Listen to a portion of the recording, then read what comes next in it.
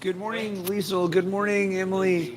No, it's not you that there's no sound. It's just that I hadn't turned on the microphones yet. But we're gonna actually do have some. We're gonna actually have some worship time, and so I'm gonna get the audio going here. Is that better? Oop! I just hit something. Oh, let's see. There we go. Okay, get the got to get the tech going here.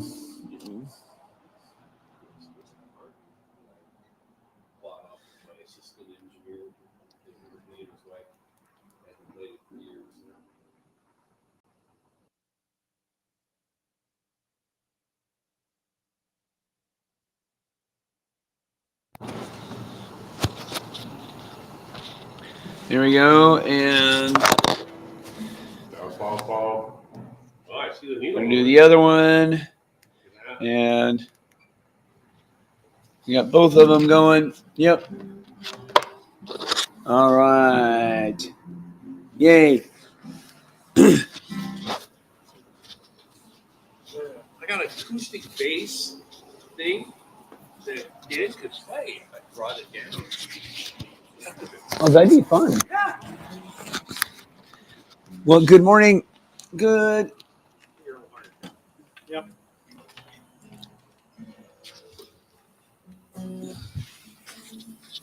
Good morning, everybody. Sounds good, Liesel says. Yay. These are really good brownies. The brownies, they're so great. These sweet folks came down yesterday and brought us a plate of warm brownies. And like literally still warm. It was so nice.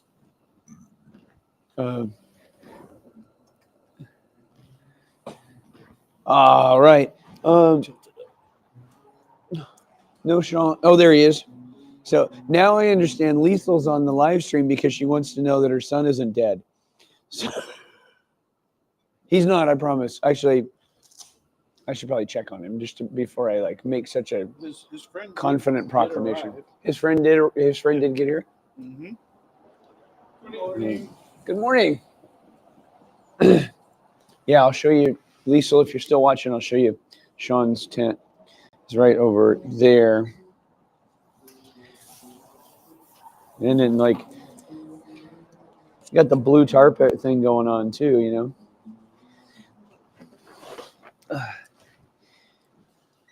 We're already taking some donations this morning. That's awesome. That's awesome.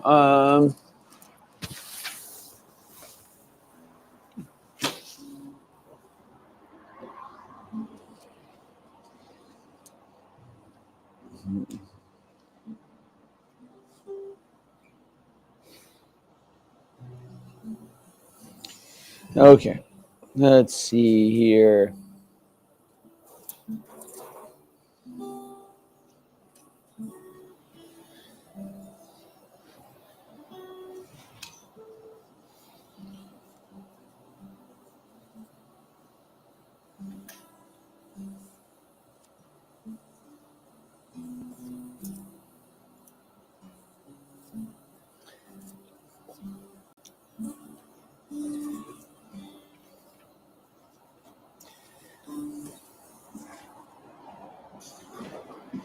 How fun. Right. That's hilarious. I woke up this morning thinking I hope Sean isn't dead. And I nailed it. Yep. Yeah. uh, uh, we've actually found this environment to just be so encouraging and safe but of course, obviously, sleeping outside in an urban environment isn't fully safe. Conducive to sleep. Well, Yeah. there's the not conducive to sleep part, but at least if you want me, I'll go wake him up and double check just to make sure he's all right. Good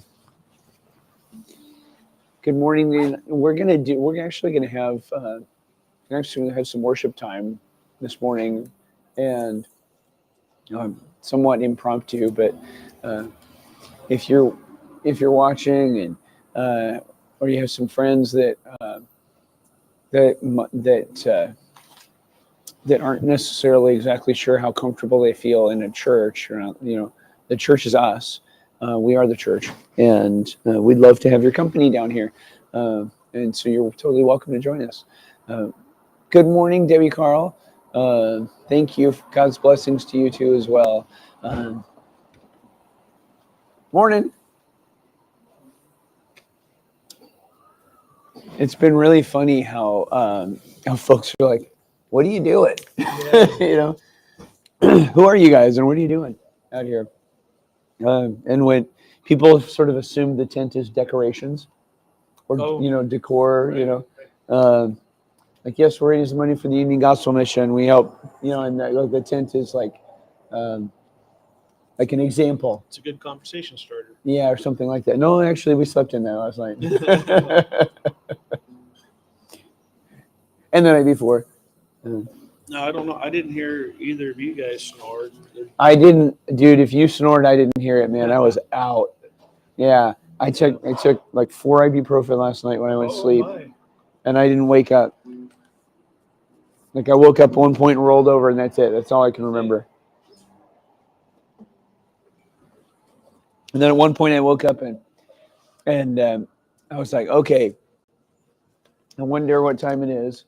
I'll know what time it is if Lowell Kruger is gone. But then I didn't want to like reach over and see if he was gone because it just felt a little too weird and creepy, because that's what my wife does. She'll like reach over and feel if I'm still there. And I was just like, oh, I don't want to like reach over and see if the man is still lying next, asleep. That just felt a little wrong, Yeah. So I decided instead to look at my clock. Good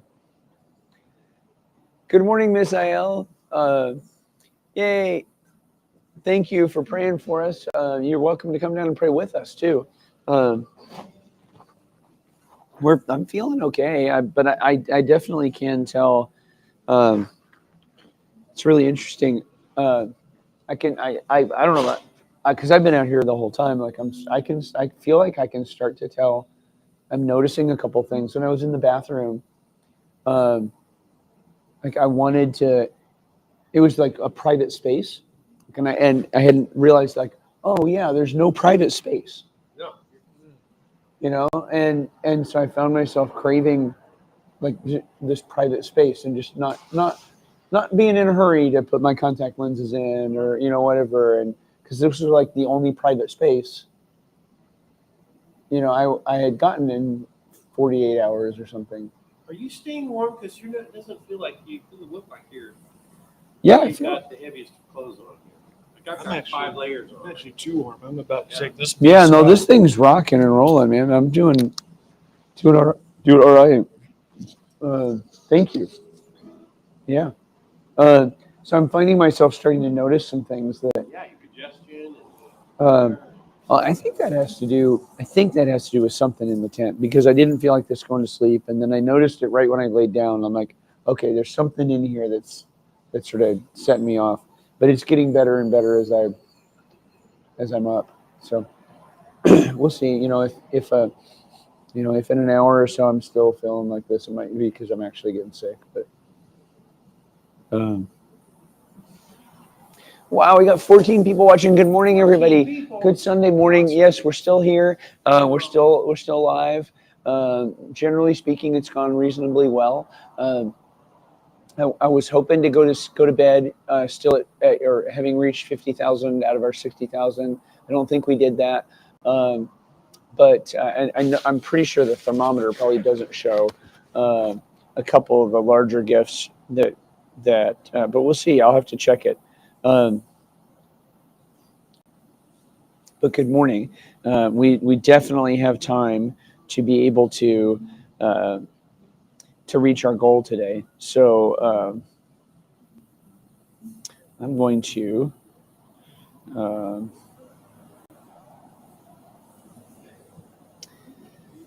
double check here on something, and Uh,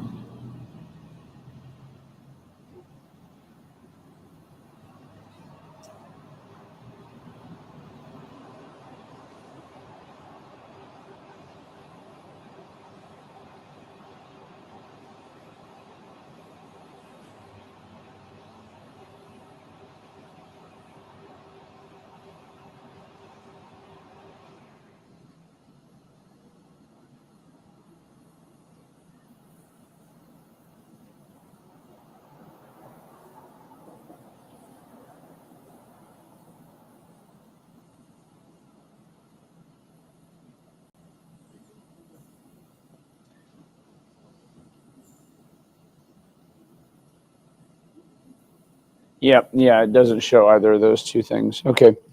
Yep. So we're like 30,007 on the thermometer, which means we're actually 45.7. You know. Good morning. Good morning. What's that? Bless your heart for being out here. Thank you. Good morning. Good morning. Yeah. What's up? Hi. Good morning. How you doing? I'm doing good, man. Good. Tell me your name. Jeff. Jeff. Mike Johnson. Yeah. Yeah. Union Gospel Mission. Right. Yeah. It's actually been okay. Has it? Well, Yeah. the weather hasn't been too bad. No, it hasn't. It could be way worse. You know. Well, and plus, I made the decision that I didn't want to try to like imitate homelessness exactly because that felt a little like I don't know what, just felt a little weird and wrong, because I'm not, everybody knows I'm not, and even if I tried to imitate it for 48 hours, right, everyone would know like, okay, yeah, but at 48 hours is over, you're going to go home. Yeah. And so it just didn't feel like the point exactly. And so at some point maybe I'll go out, like stay out for a week and really try to like document the experience and stuff. Because I did find this morning, I noticed after being out here for now, 48 hours or so, I was in the bathroom putting my contact lenses in and I was like, oh, like this is the only private space I've actually been in for the last 2 days. Yeah. And I wasn't in a hurry, and That's what they do too. yeah, and because out here there's no private space, I'm there's at no. the gas station there on First Street. Okay, at the Roadrunner. Yeah. Okay. Yeah. Yeah. Been there 16 years, so. Yeah, so you know what I'm talking about, and it's making me realize it is. It's really, yeah, it was the only time I've actually been by myself, yeah, and even if you're out here, you don't necessarily want to be by yourself, but you don't. It's more about the just the segregated space, being in a secure environment, right? And there's just no wall, and so even if you're by yourself, but there's no wall, it doesn't feel like a private space. It just feels alone. Yeah. There's days that I'll just cry sometimes, just like why? I mean, I deal with my son. Her dad is addicted to fentanyl, so he's in jail right now. Thank goodness. Yeah. But it's hard. Yeah. It's hard. It's hard to see. Like you just wonder, like, where's your families? But sometimes their families are out there with them. So, or their families are why they're there. Yeah. Yeah. You just never know. Yep. Everybody's got their own little story. So, are you guys doing good with donations and stuff? We're doing all right. We're at 45,000 out of the 60. Okay. So we've still got a little ways to go. Okay. But we've got all day. Wow. Be out here till 10. That is such a blessing. So. Yeah, that's awesome. That's so great. So great. Can I get you guys anything in here? Today? I'm okay for right now. Yeah. My friend Eric came by and brought me some coffee, and that got No a good start. No, nothing. Oh, dude, it's been all sugar. It's just been all sugar. Are you staying out here also? Yeah, Dan stayed with me last night. Yeah. Yeah. Guy named Lowell Kruger, who's the executive director of the Yakima Housing Authority, stayed out here with us last night too. And Oh, cool. yeah. Yeah, we had a shooting down at the store. What was it? Last Saturday? Did you hear about that? No. Yeah, someone at the motel across the street let off. Oh, okay. I did hear about that. Yep. Yeah, shot like 12 rounds at some Ginger. She came back, showed like that. Yeah. passing minivan or something with a mom and kids. A little white car. Okay. Yeah. One lodged in the store actually went through one of the gas pumps and into the store. Whoa. She runs the Little road gas runner. station down there. up on 76. I actually worked over here for a while too, for a year Huh? at the the mission trip. Oh, really? yeah. she I worked over there too. Like that's when my heart was just kind of pulled in between both places because like I feel a lot of those people need me down there too. Yeah. Because there's not a lot of people that can tell them, hey, you know what, go to the mission. Like Right. they're loved. There's just Yeah. some people that are like that. Yep. So Yeah, I they've feel like- given up. They're just trying to get through the I day. listen to them and I talk with them and stuff like that. So Thank you. yeah, you're welcome. Thank you. Yeah. Yeah. Well, let's Yeah, go. sometimes Okay. you just need a little bit of guidance. Yeah. Well, and a lot of love and some forgiveness and some hope and yeah. Yeah, absolutely. Yep. Good to meet you. So Brian said to suck on one of those. It's eucalyptus or something. It's a fisherman's friend. Okay. Said it might Oh, wow. might help your voice. Yeah. Here's 2 more I'll set on the Okay. table. Thank you. Good morning.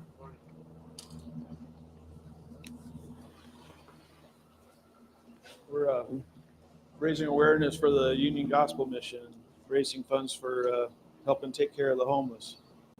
We spent the night out here last night, so we're getting close to our goal. Yep. On your way out, if you feel led to give, that'd be great. If not, no big deal. But Thank you. appreciate it. Thanks, Dan. Man. So I just texted my buddy in Seattle who's a Facebook junkie. And I told him, if you're up, he's usually up by now. But so go online, check it out.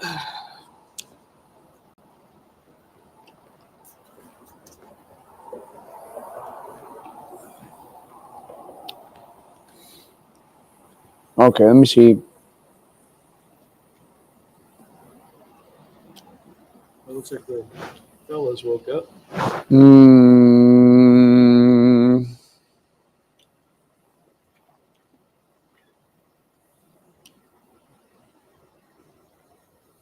Oh, that's funny. Morning. How'd you sleep? I slept like a baby. Oh, excellent. Overslept my alarm too. I had an alarm set for 6. I slept right through it. You probably didn't go to bed till 4. Yeah. Your mom was on the live stream like as soon as I launched it, I said, "Oh, hey, Lisa, don't worry. Travis or Sean's not dead." And she says, "That's hilarious. I woke up this morning thinking I hope Sean isn't dead. You nailed it."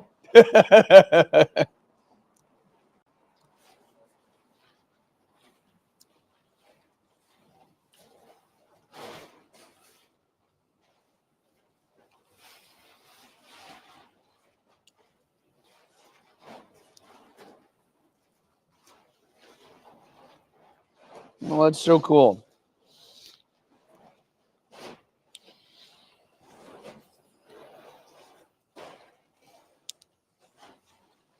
I got to make a Bruce.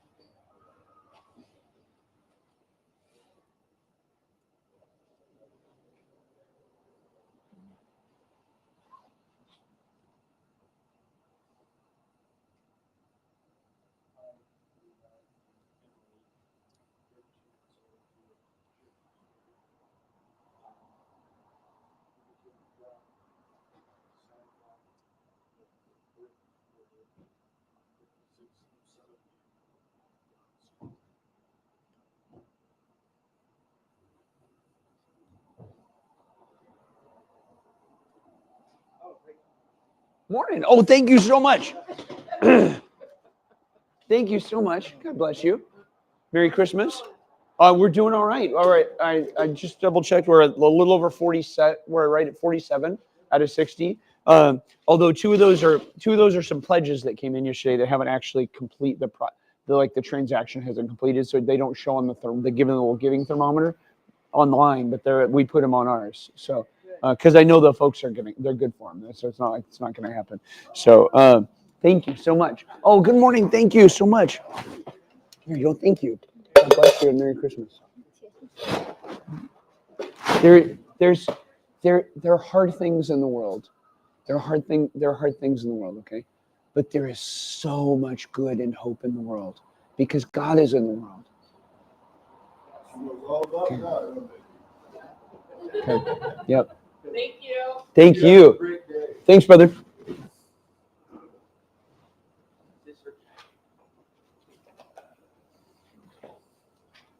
Thank you. Got a bunch of early givers. Yay. Trying to keep these things organized.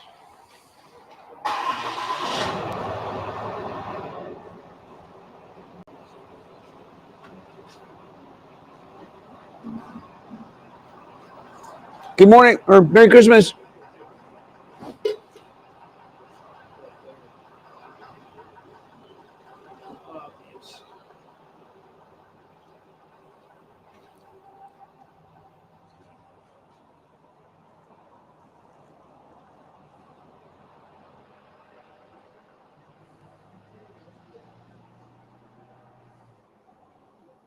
Spent the night there last night.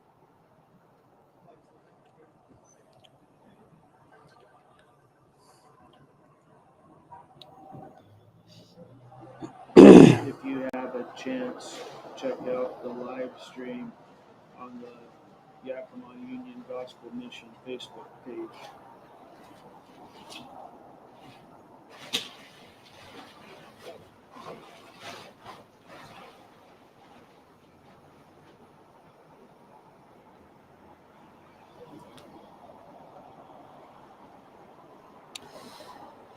Okay, so there's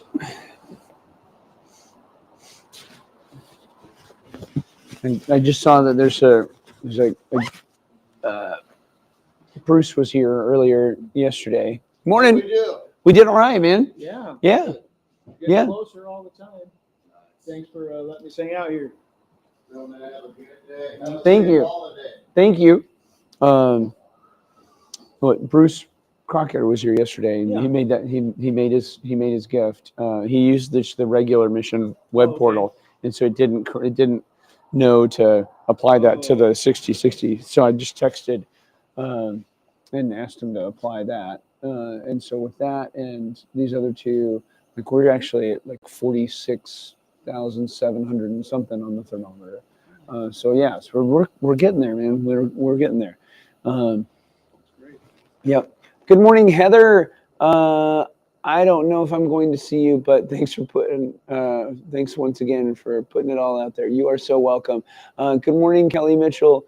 So last night we had three of us in the tent, and then these two teenager youth group buddies over here, sort of five of us camping out last night. Eli said, "Babies wake up every couple hours and don't sleep great." Is that how he slept? That's too funny. Good morning, Sean Gutierrez. Thanks for being with us last night. I sure appreciated your time and your story. It was really powerful. And I hope you were able to connect up with Marjorie. And that seemed like a sort of a God appointment in the comments, actually. I'm going to go ahead and get the hand warmer thing out of my socks.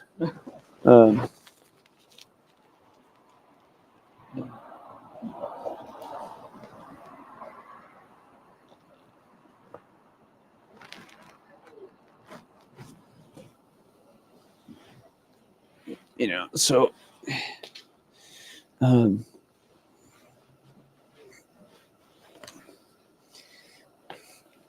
it's just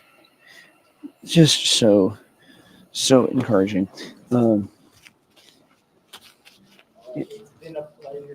right, you out of here, guys? Yeah, we're gonna go get ready for sure. Okay, how fun. I'm Mike. Okay, yeah, Good to meet you too. You're crazy. You're crazy too, but just exactly the kind of crazy I love, dude. Love it. My kind of crazy right there. Okay, see you, buddy. God bless you too.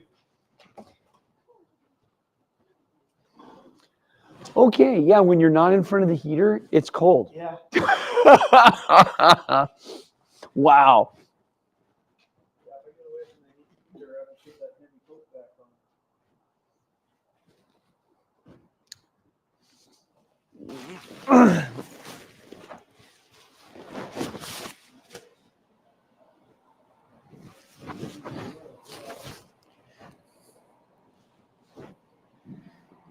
This is my Summit of Rainier coat.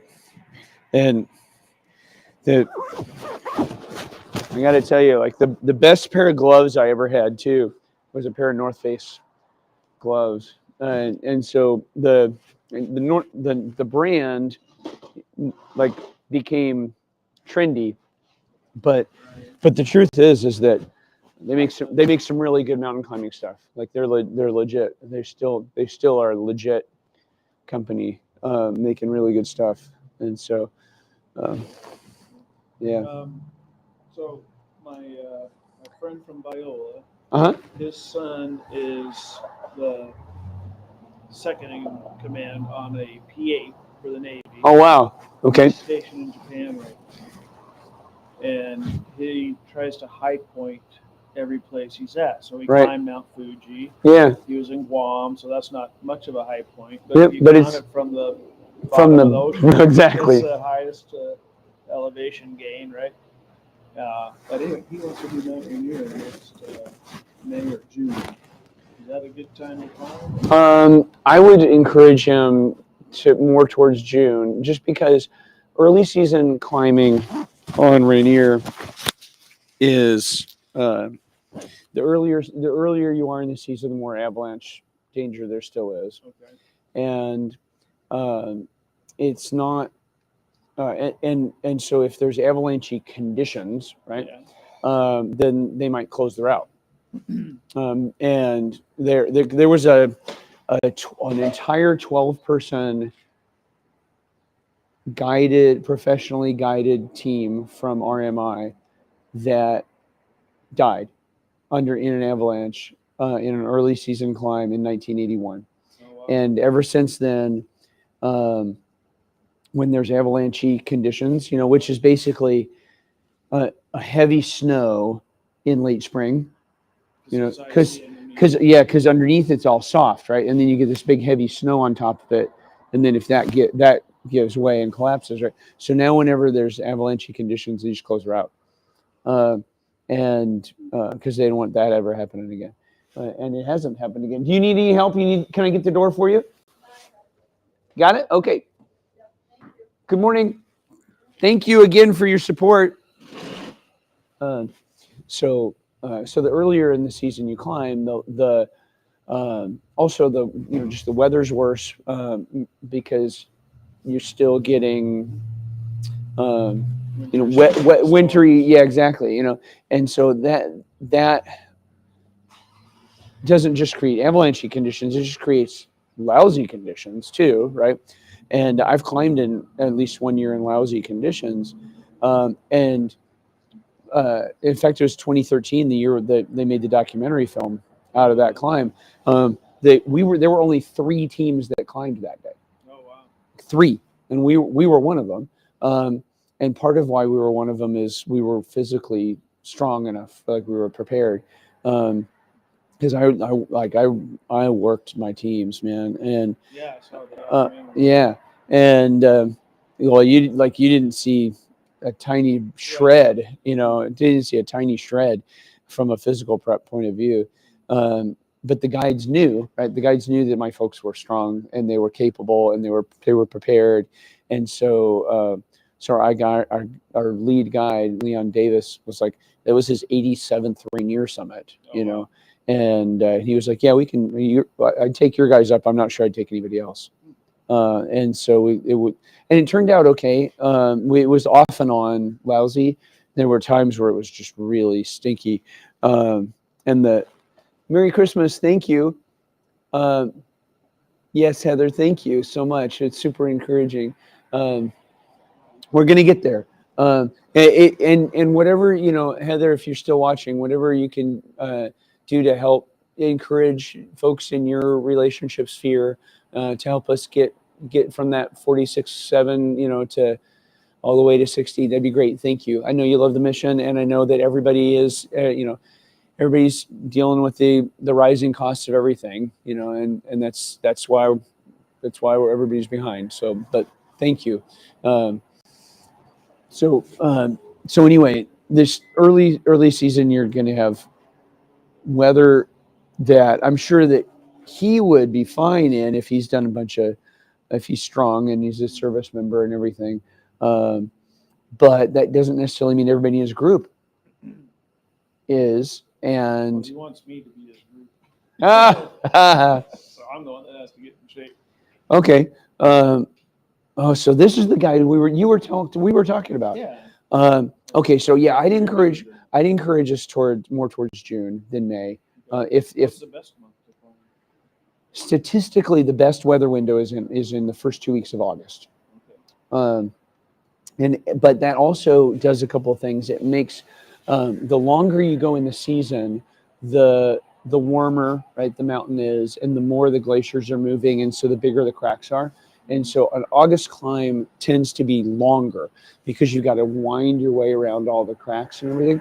And a early June climb is going to be a lot shorter. It's going to be a lot straighter, just because there's been less movement. So in the winter, like the glaciers stop sliding as much because they're frozen and they're solid and everything, and they're and so it has to melt out a little bit. Good morning.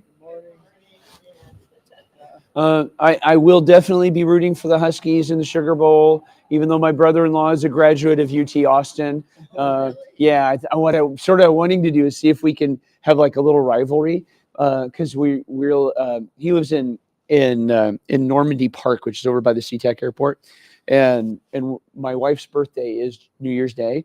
Is the Sugar Bowl on New Year's Day? Yeah, I think so. And so we'll be over there. I'm pretty sure we'll be at his house when his alma mater, right, is playing the Huskies. And so I'm going to try to bring some like orange and purple streamers, and we'll decorate the house and make a fun thing out of it. And, yeah. I'm Mike Johnson. I'm the CEO of the Union Gospel Mission. I'm Mike Johnson. I'm the CEO. Yeah. I've heard your voice On KIT. Yeah. Thank you. We've been out here now for a solid 48 hours, and we've got 12 more hours to go. You mean you were here all night? All night and the night before. It's been Did you sleep? we did, yes. With Dan, my friend Dan Skillport is the owner and operator of Columbia Plateau Roofing. He stayed out here last night with us. Yeah, we're the mission and a bunch of charities are experiencing just a shortfall. Everything costs a lot, and people have less disposable income to give, and so our November ran about $60,000 behind what it needed to do, and so we're out here for 60 hours trying to raise $60,000. We're actually at 46,700 right now. Yeah.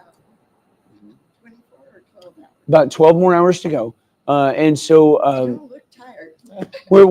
we got a decent night's sleep last night. It was all right. I'm feeling a little bit of something in here, but if God leads you in any way to help us out, we're grateful. But there's no pressure and no expectation. Okay, no, I know. I was here yesterday.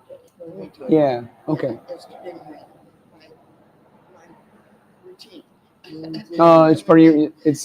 It's nice to have routine. Yes, it gets you up and moving. Yeah, but it also keeps you sane. Uh-huh. I think one of the yuckiest things that people don't think about a lot about folks that are living outside is they don't have any routine. Like nothing is the same. Like anything could happen at any given time, right? It's totally fluid, and that's part of that really negatively affects people's mental state. That it's part of what's on. It's not just the suffering on the street that negatively affects people's mental state. It's the fact that there's nothing you can be sure of. Like everything's fluid at any given moment, and and somebody, you could go to the bathroom, and while you're gone, somebody raids your camp and takes your stuff, and takes your ID, and I can't tell you how many people. Yeah, yeah. So, so anyways, fun to visit. Thank you. Yeah, you hear Dan on the radio. He's one of the sponsors of the show, that morning show. And On my way down. Tune in. yeah, I love those guys. I think they're so fun, and they're good human beings too. Lance Tormey's become a friend, and we'll text and talk and stuff, and pray our way through life together. And what a good man. I'm just so glad to know those guys. Yeah. Oh, and it's nice to meet you too. Thank you. We're gonna keep it up. God's not going anywhere, and the need's not going anywhere, so we're not going anywhere. At least not for 12 more hours. Thank you. Go Dogs and go Hawks. Oh my goodness, the Grinch just arrived in the passenger seat. Oh, that is so funny. Oh, well, and it like apparently it inflates. That's too funny. That's awesome.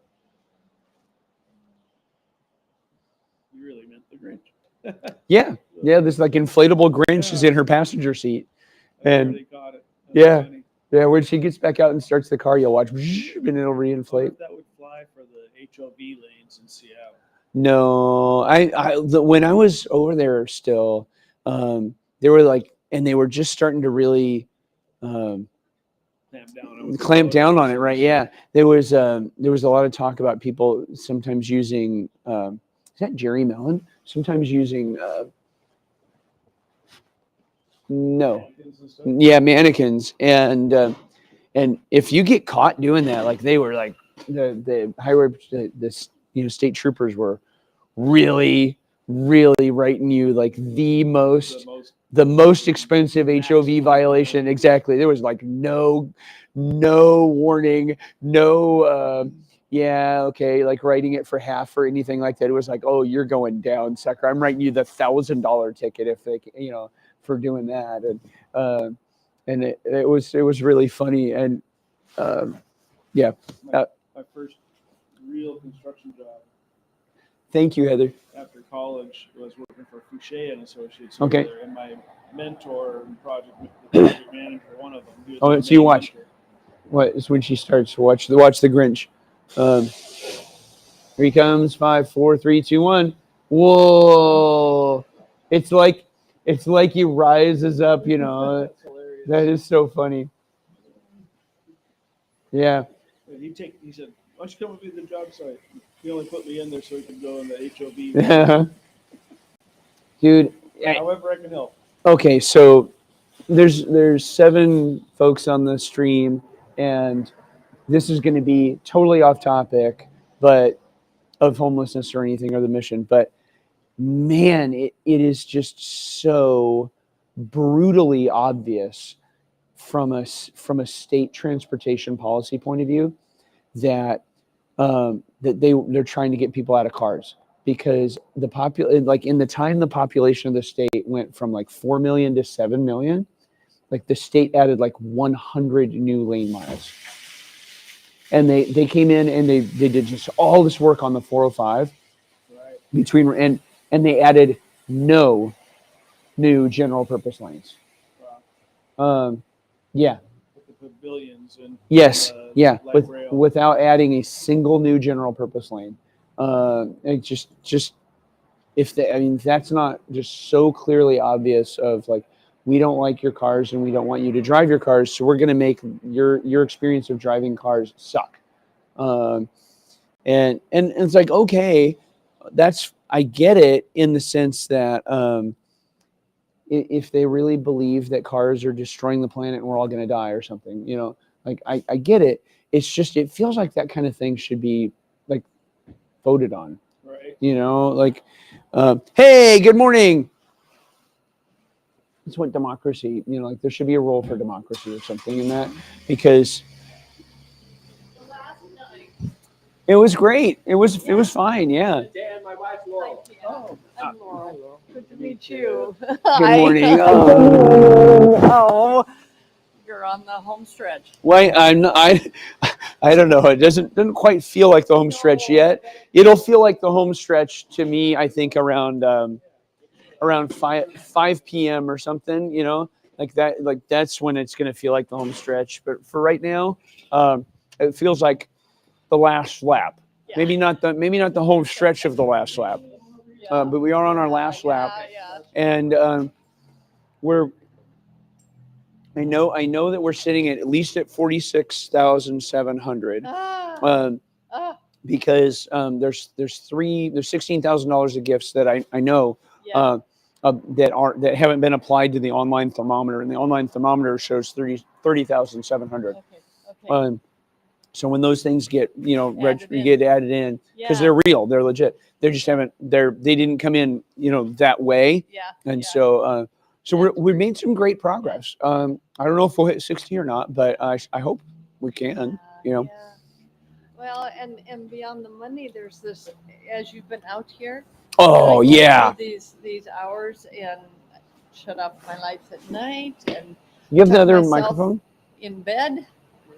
I'm just aware of the people that are outside. Yeah. I'm thinking of you. Well, isn't that so interesting? Yeah, I want to mic her for this conversation, because this is gold right here.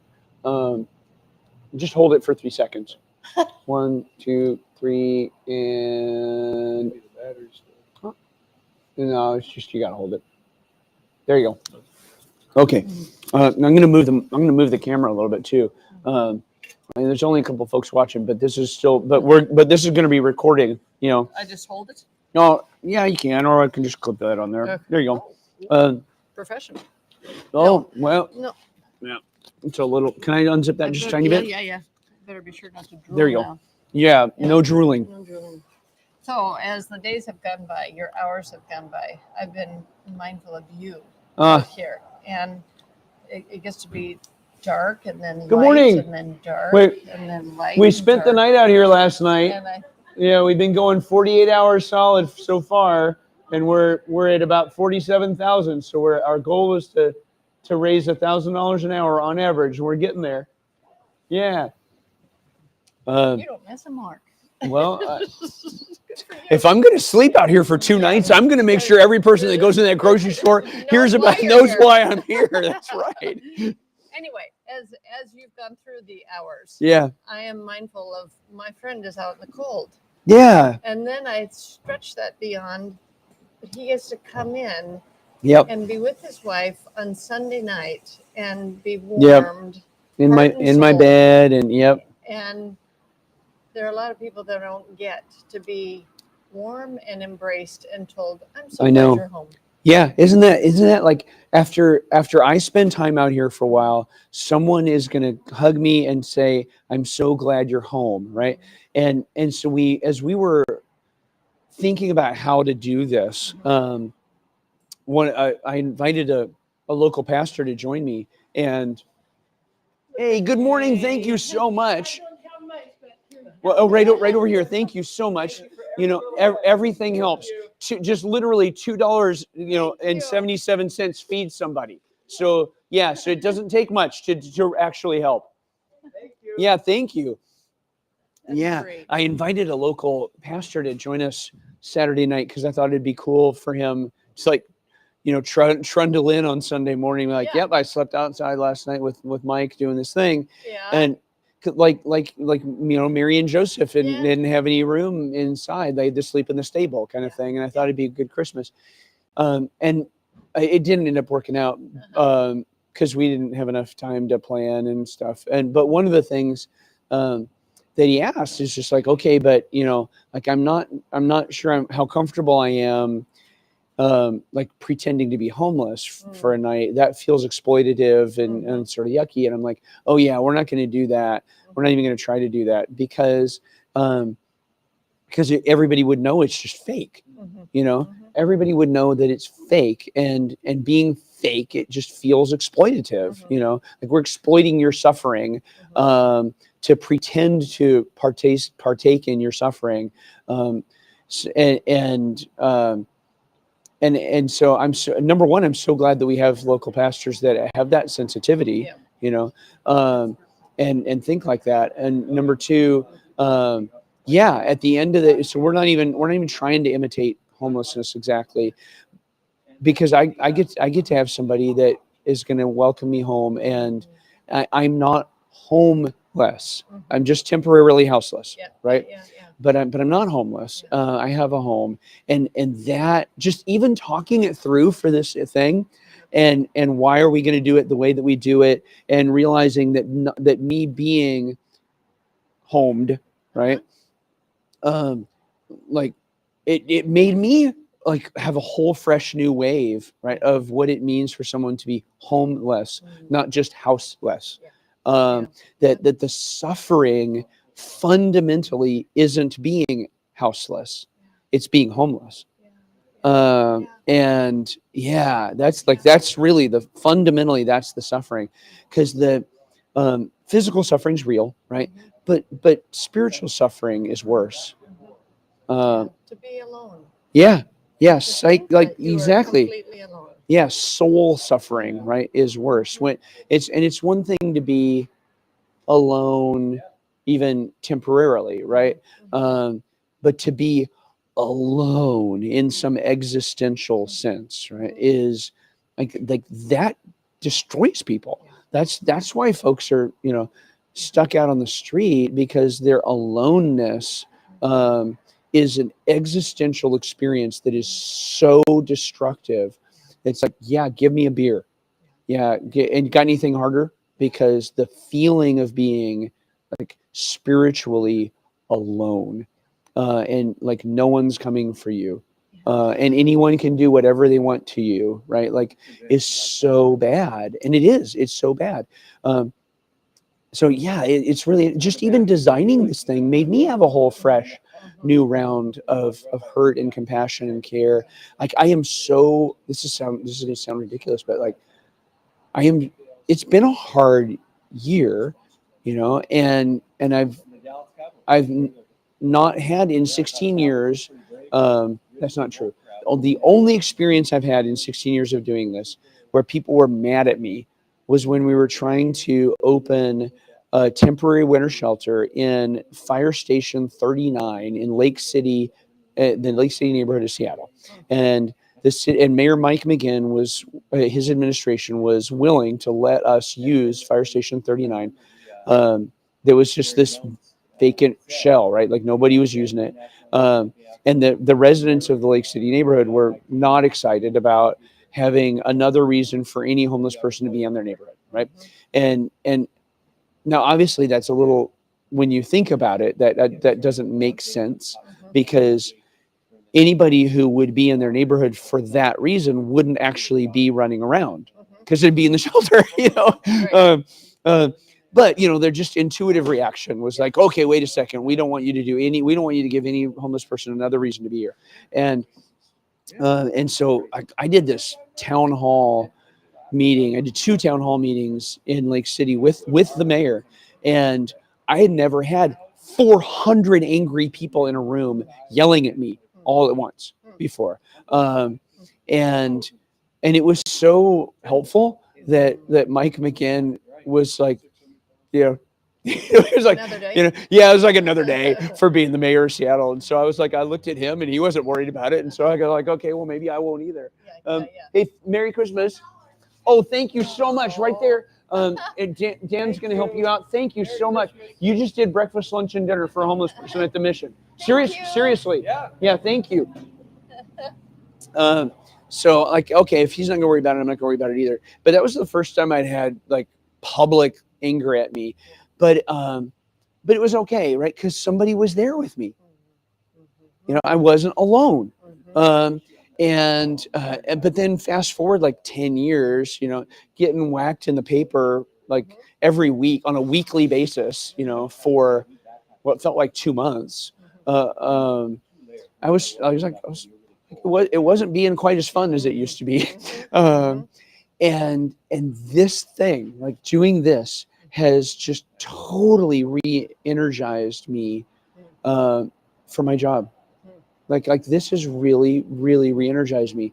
Not only the community support, right, but just feeling one more time a really good, fresh connection to the reason that there is a mission, which is the person that doesn't get to go home after 48 hours of being in a tent.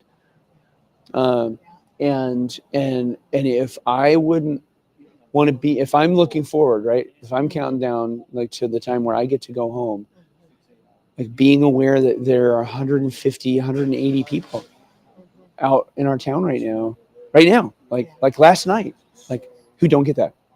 But God wants to give it to them, right? And if I will just get off my butt and let him use me, then some of them can have that, not by my power, right? But by his power, of us being willing to be used, right?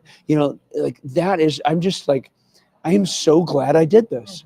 I am more excited about my job right now on December 17th. Yeah, December 17th than probably I have been at any other day in the preceding 350 some odd days, this year.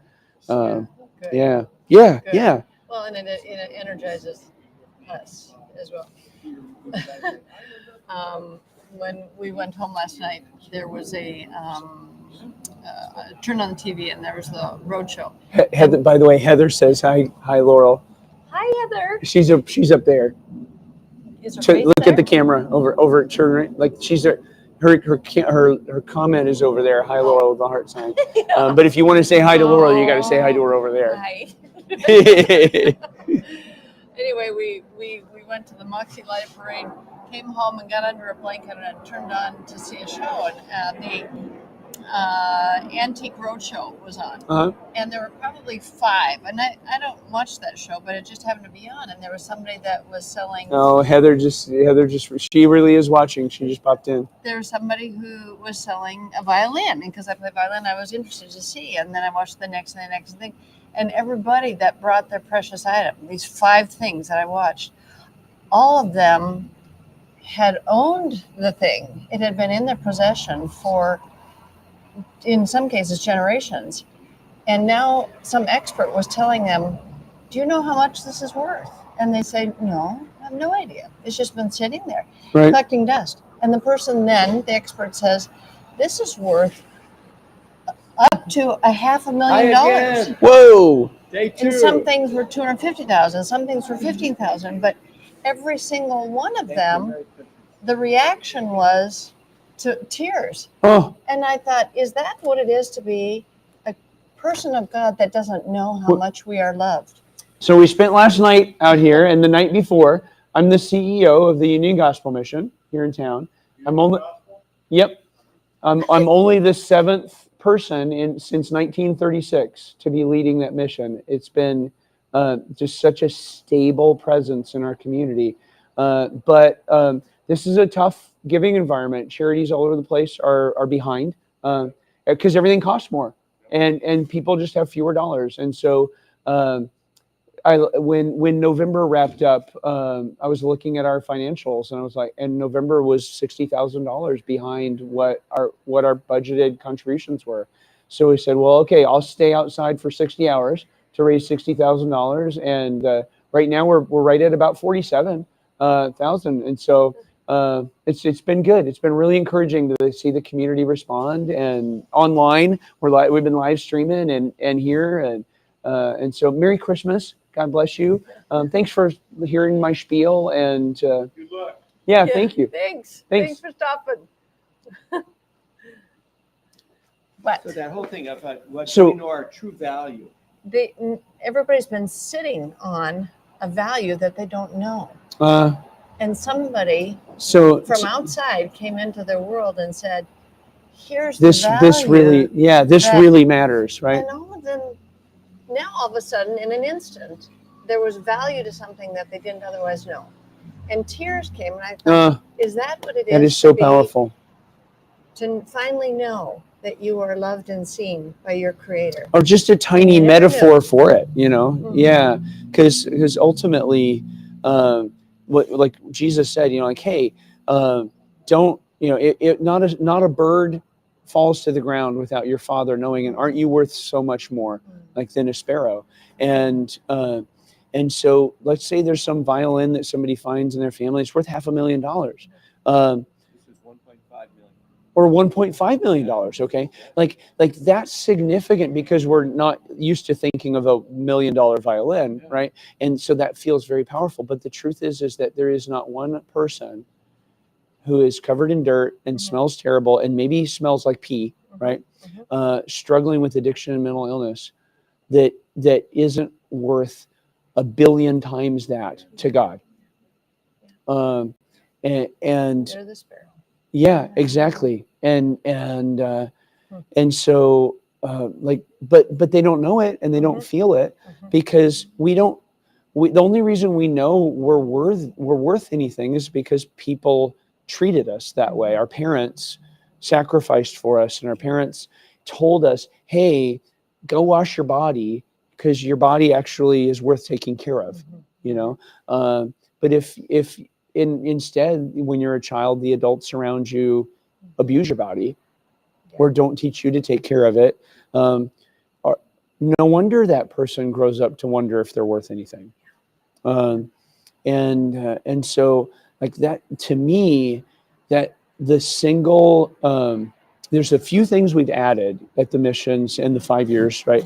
But I think that one of the most significant ones is outreach.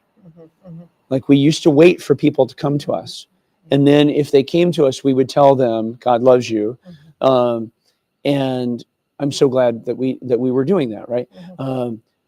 But it's the going to them that really says God loves you. It's the going to them and bringing a sandwich and bringing some socks and bringing prayer and bringing love. What? Going to the jail, like that one guy. Going said, to I the was jail. Incarcerated 19 times, and no one told me. No one told me Good morning, Rob. that I was worth it. So Pastor Rob Broussard of Terrace Heights He Baptist is? Church, he just chimed in and said, "Great illustration of the Antique Roadshow. I might steal it. Merry Christmas." So you're giving the watching pastors some material for preaching right there. That's so awesome. Well, but an outside person had to tell them. Exactly. And it was a material item. And when we talk about aloneness, the non-believers in the world would say we're just a material being. We're not a spiritual being. But if you're a material being, then you're absolutely alone. But if you're a spiritual being, you know that you have purpose and worth. So I was talking with Aaron, my 16-year-old, and he and I both know someone who's actually a very important person in our lives, his life and my life, because of his life, because of Aaron's life, who claims to be a materialist atheist, right? Not an agnostic, an atheist, a materialist atheist, and I was, but is truly, authentically like a generous, kind, loving, other-centered human being, who I'm grateful to have as a friend. And we have really good back and forth when we're talking about things. And I was saying to Aaron, though, like there is nobody, even who claims to be a materialist atheist, who actually lives like that. Because this mutual friend of ours, he loves his family and he loves his wife and he loves his kids, and he's loved my kid, and he would do anything for them, and because he's a good man, and he knows that they matter, and if atheist materialism is real, right? If that's actually true, if he actually has the right view of the universe, then they don't matter. Like They're not giving me anything. And that violin doesn't matter. Yeah, and there is no difference between bashing that $1.5 million violin into pieces and beating a child to death. If all we are is atoms, because the atoms themselves don't go anywhere. They stay. And what we know from physics is the energy that's binding the atoms together doesn't go anywhere. it just changes into a different form of energy, right? But the law of the conservation of energy, like it is not a theory. It's not a scientific theory. Like we know it. It's been incredibly validated, and so God has made the universe with a certain amount of energy, a certain amount of matter, right? And it's not. It's neither increasing or decreasing. It's just all winding down, right, through the gradual increase of entropy. But if that's all there is, then it doesn't matter. There's no, it doesn't matter, right? Why And does he he lives love like his it does. family? Yeah, and he lives like it does. And so I was saying to Aaron, look, even the people who say that they believe that all we are is atoms, I don't believe they really believe that.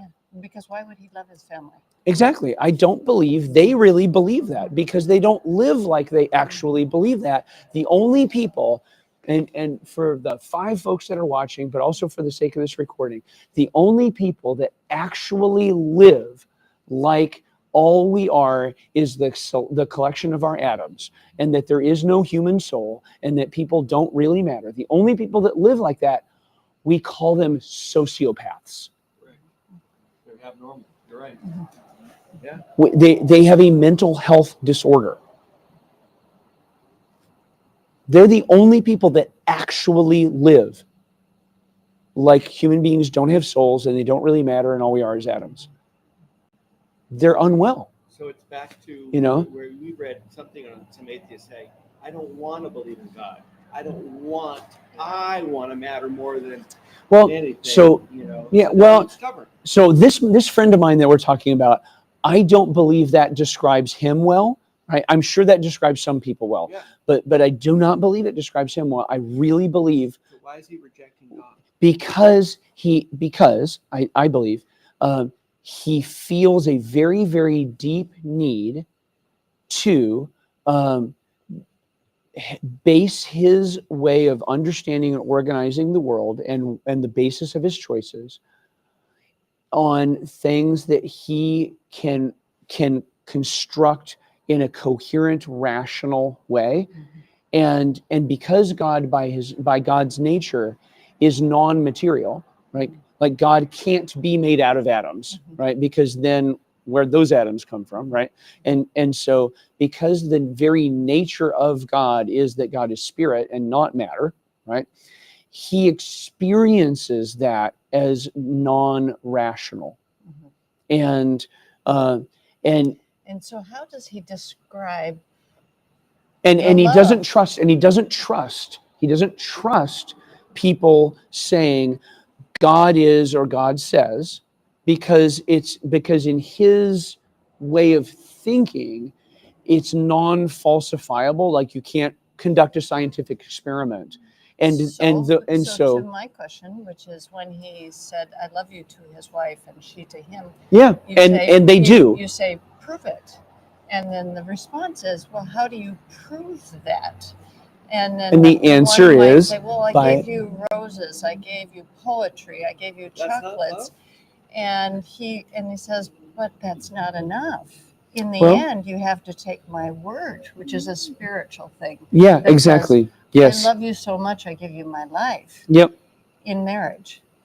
And that's a spiritual thing. Yes. And so when we come to the Old Testament sacrifices of a sacrificial lamb or a bull or a dove, finally we get to a place in time where we say there isn't a will of the animal, but there is a will of Jesus the Son, who says, I voluntarily give the sacrifice. Therefore, there are no need for doves and bulls.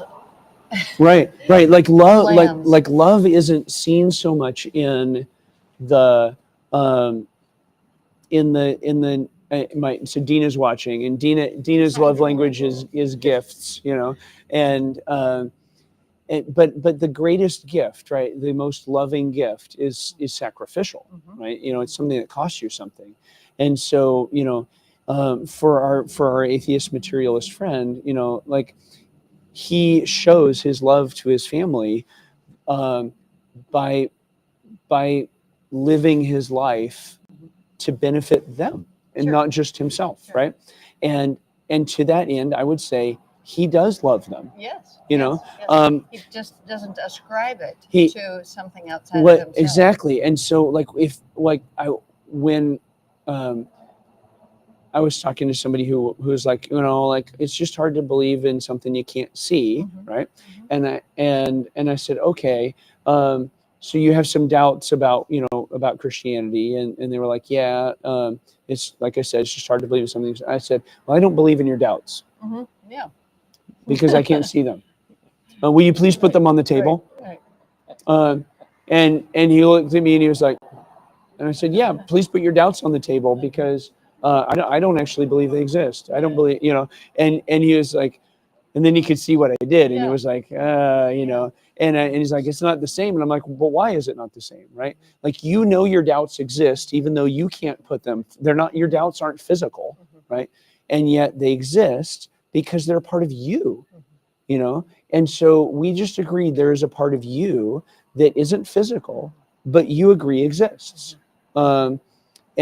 And so, like, we are more than our atoms, and if we're more than our atoms, why? Where's that come from?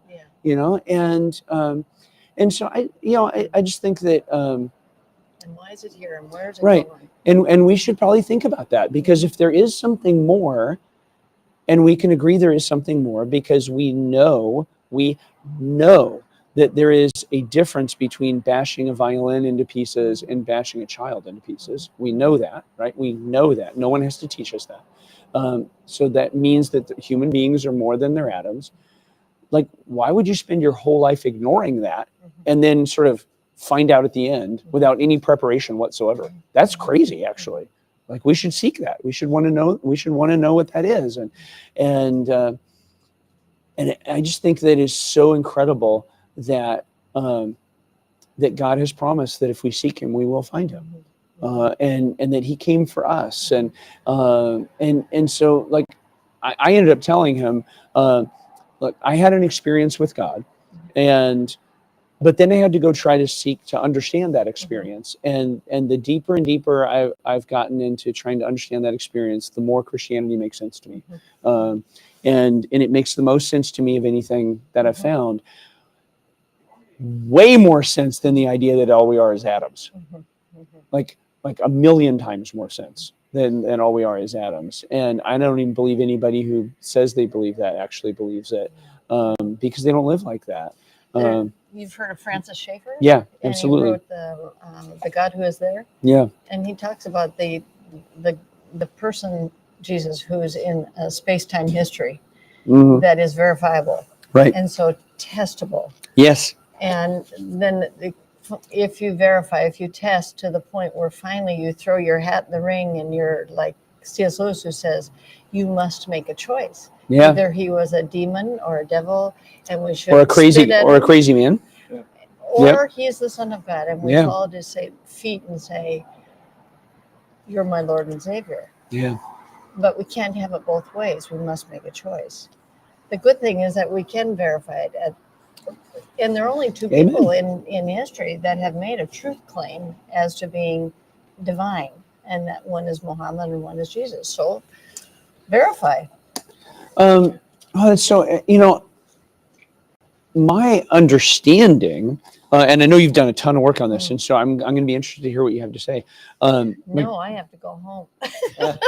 Well, okay. Well, then when you come back, maybe we can pick it up. But my understanding is that while that I've always understood Islam as understanding Muhammad, much the way in which Buddhism understands Gautama Buddha, and rather as an enlightened one, like as one who has understood the truth, right, correctly, and through their teaching passed that truth on to, and now we can understand the truth.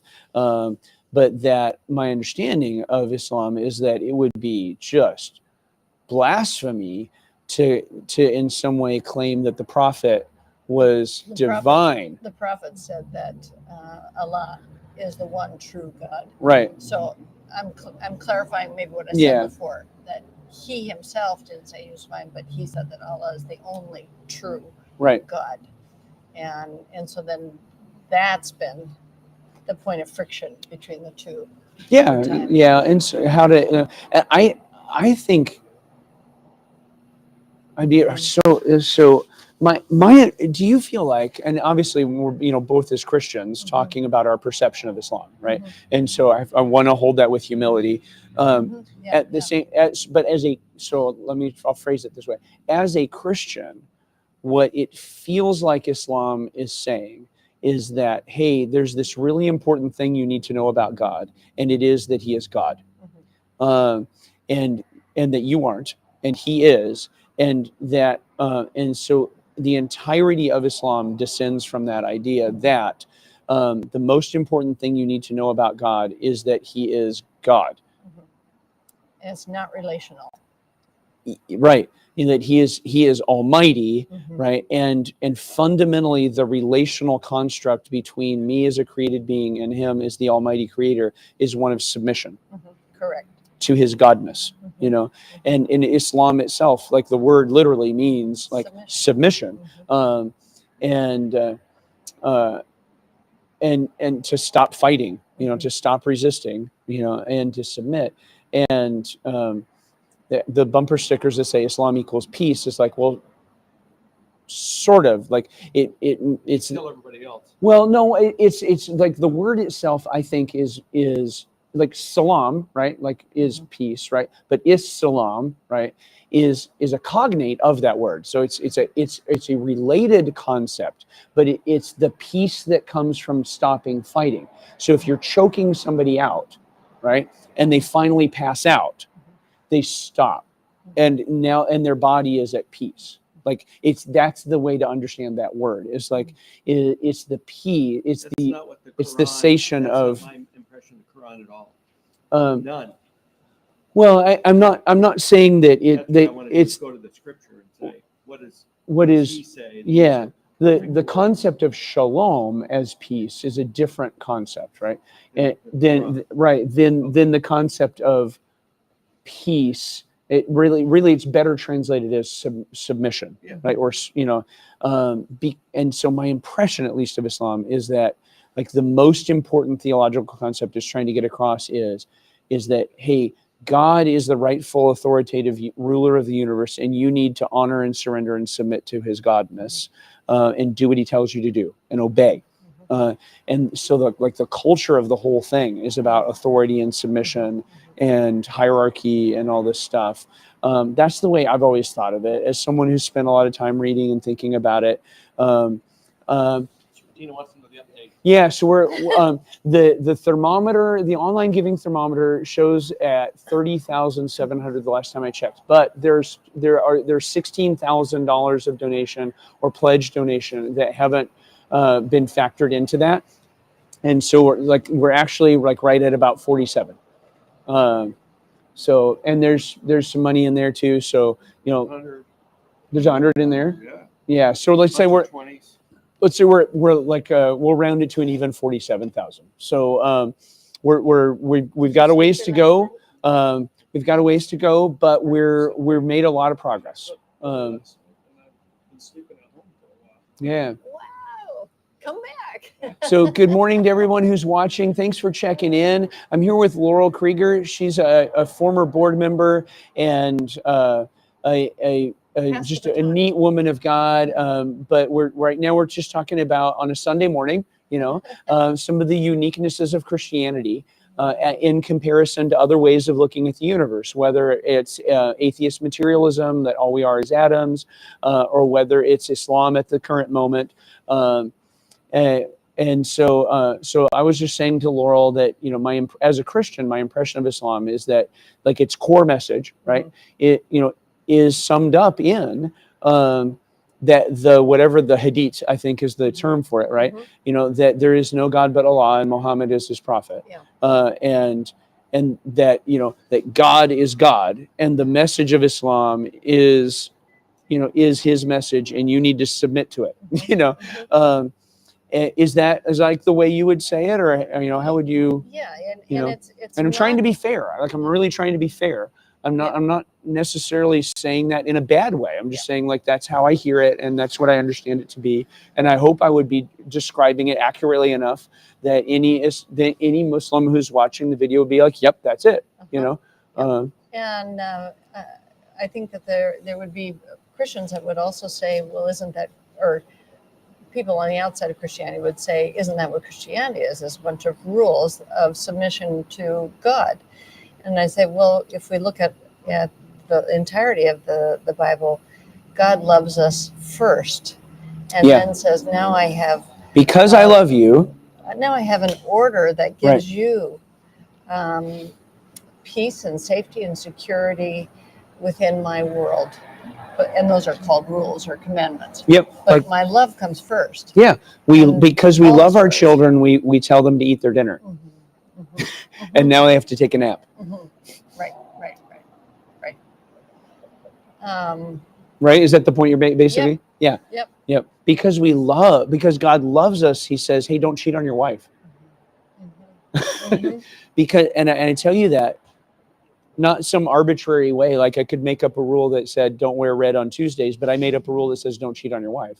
Like instead, it's not some arbitrary thing. It's because I love you, I want you to know what can only be known, and I want you to experience what can only be experienced by being faithful to your spouse over time.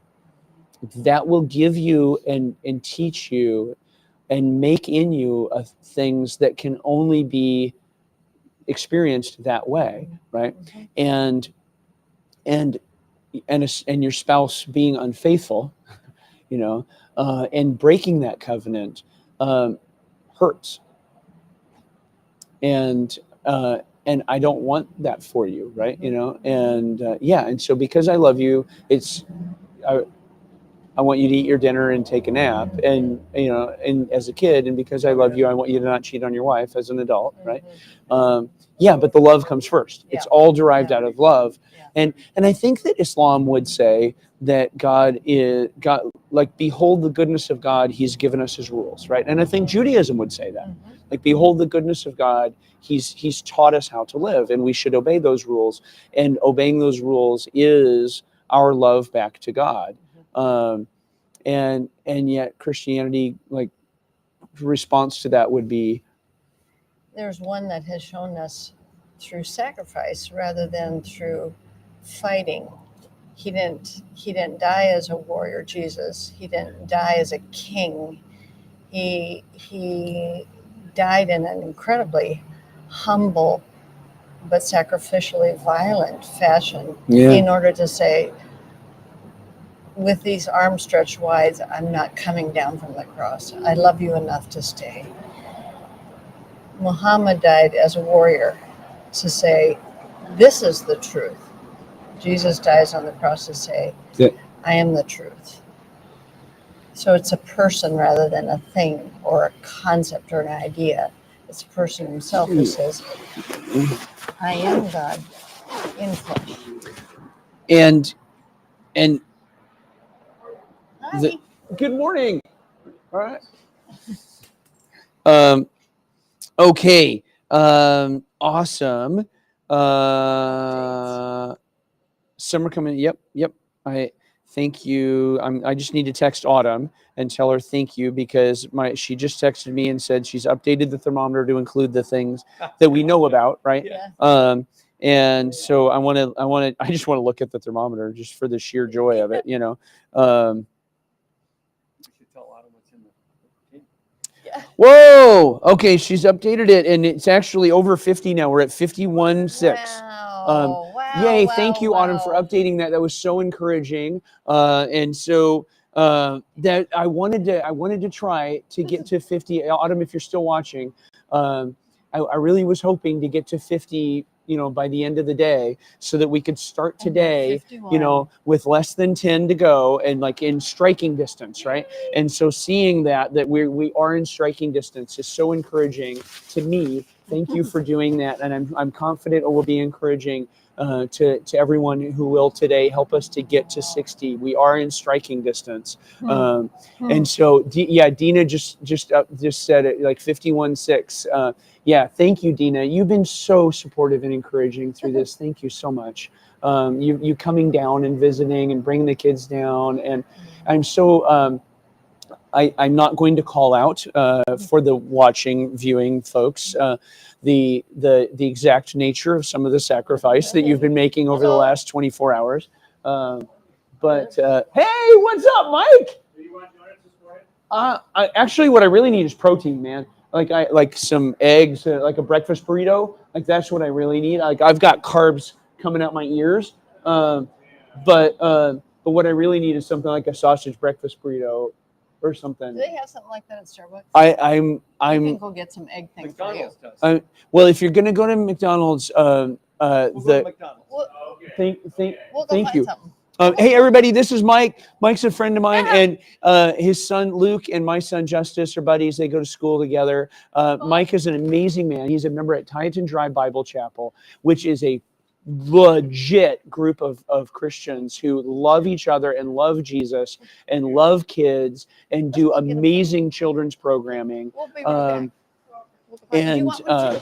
and You want a and breakfast thing? their Yeah, okay. their Okay, method we'll of get doing one. church is so interesting. Like they don't have a We'll go get like a that at paid Starbucks. Okay. pastor exactly. The Sunday morning service is led by the folks, in the church, and it's like the church comes together and does church, and I'm not saying that churches that have senior pastors that lead them are doing something wrong. I'm just saying it's really they're what they do is unique and different, and being there on a Sunday morning was really interesting and unique of an experience. And I wondered if Dean and I'm grateful interjected, for how my much are they pastor, at to get 'em off and the way this he month? leads our church, and I'm grateful for his And I teaching thought and everything. that's- But I was also that- really so grateful I for just this backed experience away of 'cause I being thought maybe we in don't this need to sort go of there, democratized in Sunday this- morning that experience that in which everybody was Yeah. sort of participating in the process. And did I say that? Yeah. Of Yeah. worship in that, and everybody is at our church too, but I hope I'm making sense, it was really neat. And so Titan Drive Bible Chapel is just such a neat church. They're such a good forever. They're such a great partner for the mission. And we've got gazillions, we got different congregations, right? Because we need different kinds of congregations in order to make sure that there's one that fits everybody, and there's no one shoe from a congregational style that fits everybody. And so I think it's great that we have a bunch of different styles of congregations, and some of some of them are some congregations are very openly charismatic, and you go to that church on a Sunday morning and people are going to be speaking in tongues and all kinds of stuff, right? And that wouldn't necessarily be the best way for some people, and so there's congregations that don't do that, but it is exactly the best way for some people. And then there's some congregations that are liturgical, like they follow a liturgy, and for those folks that liturgy really brings them closer to God in a very meaningful way, like miraculous tongue speaking does for others. And it might be hard for some people to wrap their heads around, but it's true. It's almost like if all parts of the body were the same. Yeah, if the whole body was an eye, like then where would the sense of hearing be? To just Right. That's so funny. How you doing? We're doing all right. I just found out. I just got an update that we're at 51,600 out of our 60,000 goal. Almost back home where it's warm. What's that? You're almost back home now where it's warm. Almost. I plan to stay out here the entire 60 hours, even if we meet our goal earlier, because if we can go over our goal, then that's going to be crucial, because all this 60K that we're trying to raise, that's going to fix November. November was off by 60, right? I wanted to tell you, I've been thinking about it as we went on a walk. We used to donate to the Union Gospel Mission. Well, thank you. We don't do it anymore. Well, we would, whatever you can do, we would be super grateful for. Agree with the position on your LGBTQ. Okay, you know what? You know, not hiring, not allowing people like that to work. I'm so glad. I'm really authentically, like, I'm so glad that you're willing to come and let me know that. Are you willing to give me 3 to 5 minutes to give you where we're coming from on that with total respect? No. Oh, okay. Really, with total respect. You have your religion and your beliefs, and Right. I have mine. You know. Yeah. That's cool. That's the way It is. That's fine. You know, I just don't. Yep. Yeah. And so I don't want to get into that. No, I wouldn't want to try to change your mind. I wouldn't want to change your mind. I couldn't change your mind either. No, and I wouldn't want to try. Like, I'm sincerely, like, I wouldn't want to try.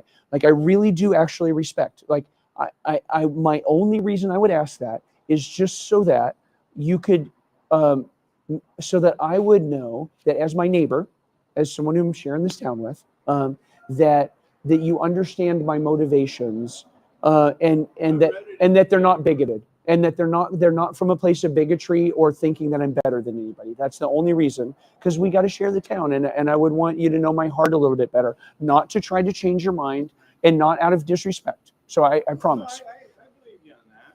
You know, really, I do. Yeah, thank you. You're not a bad person. Thank you. And neither, you know. And no, and my gay friends aren't bad people either. They're my friends, and I love them. You know, I said my piece. Yep. So that's Yep. enough. Hey, thank you, and I respect you coming back and sharing that, All right. and Yeah. sincerely, like, thank I you. mean, it's more than just LGBTQ. So, Yeah. I've said enough. Well, You've said enough. Have a good day. Oh, okay. I would be interested. I would be interested to hear more if you wanted. What? I'm sorry. What's that? Says you do good work. Thank you. Thank you. And go dogs. University of Washington, I think. Yeah, undergraduate research laboratory. Yep. You know, I don't. I mean, if he can recognize we're not bad people, even though we think differently, then, you know, that's called pluralism, and democracy can function. Yeah. You know, and although I would have wished that we could have dialogued a little bit more, just because I would want to understand a little bit more of where he's coming from, and I hope that he would have liked to have understood a little bit more where we're coming from. But you know,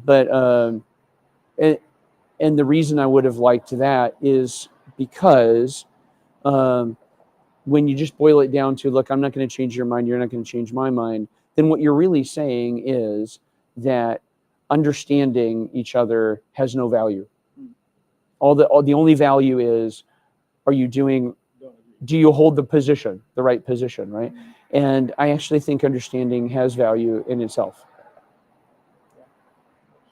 You know, like, understanding each other better has value, even if we don't change somebody's mind, but we understand them better. Like, that actually has value, and so I wish he could have stayed and would have wanted to stay and dialogue without us trying to change each other's mind, but just trying to understand each other and hear each other, because we're a better community, and we're a better version of pluralism and democracy when we do understand the other person, even though we don't agree with them.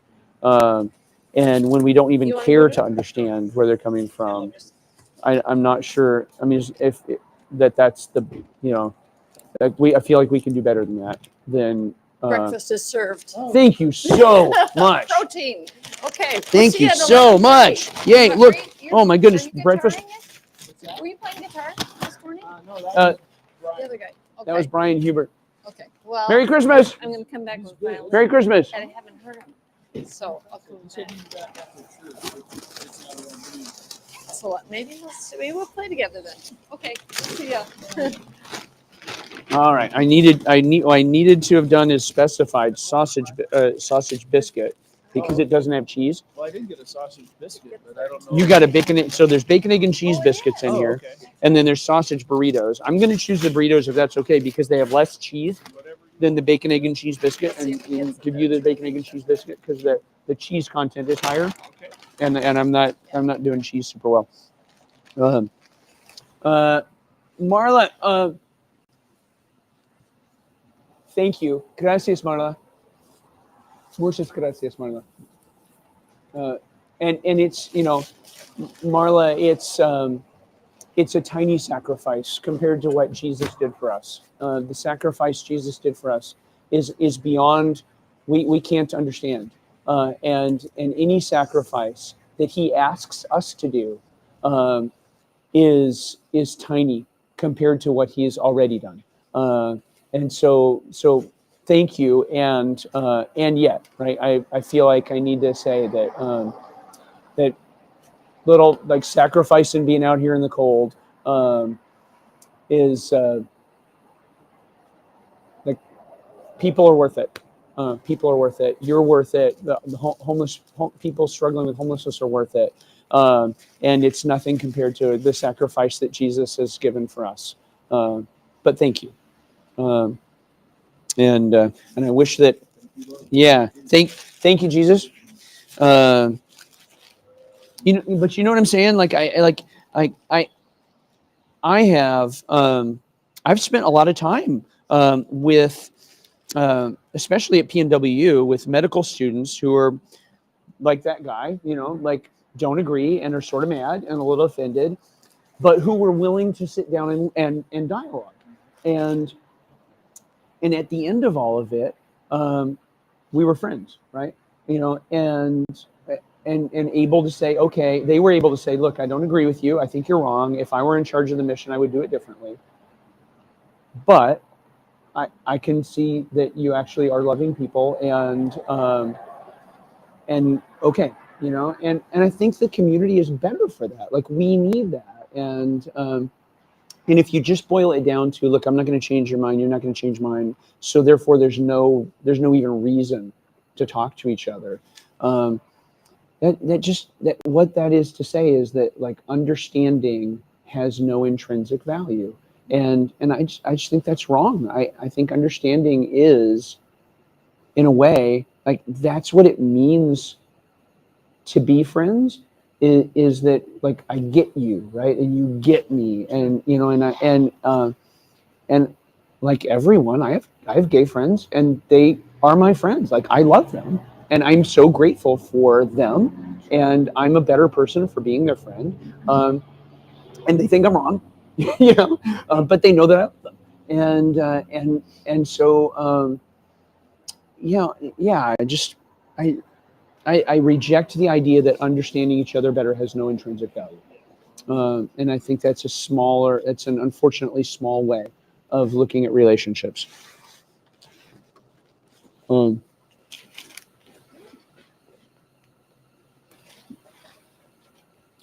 Dina Johnson, your math is more than correct because we're actually at 51.6.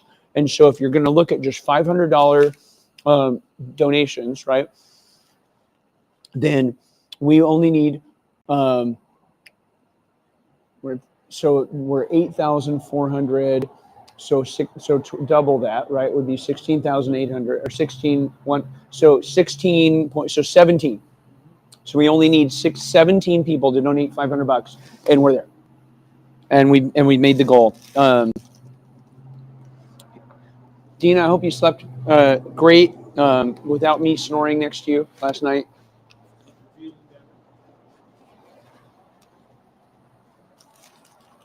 Hope you're feeling up to taking the kids to church this morning. But I'm so glad that even if you aren't, that we have kids that drive.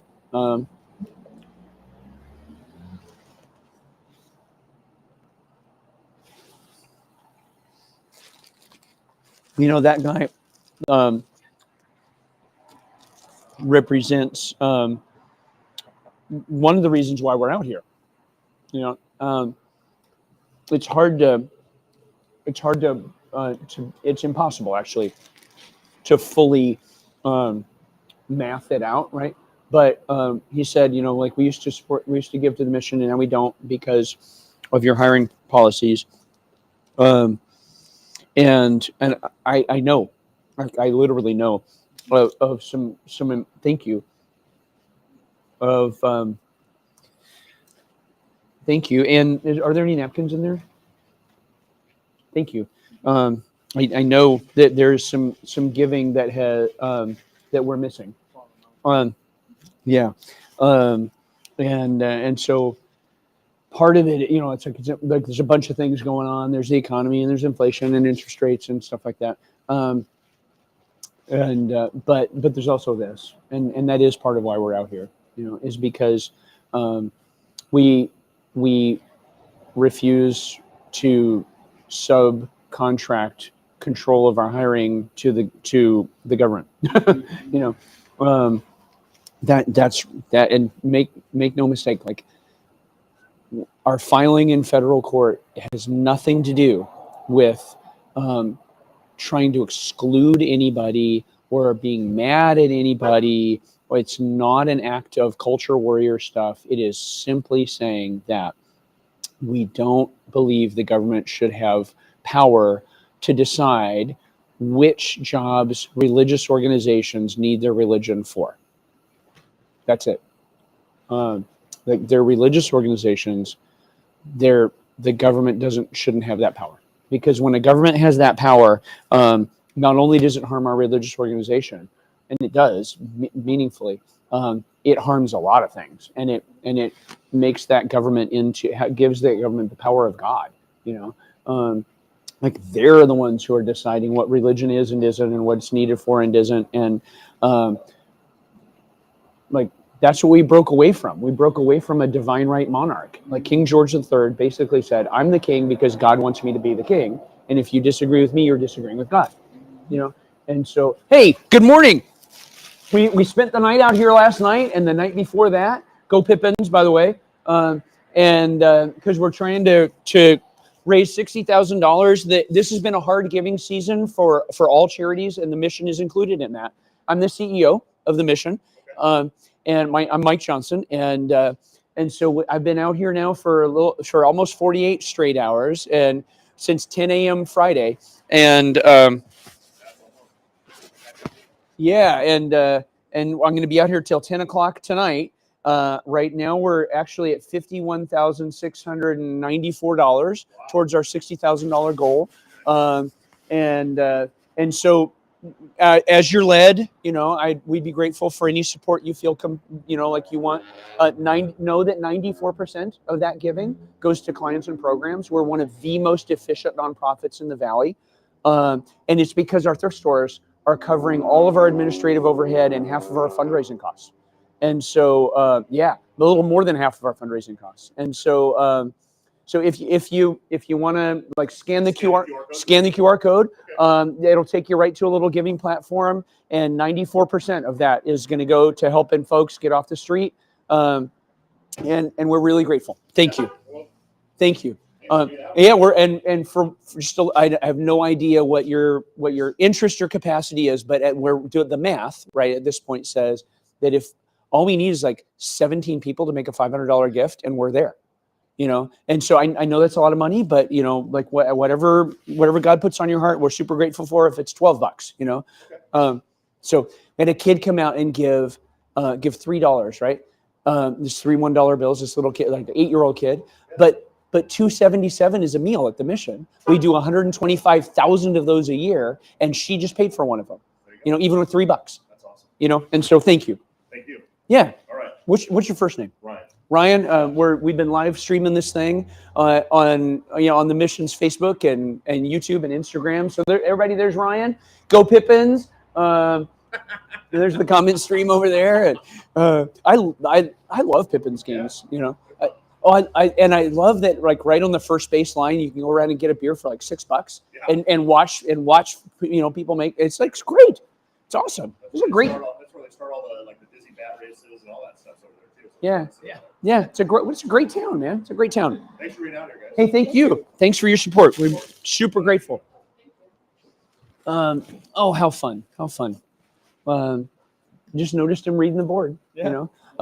So hey, if Alyssa or Autumn are watching, or anybody, that board, as small as it is, has created pause, like people slow down to read it, and that's created the conversation, and the conversation that's resulted from that has been really important in a lot of people making donations. And so next year we'll have a big old banner and all that stuff, but that's what they could get done this year with like very limited amount of time, and it has been effective. So thank you for your work on this stuff. Sincerely, thank you.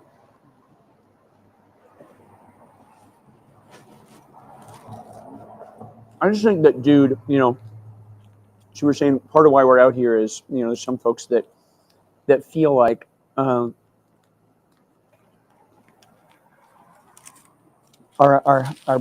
the fact that we hire Christians and only sort of old-fashioned Bible believing Christians, like they got to agree to that statement of faith, that's leaving some people out, and that leaving people out is a bad thing. And in general, I would agree with that. Is that John Ball? John? Hey. Okay, so yeah, actually, we're doing all right.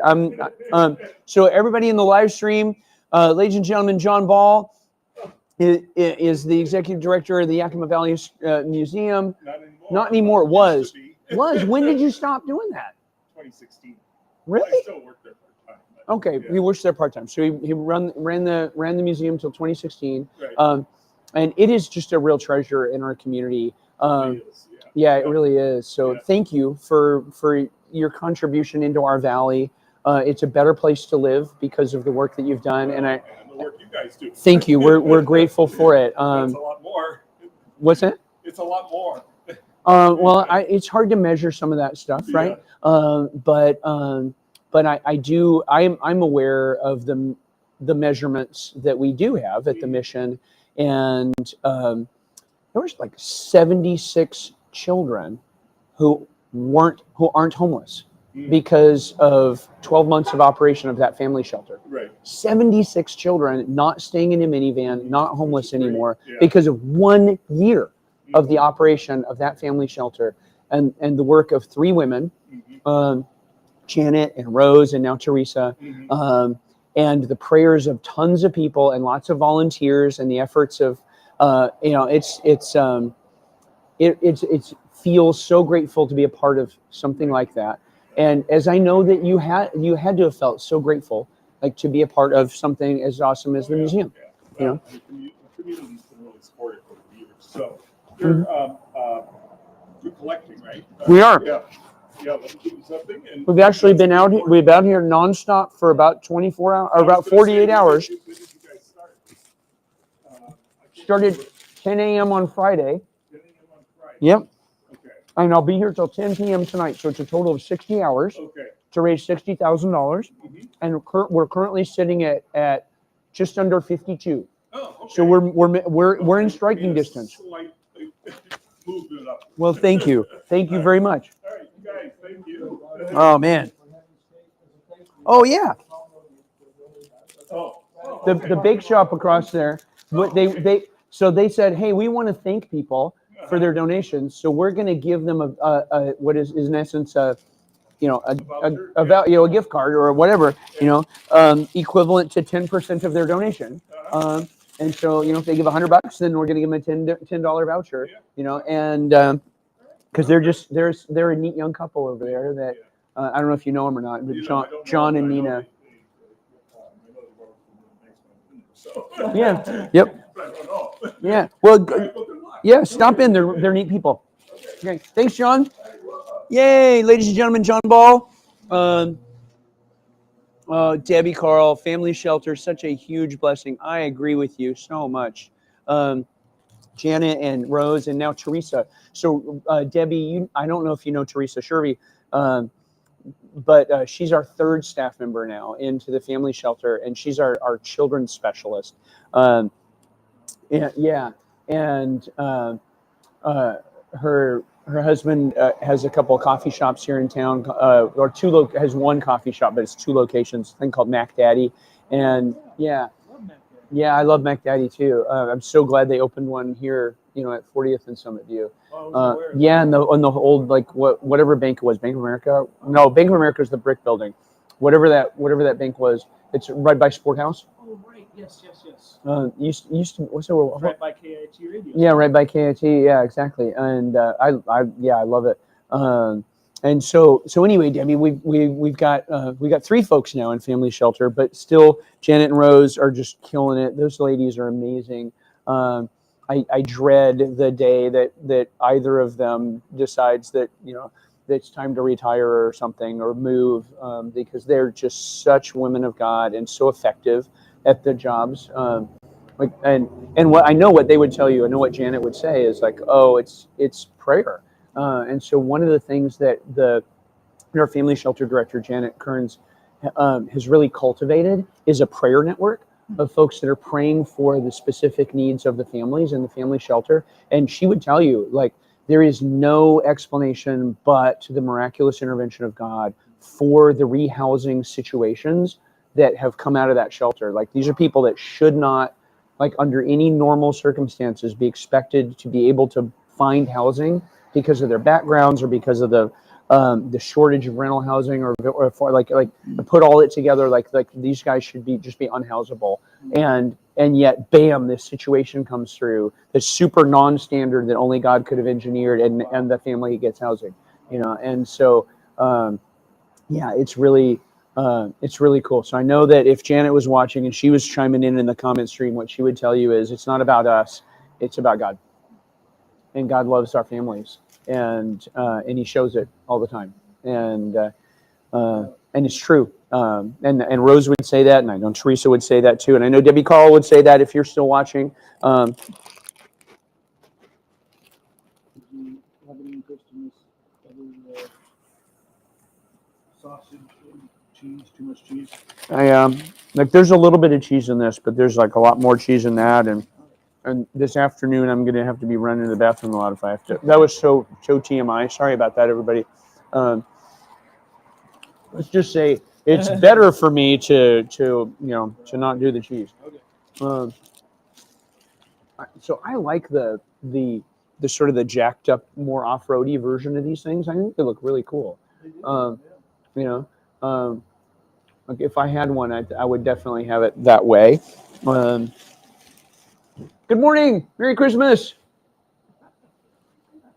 We made it through the night, night number 2 out here, and we're actually making progress. I'm the CEO of the Union Gospel Mission. Thank you so much. Your support of the stores means that 94% of donated money goes to clients and programs, because the stores are paying for all of our administrative overhead and half of our fundraising costs. Yeah, and so, like, we're one of the most efficient nonprofits in the Valley because of your support at the stores. Thank you.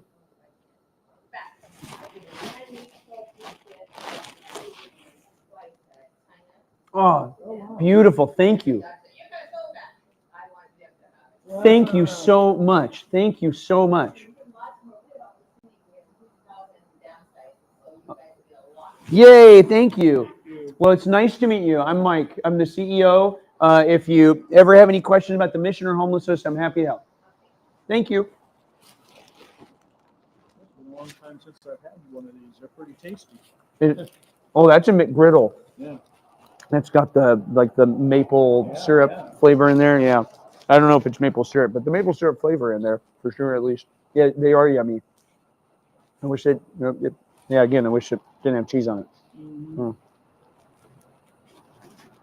I should order a McGriddle with no cheese is what I should do. Because it would still be good even without the cheese. That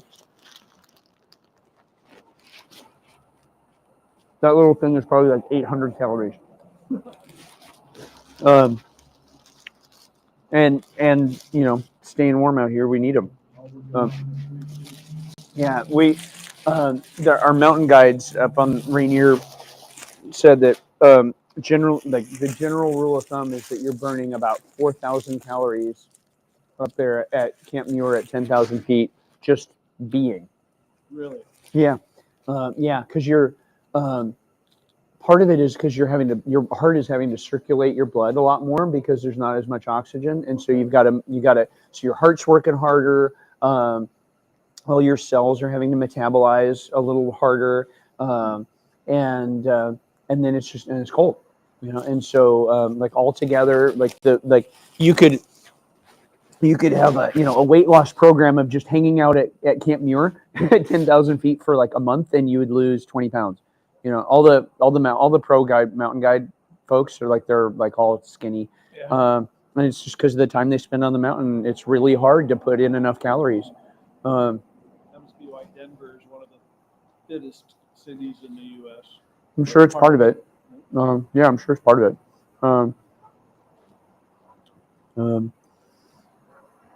That and it's gorgeous, and they got good weather, and but I'm sure part of it is the altitude.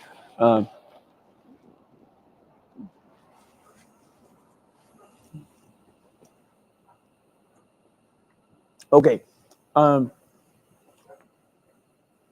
if you're watching, we need your help for you to tell folks that we're really closing in and we're in striking distance, and every $200 gift, it really makes a big percentage of closing this gap. And so like $200 out of $60,000 when we were just starting wasn't huge, right? But $200 out of the remaining $8,400 that we need to raise is like a big percentage of it. That's right. And so every $200 gift, like it closes the gap in like a big way. A $277 gift is 100 meals. Hey, good morning, guys. Good morning. How you doing? Good, man. Are you the same guys that came by yesterday? Yeah. Okay, I remember watching you guys come in, and then seeing you guys come back out, and I have the privilege of leading the Union Gospel Mission here in town, and so we help homeless folks, but we also have a free medical clinic and do it a lot, and we're experiencing sort of a shortfall of giving because everything's so expensive, and people just have less money to give, right? And so so we were behind like about $60,000 in November, and so I'm like, okay, well, what can I do? I'll stay out here for 60 hours. So I've been out here, for 48 straight hours, and I got 12 more to go. And for what it's worth, a meal at the mission costs $2.77. $10 is breakfast, lunch, and dinner for a homeless person. And so this little girl came out and she put in $3. And I told her, you just fed a homeless person a meal who wouldn't have got one otherwise.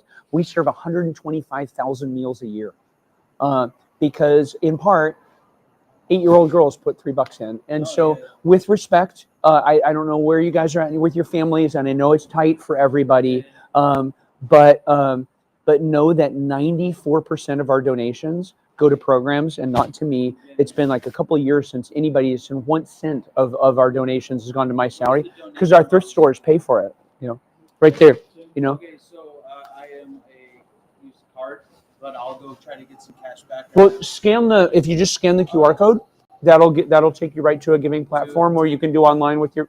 My name is Robert. Robert, it's good to meet you, man. Nice to Thank meet you. you, man. Thank Yeah. you for looking out for your neighbors, man. Jonathan, thank you. It's good to meet you. Thanks. Yeah, no, what you're doing is amazing, and anyone who's willing to put in their time and effort for something greater, and Yeah. I really appreciate that, and I'll keep you in my prayers. I appreciate it. Thank you, and I appreciate your prayers, man. Because ultimately, that's what it's all about, bro. It's that God loves folks, and God doesn't make disposable people. Oh yeah, no. Zero. We all make mistakes, and whether we're Yep. in the streets or not, we're all human. And, Amen. Me too. The only reason I'm still married 32 years in is because my wife has forgiven me for a whole lot of stupidity. And hopefully I'm less stupid at 32 years in than I was at three years in. We all make mistakes, dude. And like I was saying, we can't look at a single person, hey, because they're all teaching, whether it's negative, they're teaching, people who are trying to be positive, what not to do. But you know what? Yep.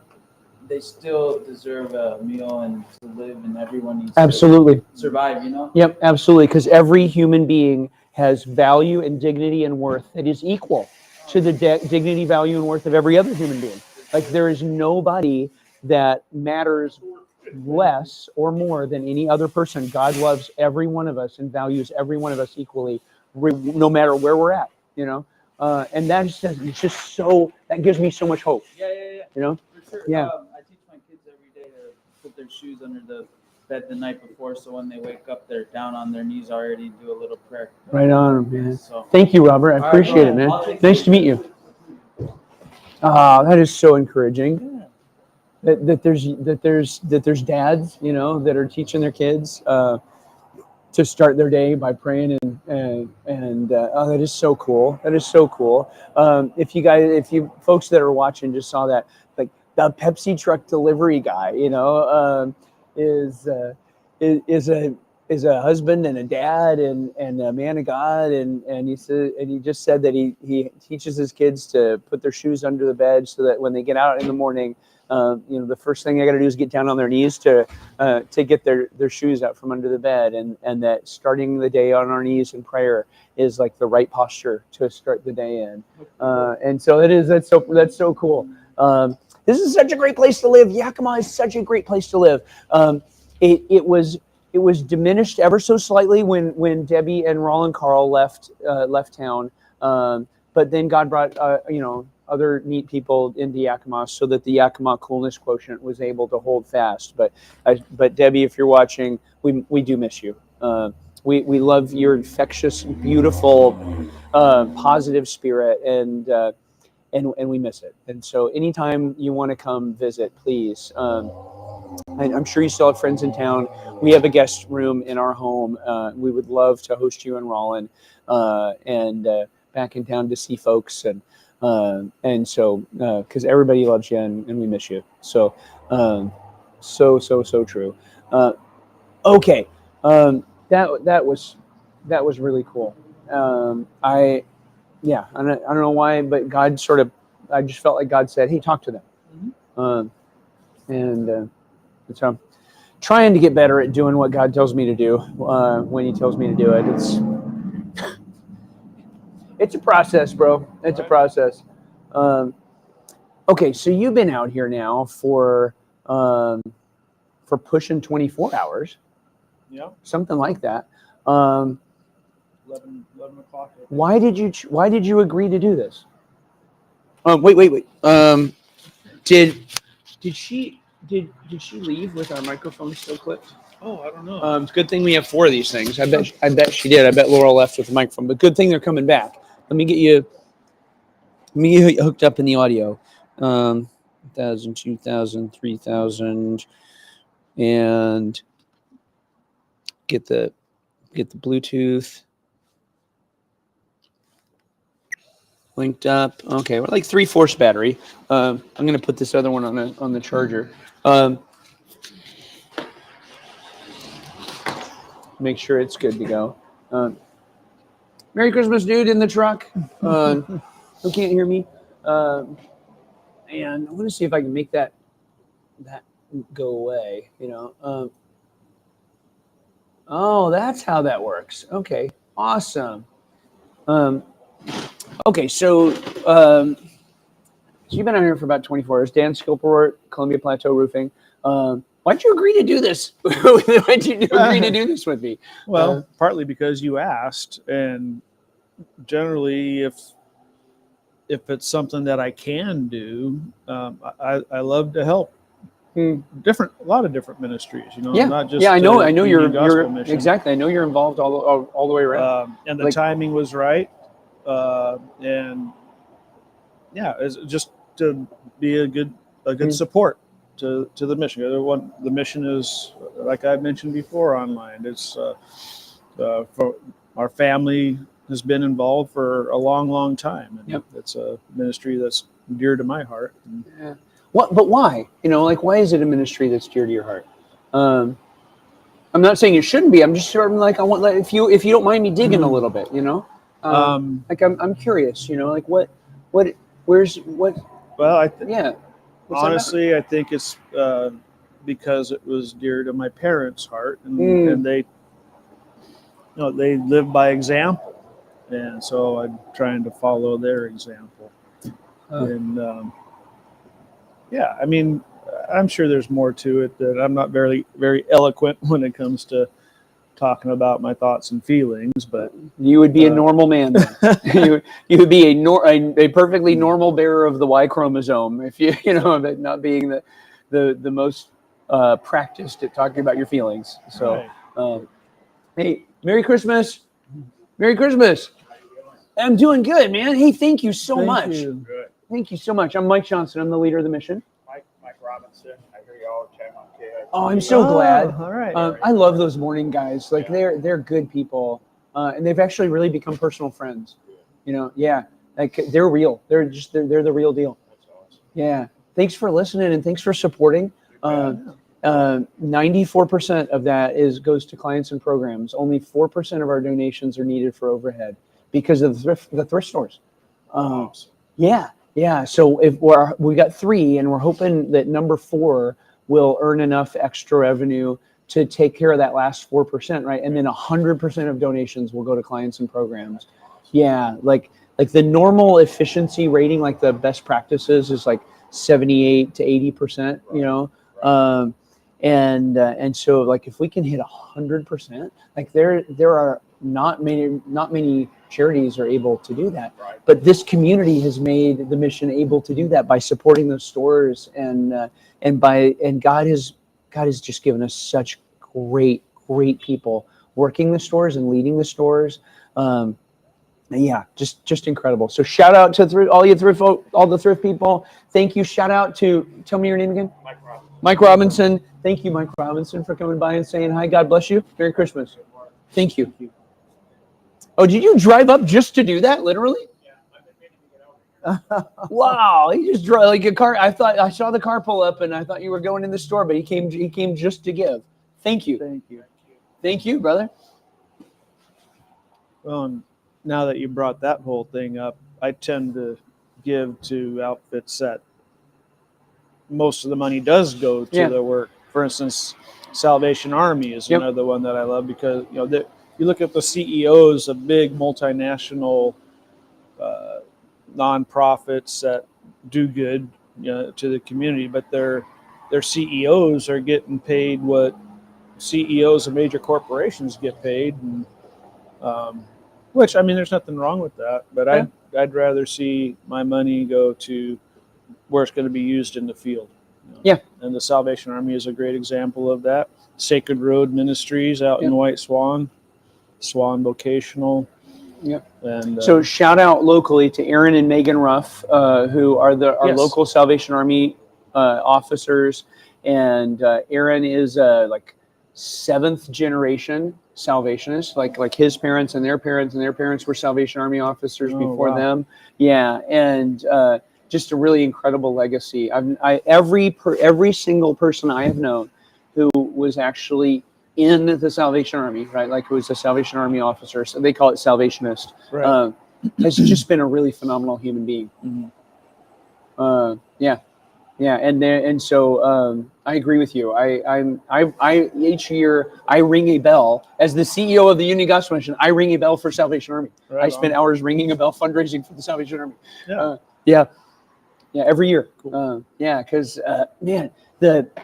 in Tacoma, the Tacoma Rescue Mission has a family shelter, about 30 units, like it's about twice the size of our family shelter, and it's this beautiful building. It's so great. So like sort of architected like a lodge, so that the kids won't grow up and talk about that time they stayed in a homeless shelter. Oh, okay. That homelessness doesn't have to be a part of their self psychology, right? It's genius. When they did that,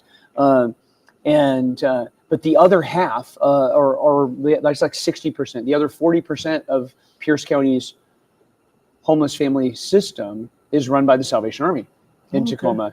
And so the Salvation Army officers there, we're also a husband and wife like ours here, and between these two Christian organizations, we ran 90% of the homeless family system. And 5% of about half of the remaining 10% was run by Catholic Community Services. Okay. And so so 95% of the homeless family system in Tacoma was a function of Christians following Jesus, to help people out, and especially kids and families. And And That's so, amazing. just mad props to the Army, and I love them, love every single one of them I've ever known. Good people, and they've been doing good stuff for a very, very long time. And the mission's been around for 87 years. Yeah, Uh, crazy. Merry Christmas. Yeah, it's but you know, Christianity's been around for 2000, and as long as it's been around, it's been looking out for the widows and the orphans. That's right. Like Jesus's brother, James. Yep. You know, like True one religion. of the lines he's best known for out of his writing that's in the New Testament is that faith without works is dead.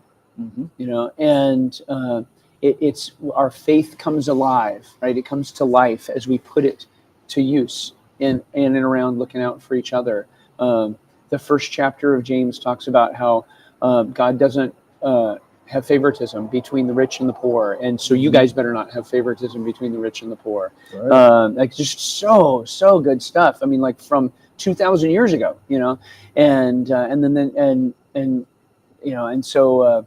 And at the end of that chapter, he says, you know, like, if your religion constitutes all the stuff you're running your mouth about, okay, whatever, right? But religion that God really respects is caring for the widows and the orphans in their need, and keeping yourself unpolluted from the world, you know, and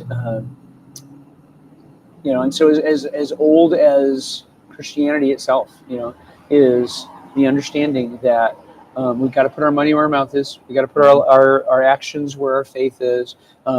We've got to be different and unique, and not roll around in some of the polluted things of like the internet is just a horrifyingly polluted place, and like my understanding is that pornography as a business model on the internet is a raw majority of all the business, the dollars transacted on the internet. Like a raw majority is pornography, which means that there's more money in porn on the internet than everything else combined. That's crazy, especially when you think of like Amazon. Yeah, when you think if Amazon, that's yeah, exactly. Included, That's crazy. Yes, it is. Yes, it is. Wow. Yeah, of all the business activity conducted on the internet, a raw majority of it is porn. It's mind blowing. And so, you know, James is like, dude, don't go there. Right.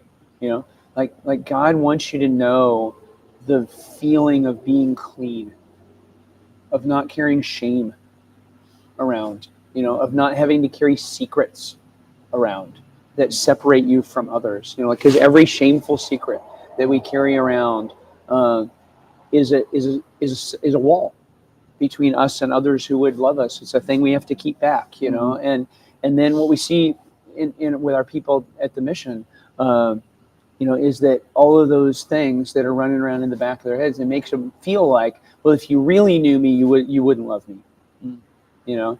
And so so we're out there loving folks, and in the back of their head, they're like, well, if you really knew me, you wouldn't love me, you know. And it's not true. God knows, he sees all the secrets, you know. That's right. And he loves us enough to say, okay, let's clean you up. Let's get you cleaned up. And so that you don't have to carry that stuff around. But you don't have to clean yourself up first.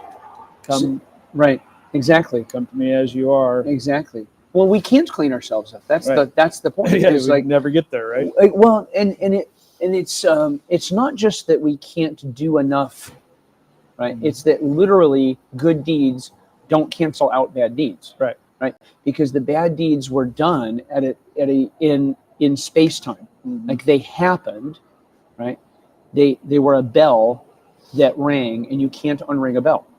And so every thing we've done, every selfish, destructive, hurtful act is a bell that got rung, and it doesn't get unrung, right, by us doing some good deed to counteract it, because it doesn't counteract it. It doesn't unring a bell, like, you know. And so if I ring that bell and then I ring a different bell, that different bell doesn't mean that I didn't ring that bell, right? And so there it is. So what's what are we going to do with that, right? And the only solution for that is forgiveness. Right. That's the only thing So is forgiveness. And so this is what I love about Christianity, is that what it says isn't, hey, come obey these rules so that God will approve of you. It says God loves you and wants to forgive you. Come, receive the forgiveness. Let him love you. Let him forgive you. He's already done it in Jesus, and now he's just offering it to you. Let him love you. Let him forgive you. And he did it in Jesus before any of us. None of us asked for that. None of us like, hey, I got a great idea. Will you send, your son to, like none of that wasn't us. That wasn't our idea. It was his idea. It was his idea to forgive us. His plan. Yeah. It was his plan. Like he knew we were going to need it. Ephesians says it was his plan before he made a single thing, before the foundations of the world. Like he had planned to save people and to forgive them in Jesus. Like that's just. But that's the only thing. Like you can't do good deeds that cancel out bad deeds. It just doesn't work that way. It just literally doesn't work that way.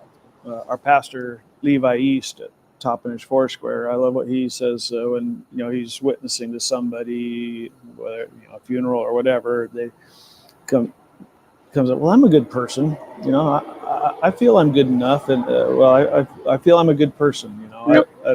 And he says, well, okay, but what's good enough? What's your definition of good enough? How do you know what's do you obviously sin? We all sin. Yeah. And so what's good enough? And Yeah. a lot of times that stops people in their tracks, because there is no good enough, because it's only God's goodness, that his righteousness that he clothes us in. Yeah. And I'm sure that person, right, like is a good person, Right. in the sense that they're a person who has done good. We all know a lot of really great people that haven't accepted the Lord. But Right. Yeah. No, like people are made in the image of God, and therefore they are capable of doing good. It's just that their good doesn't cancel out the bad, right? And it's like, and so what's good enough, right, is a way to engage that. I feel like there's a part of me that would want to say, that's great. I'm so glad that you are doing your best to do good in the world. Now, like you understand, like that doesn't cancel out the bad you've done. Like, because it doesn't work that way, like if I'm a husband and I do something that's hurtful to my wife, and then I decide, well, I'm a good husband and I forgive myself, like that act doesn't repair the thing with her. right, yeah, it's out there. It just makes me feel good about myself, right? And so it might even be true. I might actually be a good husband on balance, right? But I still did that thing that hurt her, and if I don't make that right with her, right, then me insisting that I don't need to make it right with her because I'm a good husband, that's actually going to start breaking down my marriage. Yeah. And so, like, I'm glad you're a good person. I'm glad you're trying to do a good person. I'm trying to be a good person and do good things. Your insistence that you don't need forgiveness because you've decided you're a good person, that actually doesn't do good things for your relationship with God. Any more than it does good things for my relationship with my wife to say, okay, maybe I did a wrong thing, but I did all these other good things, so you should just cut me some slack, right? Like, try living like that with your spouse, or try living like that with your spouse. Like, it is, it's not a good way to live, And so I agree that there are good people that do good things. I do. I really, and I'm sure that person is. They're a good person and they're doing good things. And it's sort of a little too easy for us to decide we're a good person. Right. And therefore the stuff we've done just doesn't count. That lie, that, whatever, like none of the, like those things just don't count. Like, well, easy for us to say. Right. Like, easy for us to say. And that doesn't go a long way to live like that in any other relationship. Why would that work in your relationship with God? And so he does see, and he is grateful, and he is glad for the good things that people do. He is, of course he is. And those things don't actually just make all the dumb stuff and the hurtful stuff we've done not have happened. Those are things that still we need forgiveness for. But the good news is that God has that forgiveness right there, ready to go. It's not. We don't have to live underneath that. And so then you're like, okay, well then why is it that Merry Christmas? Why is it that somebody's going to say, no, I don't need forgiveness, I'm a good person, and like that's where you're like, okay, that's a little bit of your own, maybe your little pride in there, like to admit that I need God's forgiveness is that just rubs some people and like, what are you trying to say? What are you trying to say about me? And that you're normal. That's what I'm saying. That you're perfectly normal. You're absolutely perfectly normal. That's all I'm saying. That's all I'm saying. And so yeah, like what's good enough? Well, and if good enough, if the answer is good enough is what I've decided for myself, is well, we all pass the test we write for ourselves. All right. Of course we do. If I got to write the geometry test at the end of geometry, I would write it with only the questions I knew the answers to already. And that's just sort of a little overly convenient. Right. Yeah. But that isn't to say that person isn't really good and doing good things. Right. Of course they are. Of course they are. Absolutely. And if among those good things are putting money in that tin cup over there, we're grateful for it, and it is a good thing, and God is grateful for it too. So it's just all true at the same time. Okay, we're showing that we've got folks watching online. Good morning. Good morning. Merry Christmas. Mm-hmm. Oh, she's listening. Good morning. Merry Christmas. Well, we've been out here now for about 48 hours straight. Spent 2 nights in the tent. Yeah. I'm the CEO of the Union Gospel Mission. And this season is turning out to be, for almost all charities in the United States, a hard one, actually. Yeah, because everything's so expensive. Folks just don't have as much money to give with. And so we're running behind, like a lot of folks are. And so I'm out here for 60 hours trying to backfill the $60,000 that we needed to have raised in November, but didn't, and so we're actually sitting at about 52,000 that we've made so far. Yeah, it is awesome. And some of it has been a couple of big gifts, and some of it has been the most adorable 8-year-old girl who dropped $3. But what I got to tell her is that, a meal at the mission costs $2.77 for us to provide. And that little girl just fed a homeless person with her $3. It is awesome. It is totally awesome. I mean, that's a good perspective because so many people have just zero concept of what homelessness is. Yeah. That fear. Thank you, gentlemen. Dios le bendiga. Yeah. Well, I have nothing. I'm on my way to work out. Well, actually, if you have your phone, you can scan that QR code over there, and you can give that way whatever you want, $1 to whatever you want. I'll do that. Thank you. Thank you. Can I get your card? Because I'd like to talk to you anyway. We're a local business and we do pest control. Awesome. And that might be something that you come to my BNI group. Yeah, Jerry's, right? Yeah. Oh, you're in my BNI group. I am. Yeah. Wait, who are you? Dan with Columbia Plateau Roofing. Yeah. Hi. Hi. Good to see you again. Hey, tell me your name. I'm Jessica. Nice to meet you, Jessica. How about what? Jerry's Pest Control. Oh, Jerry's Pest Control. Service. Jerry's Pest Service. Okay. We're the Hill and we're local, veteran owned, all of that. Well, as a veteran myself, we're always looking for ways to help out in the community through our business. Yeah. And we own this business. I also work in social services. So thank you. I think we probably work together because I work with Home and Community Services. So when you've got folks that can't do their personal care anymore, yeah, that's where we come in. But yeah, but what's a good email? I'm just going to shoot you an email and then you'll have my stuff. Let's do that. Jerry's Pest Service at Gmail. Okay, Jerry's Pest Service at Gmail. Great, because sometimes you lose business cards, but you're not going to lose the email, right? You've been out here a while. You've probably talked to a lot of people. Well, I just anytime somebody gives me a business card now, the first thing I do is take a photo of it. Yeah. Because I end up sticking it in a pocket and then I lose it, right. and and so So I just found that just shooting somebody an email, now they've got my contact info and we're good. For sure. You know? I appreciate that. Well, I will take a picture. I'll take the QR code. Yeah, thank you. How long are Thank you you. guys out here? We're out here till 10 p.m. tonight. That will make 60 hours. So Dan actually spent the night with me in the tent last night. You're a trooper. He is. He's a trooper. I'm blessed to have friends like this guy, you know. And so if you ever need some roofing too, like these guys are legit, you know, and Dan's legit. I know he's legit. We're in the same club. Yeah. What is the club? BNI, Business Networking International. Okay, awesome. And when I was running the Tacoma Rescue Mission, I was in a thing like this, and it was a small.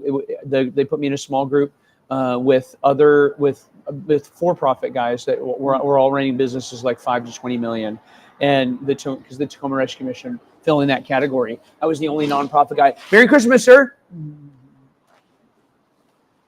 And so I don't know if it's, and then we had this cool coachy guy, you know, and we'd meet monthly, and so I don't know if that's what BNI is sort of like, but Yeah, we meet weekly. you guys meet weekly. That's super cool. Well, I think you probably know Ryan Right. better than you know me. Yeah. Good morning, Susan.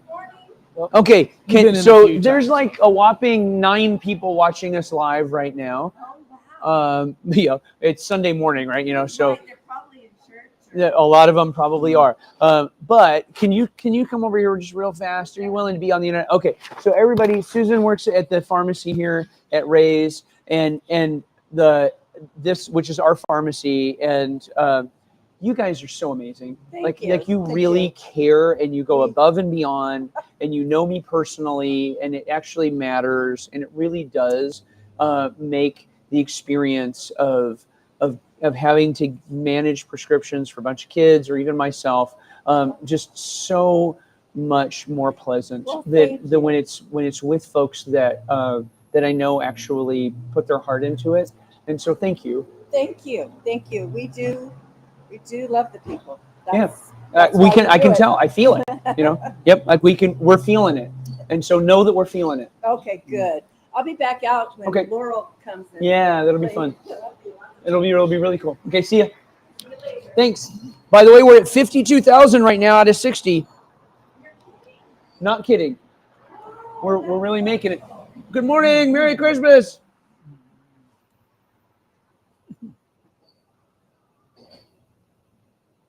Yeah, Laurel says, "Oh, I have the mic. Sorry." But no big deal. We got it. We got other ones. Let's see. I'm just checking my text here real fast. One of the ladies that works with me at the mission has just said, "Hey, Mike, this is Natalie. I'm so proud of you taking the time to be outside for 60 hours. Only 48 minutes to go. No, actually, we've got 12 more hours. But thank you. Thanks, Natalie. I'm so, thank you. So grateful for you. So grateful for the folks I get to work with. Good morning, sir. Good morning. We're 48 hours in. Only 12 more we have to go. We've actually made 52 out of our $60,000 goal so far. I'm this $60,000 in 60 hours. I'm the CEO of the Union Gospel Mission, and most charities are really actually having a hard giving year, and because people just have less money to give because everything costs so much more, and so I was looking at our November, and we missed by about $60,000 the money that we need to raise. So I'm like, okay, I'm going to stay out here for 60 hours. So I spent the last 2 nights out here. Thank you very much for that. Thank you very much. And so far the community has put together 52 right towards our 60K. Thank you for being a part of that. Yeah. Merry Christmas. Yeah. Okay. And let's see. Dina says, yeah, I think we're doing that. We got it. Hey, good morning, ma'am. Yeah. Oh.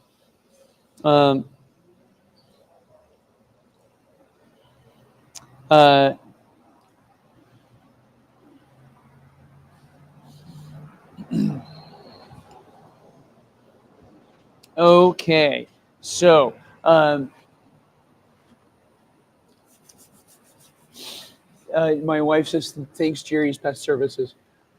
That's super cool. Yeah.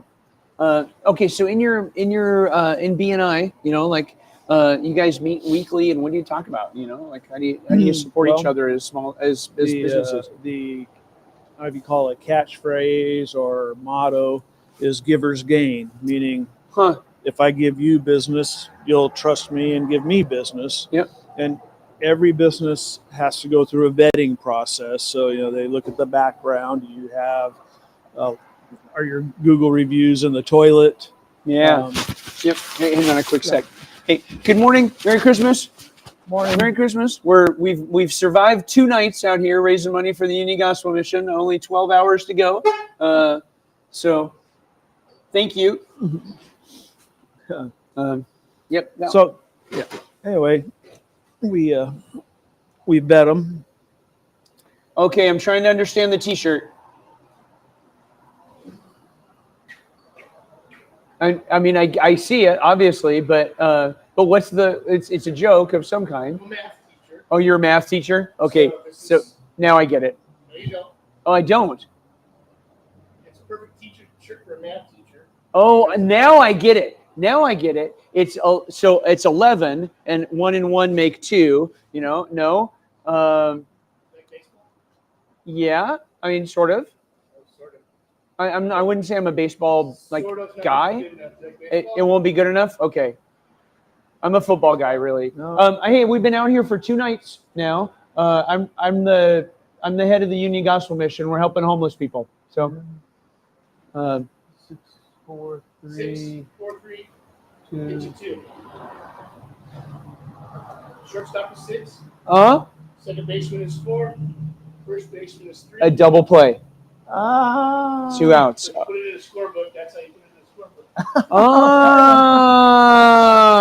Okay, that's Some fun. Students are like, that's horrible math. That's not right. But that's you have to put it in the right context. Yeah, that's genius. That is. Merry Christmas. Yeah. Business is starting to pick up. Yep, starting to get somewhere. That was really interesting. That young couple of folks. Like as soon as I said, as I said, at least a little bit of like what we were doing. It was really interesting. I'm not sure what that was about, but like they, the non-hatted, non-bearded person turned on their heel and like moved, But I'm not sure. That was just a sense of, I don't want to get fundraise pitched or something. So Yeah, I don't know. And that was really interesting. There are those. Yeah, no, I get it. Totally get it. Totally get it. Yep. Morning. Merry Christmas. We made it 2 nights. That's good. Yep. And only 12 more hours to go. But we're actually, I'm Mike Johnson. I'm the CEO of the Union Gospel Mission. Yeah, I nice to hear meet you you. on the radio all the time. Oh, I'm that's- Maggie. Hi, Dan Maggie. Snowford? Then you probably hear Dan Plateau on the Roofing. yeah. Oh, Dan's one of the sponsors of the morning show at Columbia It's Plateau fun to Roofing. meet you Yeah, guys. I hear he you spent the all night with me time. out here last night. And Good for you. Oh. yeah, well, thanks for You guys listening. made it, huh? We've done 2 nights out here. These are good. It helps a lot. Wow. We've been live streaming the whole thing on the internet, and oh man, the guy this comment right near is from a friend of mine, an Australian guy who, Oh, fun. yeah, who just retired from being a commercial electrician for years and years and years, and our families used to go to church together. He's just the neatest guy. They That's adopted cool. a couple of girls from China, and all of our Okay. kids are adopted too, and so we have that adoption thing in common. And, Right. so anyway, hey, we're at 52,000 out of our 60. So whatever you can do to help us get this Wow. thing in the garage. Oh man, thank you so much. Yeah, right there. Wonderful. It it all adds kinda, up. huh? It really, and so thank you so much. Oh, you're so welcome. Yeah. Every store I've been going to, I'm like, oh, okay. Yep. I can do it. I can Yep. do it. Thank you. Nice you. to meet Yep. you Nice to all. meet you Here's a too. thank Merry you for Christmas. that, For Heaven's Cake is thanking people with vouchers to their store, and they're right across the parking lot over there. They You've never been so there? John and Nina are the No, young but I are probably the shouldn't because I love morning. Merry cake. Christmas. Or you can just We've get made it 2 nights out here, and we're or at you can get a little 52,000 popsicle out of cake. 60 That's very, towards our very goal. small cake. Yeah, we're getting there. Thank you. I gotta actually update the thermometer over here. Oh, we're Thank you, working brother. on it. Appreciate it. Merry Christmas. Oh, you're getting there. We are getting there. Really quick.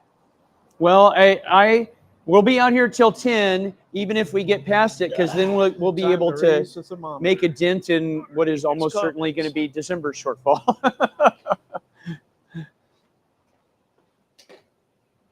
Okay, Steve. that's your Gunning. Australian friend? Yeah, this is my buddy. If we weren't leaving for Australia on Tuesday, I'd have come over and joined you for a couple hours. That would have been so great. I hope you have a great trip. Hope you see mom and dad, and that's awesome. And Steve's dad is like this, like really tough Australian old codger. You know, he's like 80 years old and snorkeling on the Great Barrier Reef, like really literally. Wow. And so hope you guys have a great trip. Enjoy, and when you come back from Australia, come visit us in Yakima, because they're basically the same thing. Australia, Yakima. I get them confused all the time. It's essentially, they're this, they're interchangeable practically. Sure. That's too awesome. So good morning, everybody. Good morning, Merry Christmas.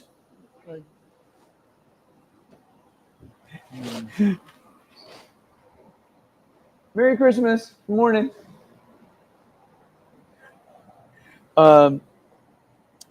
It's really funny how many people I think process this as a prop, and when they find out we actually slept here last night, they're like, "Whoa, You did what? and, it's hilarious. It's too funny to me,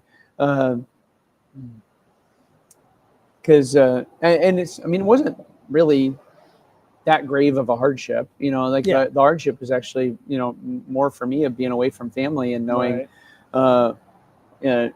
knowing that, back at home, they're passing some illness around, and that's making some more work for Dina while I'm not there. And so thank you, Dina. And the sleeping in the tent last night went okay, It really did. Yeah. I slept great. Well, but because we're not actually imitating homelessness, Right. I'm wondering, just wondering, like if I did a thing like that, how would I do it? And as a way of trying to help people see and understand. But good morning, Merry Christmas. Morning. We made it 2 nights. We're at 52,000 out of our 60,000 goal. So we're actually making a lot of progress. Thank you. I got to make some more vouchers. Yeah. Running out. Shelby, thank you, Shelby. How fun. We're making progress, and it's certainly been a chunk of that.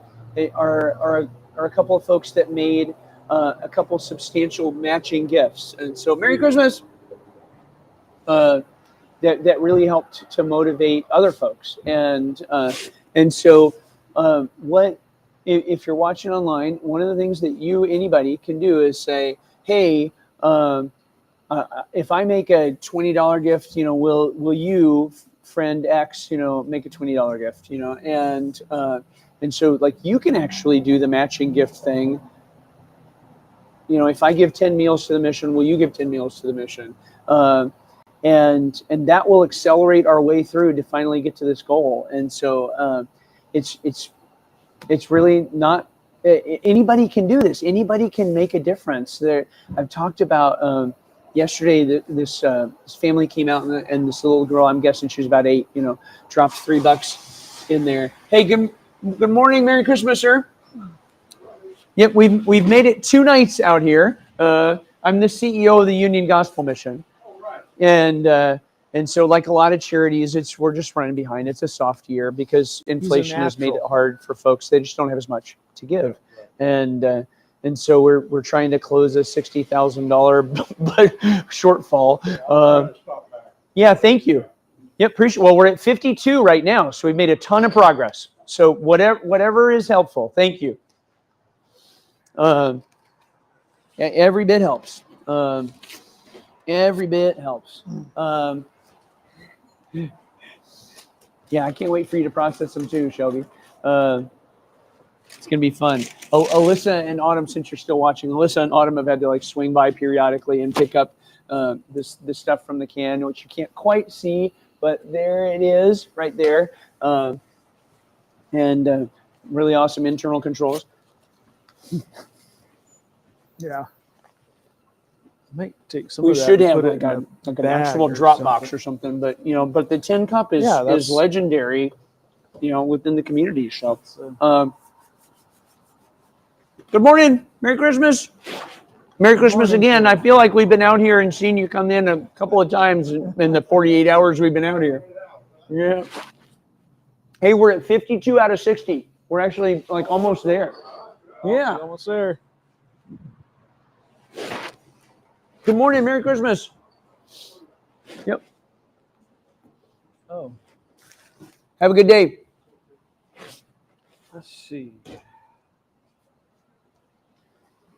Thank you again. Merry Christmas. Okay. Feels like there's enough traffic here. It's time for me to get up out of the chair, get on my feet,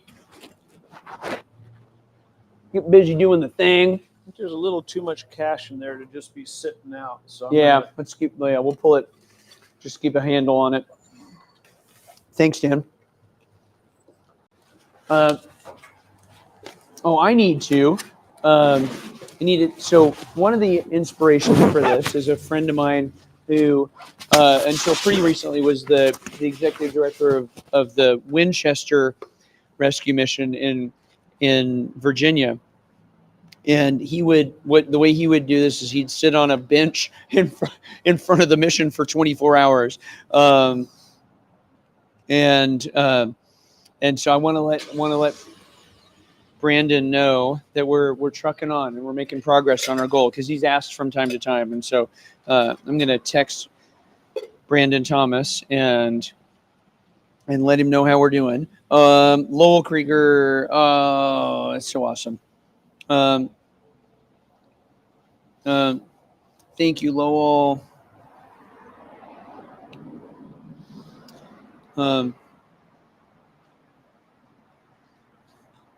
And let me find Brandon. There he is.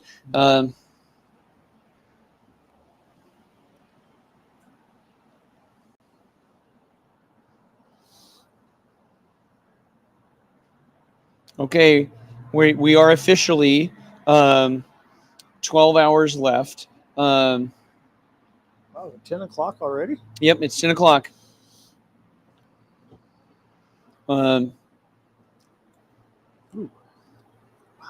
Kai, morning.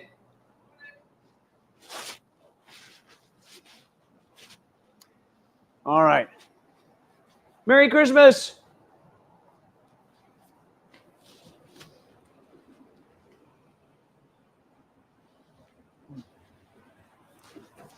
I'm going to probably be able to shed the big blue one here in a little bit.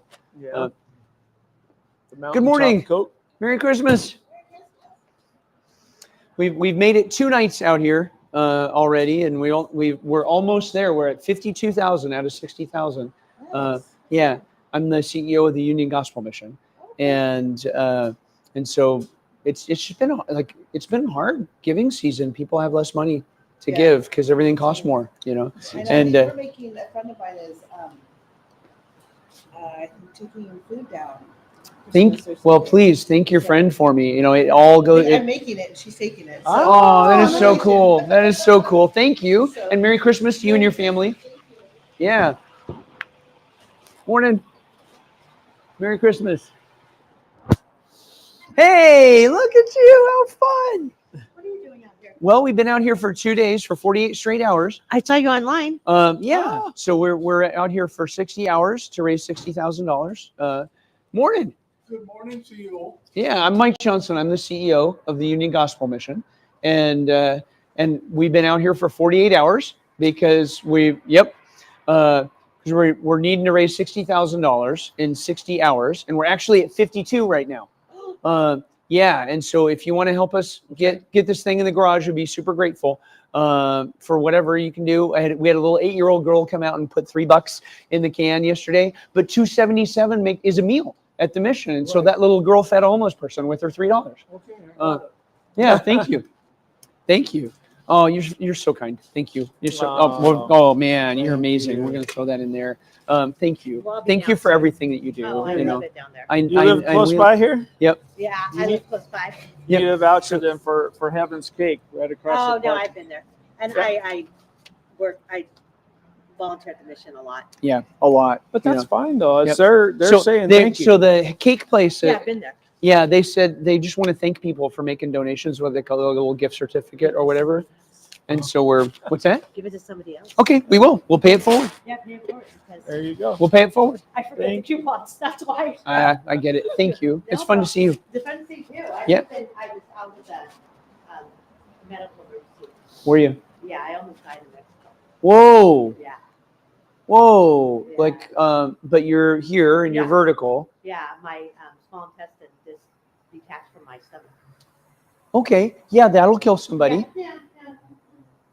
So I'm getting back. I talked to we had a party for the aftercare at my Yep. house. Did you hear about that? No. Oh yeah. Who is it? So The people that have moved on. yeah, like out at bicycle, the folks are, yeah. Yeah, came over. Like Kevin and oh, that's super cool. Louisa, Yeah. Yeah. Sarah, all those people. Is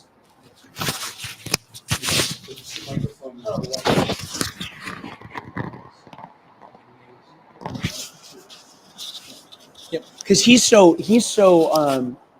so thoughtful of others. You know, he's always looking out for others, and I know he's kept an eye out for her. And Yeah, she works for them sometimes. okay. Cleans his car and stuff. Yeah. Because she has no income. She has just aging blind disability. She Whoa. doesn't even get Social Security. Whoa. Denied, so she gets like So- 400 a month. Wow. So she's going blind.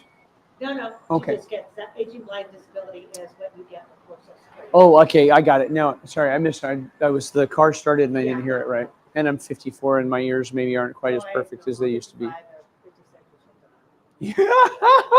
I'm up there. I don't know. But I gotta go get food. My brother. Okay. Okay. Go. Thanks. Thank you. It's freezing out here. It probably technically is. I think it's a little above freezing. Thank you, Marjorie. You've been such a fun encourager through this whole process. Merry Christmas. Thank Yep. you. Sir, thank you so very much. Let me put that in here. Thank you so very much. Appreciate it. You just fed 2 homeless people. Actually, we're $2.77 a meal, and you just did it.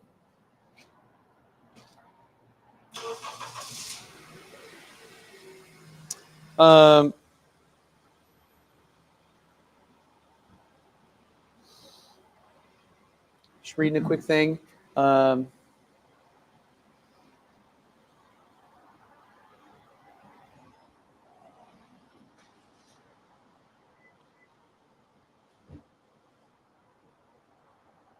Lovely. One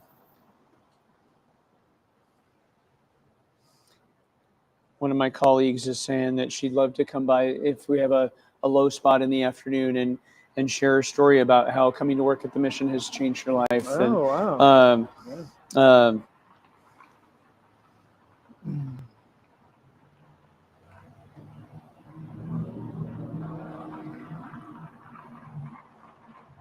Telling her to come by after she gets some lunch. Pretty cool. Very, very cool. Okay, so, oh yeah, Maria. Yeah, the lady said it's freezing, and she was there for like 2 minutes. You know what? The truth is Maria, that like we've had it easy out here compared to folks that live out here.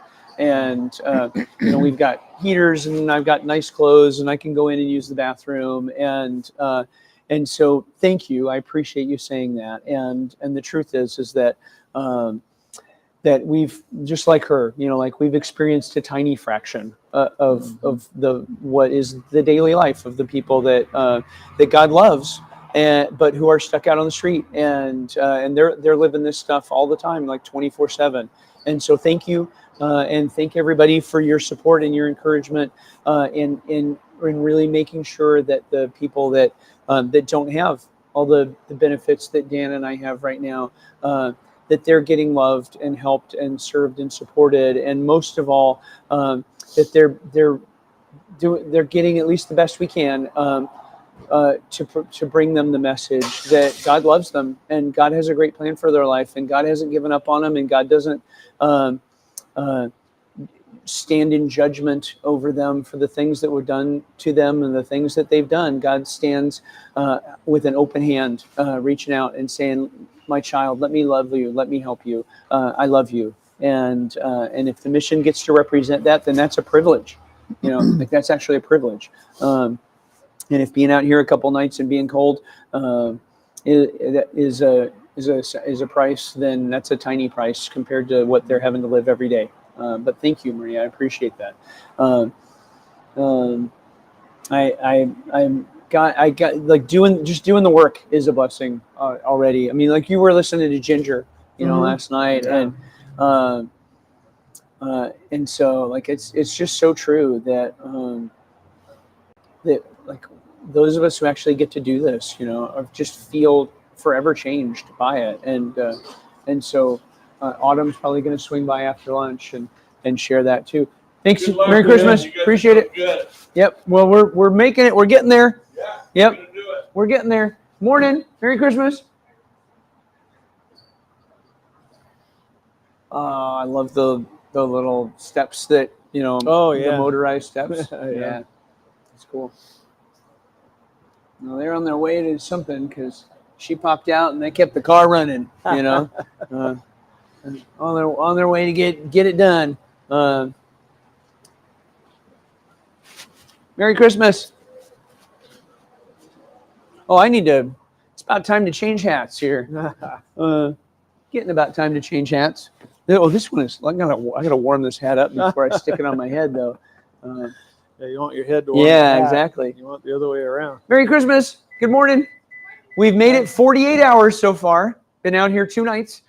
But we got 12 hours left, 60 hours, right? And we were like, okay, if we're going to raise 60,000 in 60 hours, it's like an average of $1,000 an hour, and we're actually ahead of that average right now. We're at 52 out of 60, and so had some really awesome a couple of really generous matching gifts, from some folks watching online, and we've been live streaming the whole thing. And so, but honestly, I think that one of the most touching things was the 8-year-old girl that came out and plopped $3 in there, because at the mission, $2.77 is a meal, right? And so this 8-year-old girl fed a homeless person with her $3 at Christmas time. Yeah, and she legit did. We do 125,000 meals a year, so it takes a little bit more than that, but she legit did. I mean, she's like that little 8-year-old girl with her $3, fed a homeless person at Christmas time. And so, yeah, we've been talking to people, and people have been so encouraging, and so no pressure, but yeah, whatever. If you feel led, thank you, but totally up to you, So. Yeah, no, we've been doing fine. Like I would say. We had a couple people online saying like, "Oh, you're sort of like, relight like one of the calling stoves attention to here. homelessness." Exactly, and we are, but we're not imitating it. Like we've got some benefits that folks like living outside don't have. Like a heater or access to the bathroom and stuff. And so, yes, we've been able to stay mostly warm. mostly. Yep, mostly. Merry Christmas. Yeah. Hey, thank you. Thanks for stopping and taking a moment.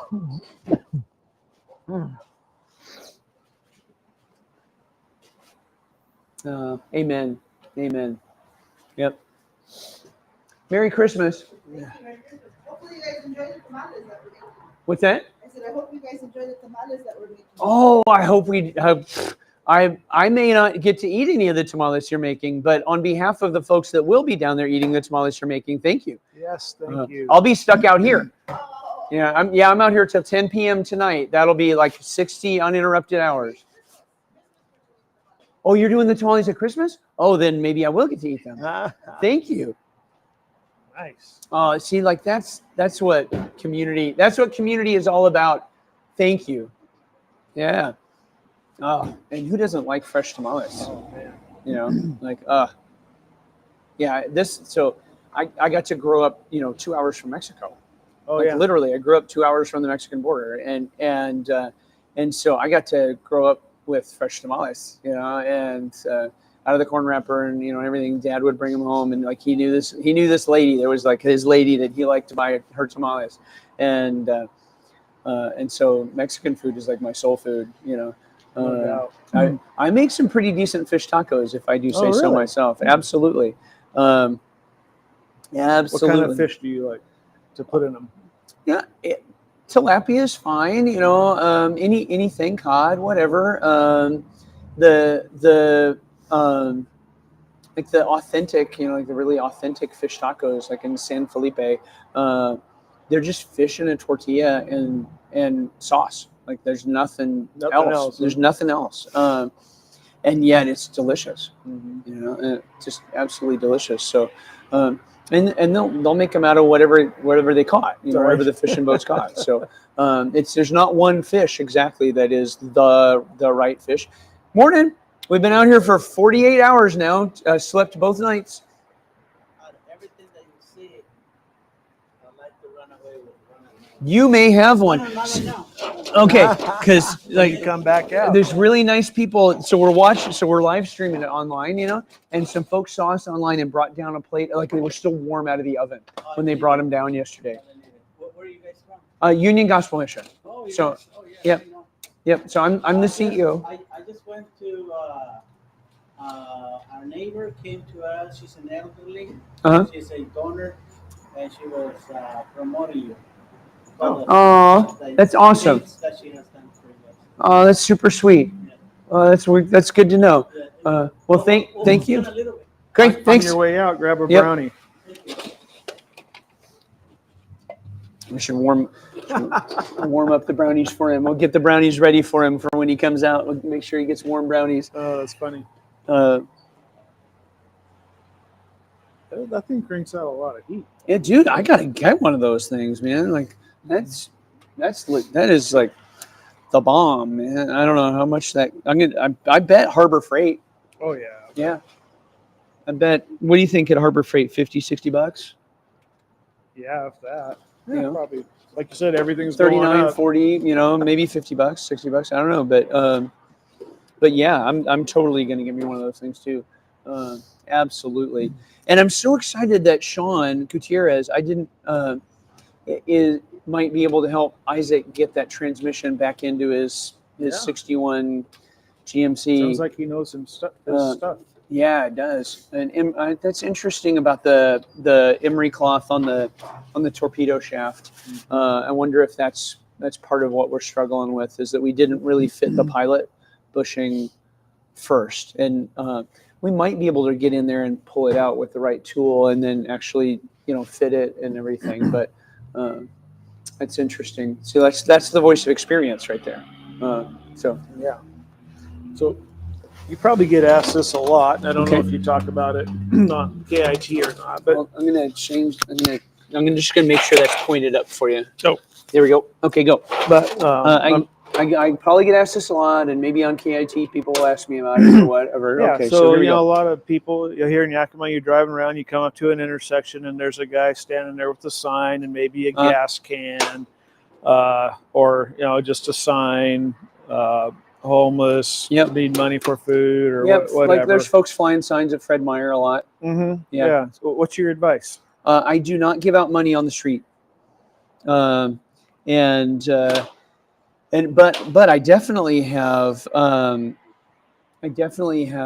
bought people food or whatever. I was in Atlanta for to visit the Atlanta Rescue Mission and take a tour and learn what they were doing, because they serve a ton of people, and so I'm like, and while I was there in Atlanta, this guy came up to me and asked me for some money, and And I said, well, I don't give out money on the street. And he's like, well, I'm hungry. And I'm like, okay, well, I'll buy lunch.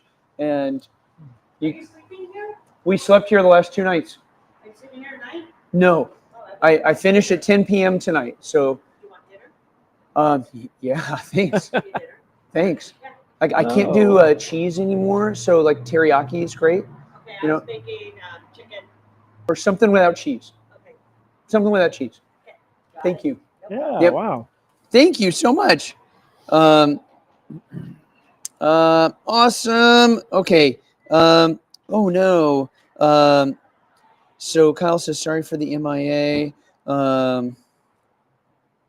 Oh man, he needed to be without. I don't want to be too detailed without his permission, but he actually ended up needing to spend the evening, spend the night with a family member who had a medical issue, and so we let him know. Thank you. We have 12 or 11 and a half hours. 11.5 hours left to raise 8,000. 8,000, 8K. Evening, sir. Thank you. So thank you, and Awesome. Thank you so much. Thank you, sir. Every Appreciate it. little bit helps. Merry Christmas. Thank you. Yep. I'll be in prayer. What's his name? First name.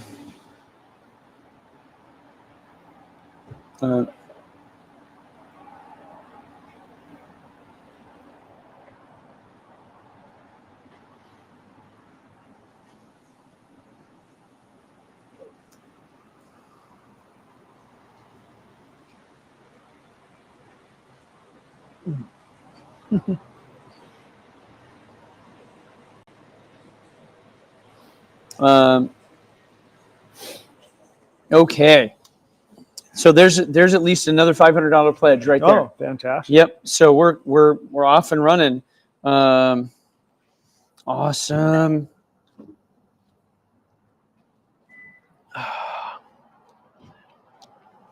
Good morning, sir. Morning. We've been out here the last 2 nights in a row. Only have 12 more hours to go. Merry Christmas. Yeah. Merry Christmas. Morning.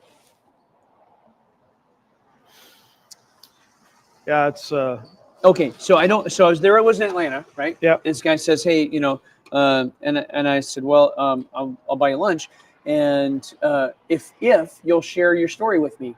And so we sat there for an hour, and I took him to McDonald's, and we sat there, and I felt better, about that money that I spent, and he got, but also, he got treated like a real person by somebody who was interested in his story, and we're all so busy, and we want to do something that's helpful, and so sometimes it feels like all we have the ability or the time, to do is hand somebody $5 or whatever, and hope, right. But I don't give out money on the street because the truth is that virtually every single human being who is living on the street is struggling with substance use in some way, shape, or form. Merry Christmas, sir. Thank you. And I don't want to be part of underwriting that, right? Like right. It's not so much even that some moral offense that I don't want to give them money that they're going to misuse or something. It's like I actually don't want to be part of hurting them. Right. And so, if you had a teenager who you knew struggled with cutting themselves, right? Like you wouldn't give that kid a knife and say, Merry Christmas. I know here's something for your knife collection. Yeah. Right. And so it's that it's really so the I tell folks, I encourage you not to give out money on the street. But mostly it's because you don't want to be a part of hurting somebody. Morning. Morning. Good, man. We're We've been out getting here for close. 2 nights now. And but dude, we're almost there. We wanted to raise. I'm the CEO of the Union Gospel Mission. And I'm like, okay, we're behind because it's just a hard giving season. Everybody's got a little less money because everything's more expensive, And yeah, exactly. I never cover. I usually never go grocery shopping. My wife drove me here the other night. Yeah. Just to make lasagna, and it was like $50. I'm like, oh yeah. Yeah. fucking kidding me? Yeah, and so nobody's got any money left over, like it's not I mean that's obviously an overstatement, right? But people have just less money to give. And so it's been a hard giving season. And so I'm like, okay, well what can I do? And so I'll stay out here for 60 hours to try to raise $60,000, and we're actually at $52,000 right now, and I've got like 11 hours left, and so I think we're actually going to make it. Oh, that's melting. Yeah, you got milk for your brownie. And for what it's worth, $277 is a meal at the mission, and so this little girl came out and dropped her $3 in. We tried to warm them up she for paid take for a two. meal for a homeless person, and so everything helps. Thank you. No pressure. Thank you. Yep. Merry Christmas. Thank you. Yeah, and I sympathize over the lasagna. Well, I can relate. I made a big pot of soup just for my brother and I, and some other guys get together Sunday nights for dinner. And my goodness, it was $30 just to make a pot of soup. I know. It's amazing. Good morning. Merry Christmas. Yep. We're almost there. We're at 52 out of 60. Yep. Sorry, but I'm saying it to everybody on the way through.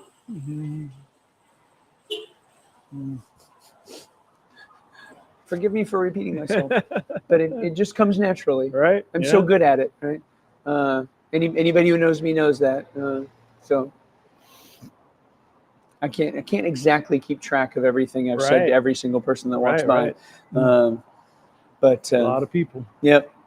So, for instance, if someone had a gas can, you might say, well, I won't give you cash, but let's go to the gas. Let's go to the gas station. Let's walk over there. I'll put gas in your gas can. Yeah, absolutely, and have done that.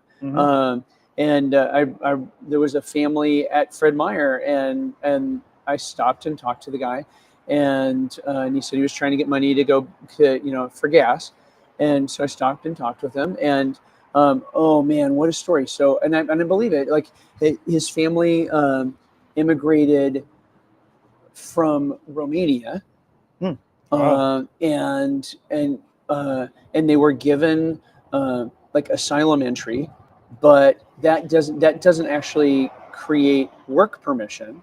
Okay. And so here he was, he thought he'd gotten permission to come into the country, but what he really got was essentially not prosecuted, right, for coming into the country, but also meant he couldn't work. But there was this guy in Portland who was going to give him some work, but he couldn't get. He had to get to Portland, and so I'm like, okay, well, I'll put gas in your car, and got his cell phone number, and he actually, texted me back when he got there safely, and so like that met his need and also treated him like a real human being. But here's another story on the other side. So I'm walking down downtown Seattle back when I was still working in Seattle's Union Gospel Mission. And this just grizzled old lady, so heartbreaking, asked me for some money for food, and I was right outside a coffee shop that made sandwiches, and I'm like, well, I don't give out money on the street, but what do you want out of the I'll bring out some food for you. And she was like, well, I just want the money. And so I'm like, well, I don't give out money on the street, but I will bring you the food. And she was like, and got mad at me and left, right? And so it's like, you get it, yeah. And so. So the folks that are legit, will be grateful for the gas, or grateful for the food, and the folks that just want the money, they'll be like, okay, no, it's okay, thanks, and but either way, either way, I don't give out money on the street. I like the extra thought. Well, I'll get you some food, but not just okay. Here's a sandwich. Let's have a meal and tell me your story. If I get you some lunch, will you give me the 5 to 10 minute version of your life story? I'd love to hear it. Yeah, that makes them feel valued too. Then. Yeah, absolutely. Because most of the day, they're going through a world in which they feel invisible, and they feel like everybody is sort of wishing that they were invisible. Gosh, I wish you were invisible, and we didn't have to see that. Hey, thank you so much. Merry Christmas. Thanks, buddy. Wow. Thank you. So generous. Thank you.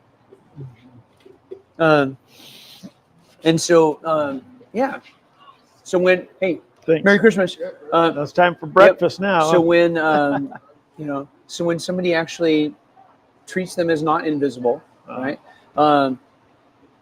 If it's just the $5, right? Like they move on. Like they were like, great, I got $5, right? That didn't necessarily make them feel not invisible. It just made them made them feel like, okay, now I got some $5 more. I need 20 more, and I'm whatever, right? But it's when someone takes the time to talk and ask and listen, and for those of you who are watching online, Joan, thank you so much, and. Appreciate you meeting my friend, and thank you, absolutely, absolutely, thank you, Joan, and Jean, thank you for the encouragement, appreciate it so much.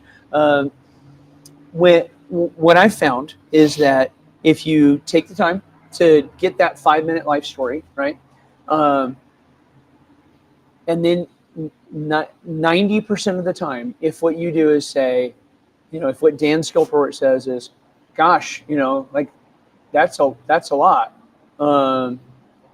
Is it okay with you if I pray about that? 90% of people will say, sure, if you want to. And 60% of people will be like visibly grateful. Like a super majority will be visibly grateful. They'll be like, thank you. But 90% of them will say, well, sure, if you want to.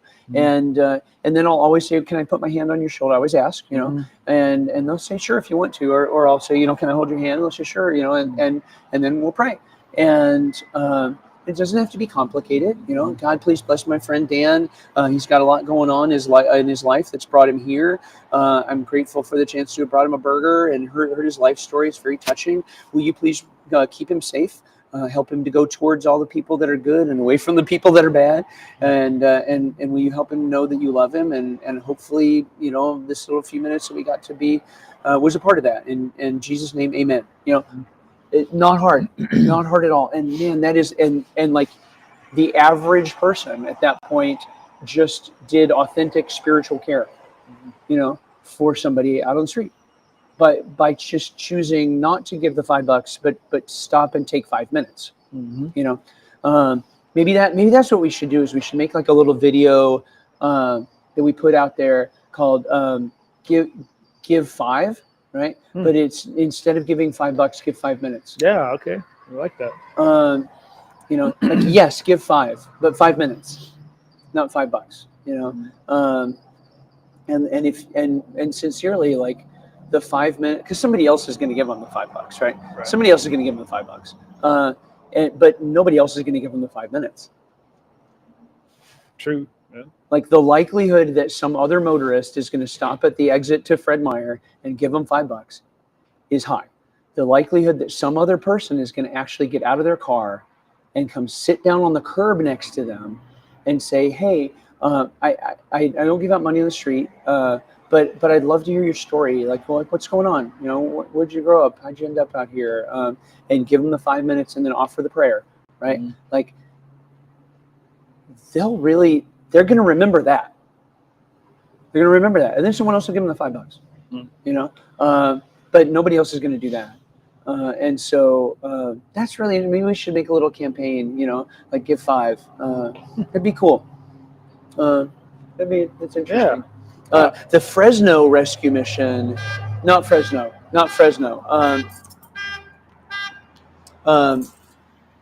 Somewhere in the San Joaquin Valley though, like Modesto. It was a smaller town than Fresno. They did a video encouraging people not to give out money to panhandlers, but it was really negative. It was sort of negative, It was like it seemed like the purpose of the video was to make people feel guilty for for essentially contributing to and underwriting the chains of someone's addiction, right? Which is legitimate, but guilt is a lousy motivator. Good morning. Yep. We've made it out here 48 hours. We spent 2 nights out here already, and we have 12 hours left. But we've actually gotten to about 52,000 out of our 60,000 goal. Yeah, Oh, so nice. super encouraging. You know what? Perfect. 277 is a meal at the mission, and so Yeah. $2. $2 helps. So thank you. Thank you. Thank you. Very grateful. Love the boots. Yeah, those are great. Those are cool. Are they warm enough for you? Thanks. You made them warm. Okay, it's good. I'm sure. You're both staying in the tent? Yeah, we spent the That's night here what last night. night. And I was in the tent the night before that, but I had a different friend with me that night. So Dan was with me last night. He's been out here for about the last 24 hours. So Dan owns and runs Columbia Plateau Roofing, and it's just become a friend over the 5 years of me being here in Yakima. And so when I knew I was going to be out spending the night out here, and I didn't want to do it alone, and so I called up Dan. I'm like, hey, would you spend one of the nights with me? You know, and Coffee. and he said, sure, I actually can fit that in. You know, it actually worked, and so he's been out here 24 full hours with me. And So how much time do you have left? we have about 11 hours left to raise about $8,000 more. And so a lot of our folks. Good morning from Tennessee, my sister says. Good morning. Good morning. Although it's actually good afternoon where you are. It's 12:38 in Tennessee. It's so good morning from you, but good afternoon to you. Well, you guys have a Thank you. Thank you. Thanks for stopping by. Well, if you wouldn't mind, just saying a prayer. This afternoon or something. Like, hey God, they're still out there. Would you please help them meet their goal? We'd really appreciate that. We'll do that. Thank you. Yeah, thanks. We're doing all right. We didn't have this the first day, and it makes a big difference. Whoa! Like the first day we didn't have it, and I was like, You hear his teeth clattering. Yeah, you probably could. Thank you. Thanks, brother. Appreciate it. Okay. I need to all the way give an update here. Joan, thank you, Joan. Super sweet. Can I'm gonna take off the microphone for a quick second because I need to voice dictate into my text a prayer for a friend whose dad is hurt. So I'll be right back. Y'all are stuck with me again. But this heater has been great, though. I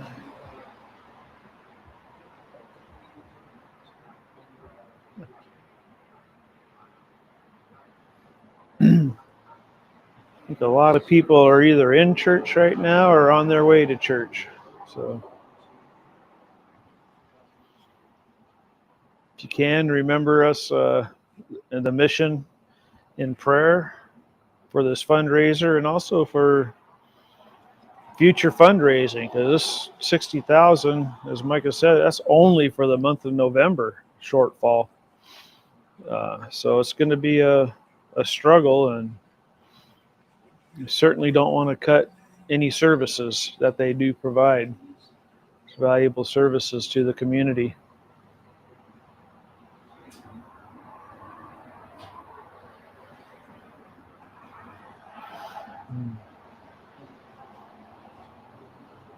Four people online now.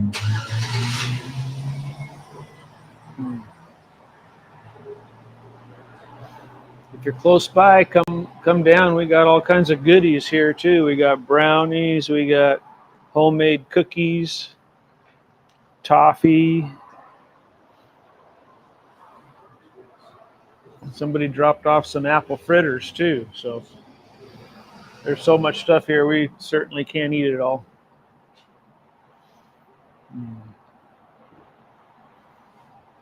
Oh, and thank you to my cousins, Matt and Mart Skilperort, for dropping off that delicious teriyaki beef jerky. Well, that's been really good. Nice change from all the sugary sweets right here.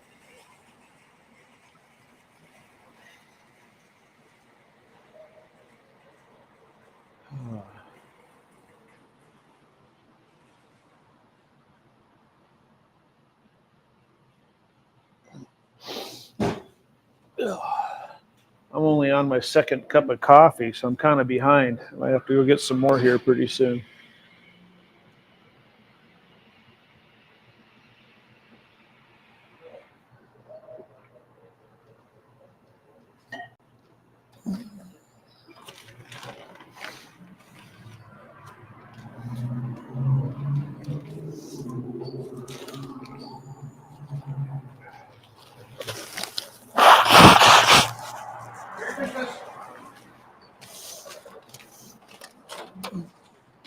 I accidentally melted the lid to the brownie. All right, I'm back. One of the things that is just so humbling and honoring. Oh, good morning, Nina. One of the things that is just so humbling and honoring is when someone shares with you something they're worried about, and it's very often a family member who's having a health crisis or something, and you get to pray, for them, and because in that moment when you're praying for them, and you're getting to be a physical embodiment of God's care for that person, and that's just so incredibly humbling that God would allow us to do that, because He doesn't need our help. He's God. He doesn't need our help. Oh, gracias, Maria. No, it's fine. You pray in Spanish. God speaks Spanish too. and I yo comprendo más, than yo hablo, so I can understand a lot more than I can actually say correctly, right? And so I understand your prayer. Yo comprendo, Maria, gracias.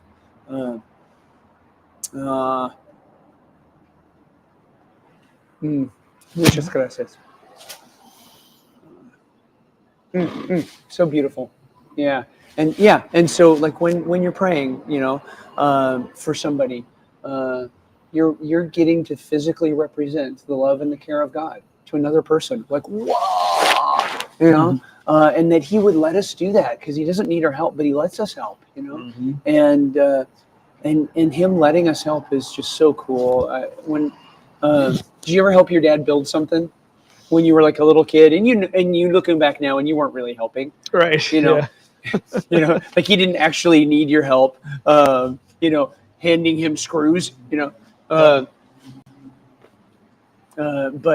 He let you help because He loved you being there with him and handing him the screws with each fence board or something. Yeah. And that's our Father in heaven. Like He could do it all Himself, but He invites us along and He lets us help because He loves us coming along, because He loves us. Yep. Yeah, it's so good, so good. You just brought back memories of helping my dad winterize getting the combine ready for harvest and stuff like that. You're right. Yeah, he is.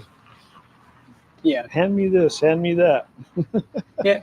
And the truth is He might have even gotten it done faster. Maybe. He might have even gotten it done faster.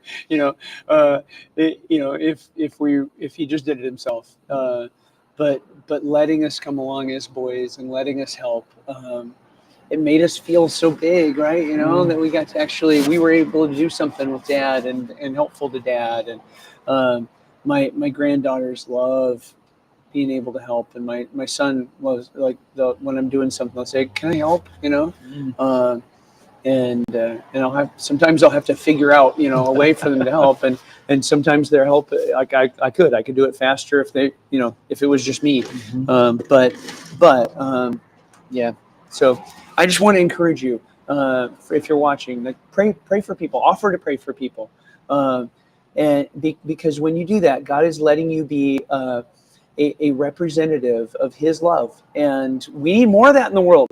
Like the world needs more people being representatives of the love of God, into an angry, hurting, broken world, especially as the internet gives us all the ability to sound off and be angry at each other, with no cost. Right. It's like the whole world has turned into road rage, or or at least the online world, is essentially a one rolling functional road rage incident. So Yeah. uh, So, putting them within reach now, are you? well, someone took the time to make these brownies for us, That's right. and I Yeah. need to honor their Well, work and they're their gonna put sacrifice it that way, I guess. by eating one every now and then. I'll eat the one that fell on the ground. Merry Christmas. Have a great day. Yeah, this is the probably the lowest point in viewership because a lot of our viewers Everybody's are in at church right now. Yeah. Yeah. Yep.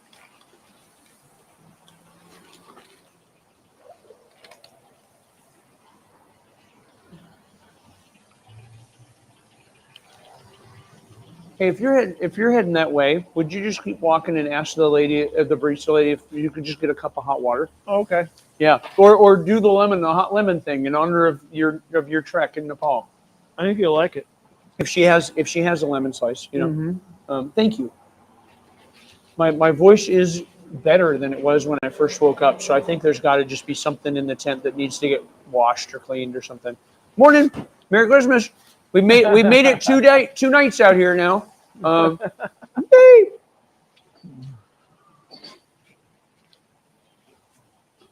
Okay.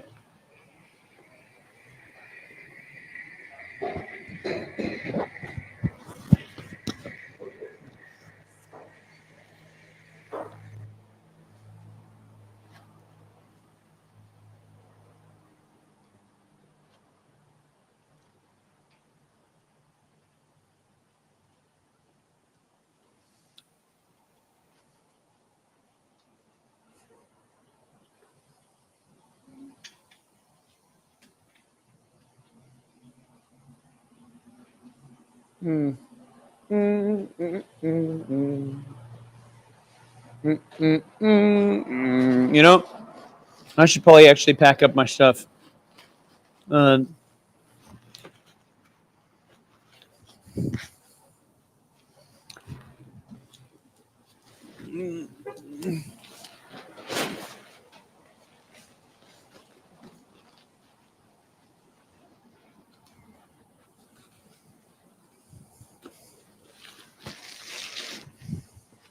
Get some air in there. Dry that baby out.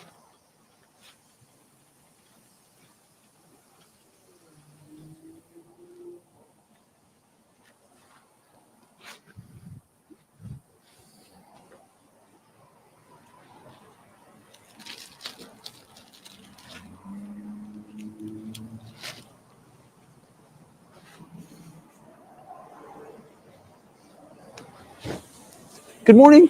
Merry Christmas. Love the sweater. Oh, man, that reminds me.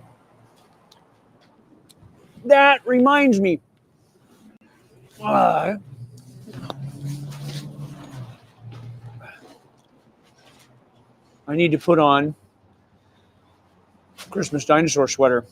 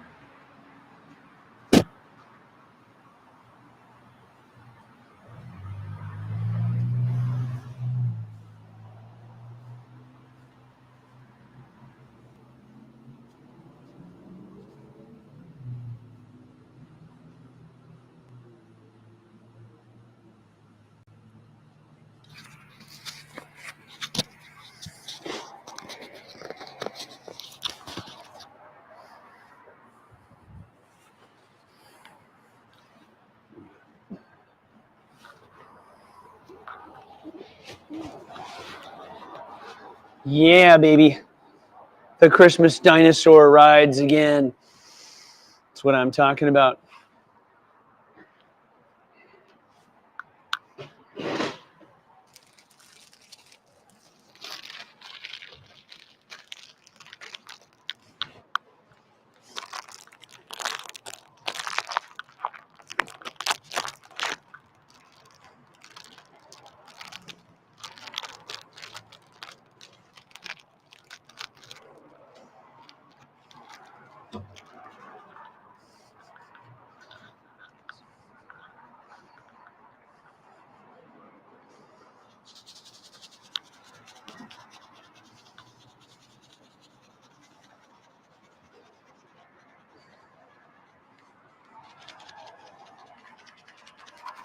Merry Christmas. Have a great day.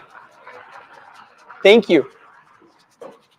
You inspired me. I went and I grabbed my sweater out of the backpack. Thank you. I brought it and then I forgot I had it until I saw you.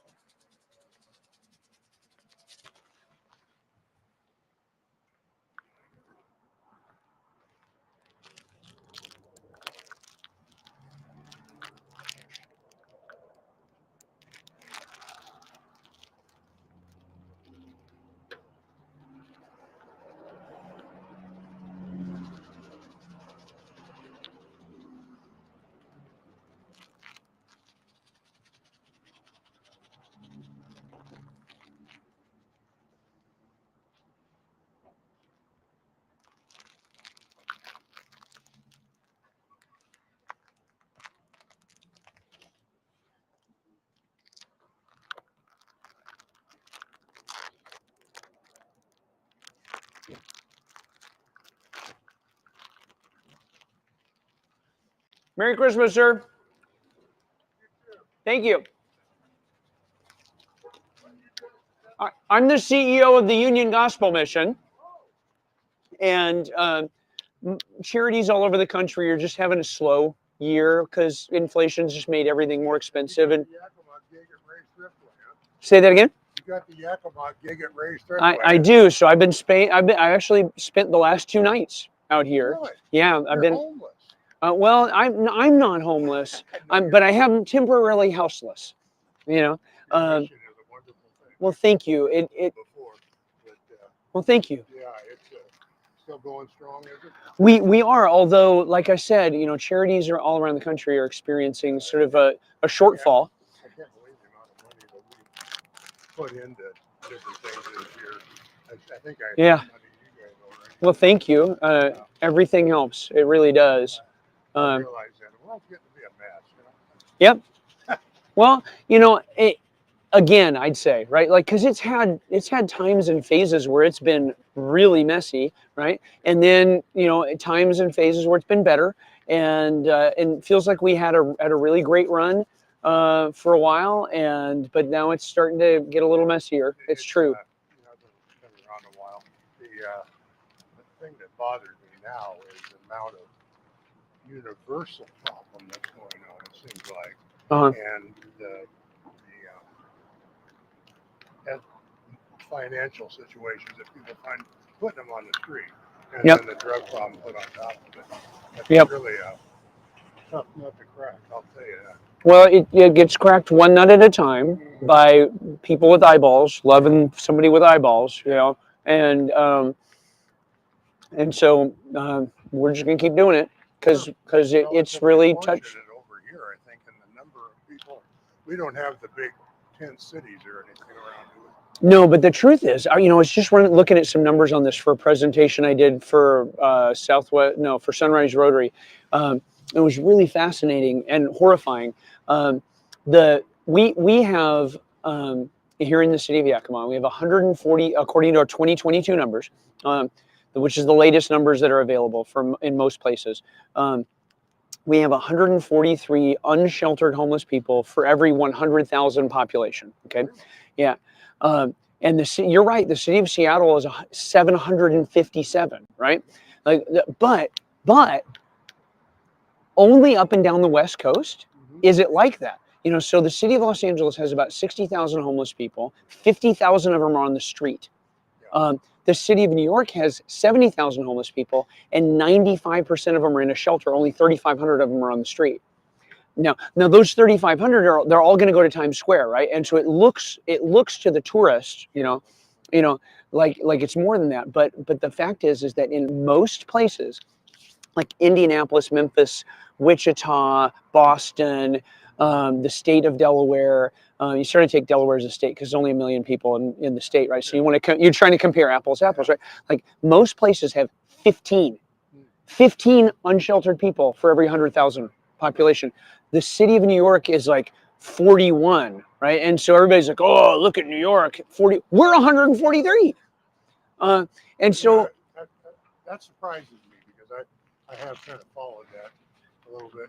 My dad used to be really big and we're supporting that as we are. But,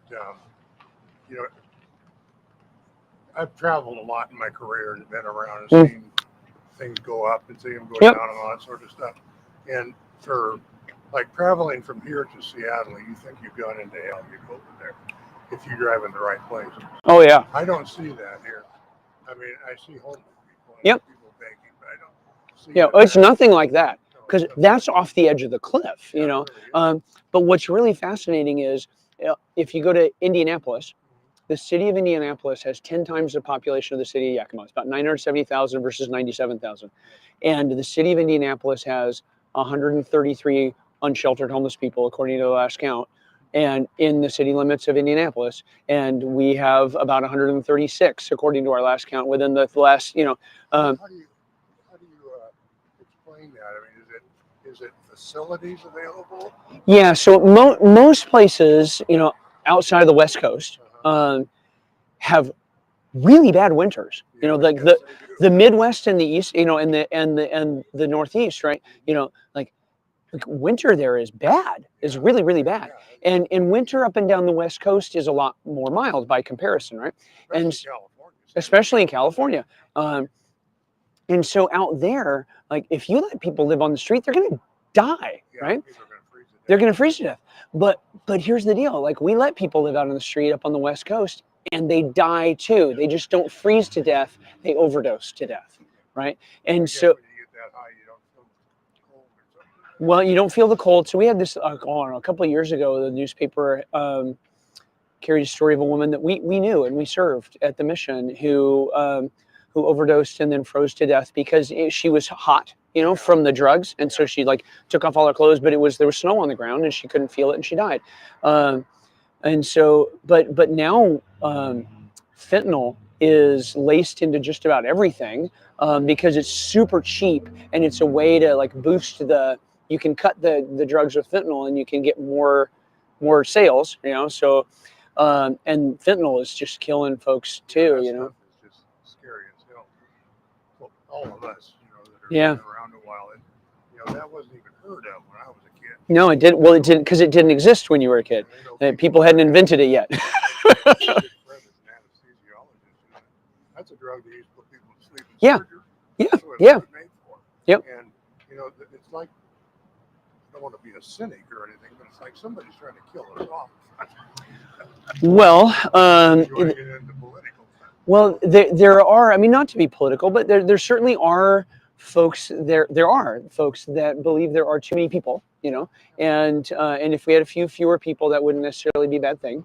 So he's looking at where the tent is me for the last 2 nights. I'm the CEO of the Union Gospel Mission, and I've been staying out here for the last 48 hours. I got 12 more hours to go because we're trying to make up about a $60,000 shortfall in our contribution budget.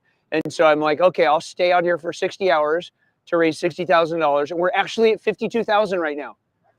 So if you want to help us put it in the garage, we'd be grateful. Go to yugm.org, or you can scan the QR code on the poster over there, or drop $20 in the can. Anything helps. But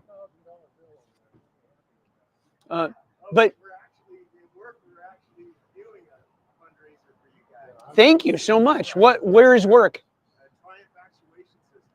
Oh, sweet.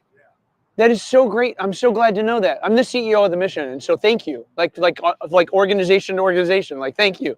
Yep. Good to meet you. Appreciate it. I gotta get to. Okay. Nice See ya. to meet you.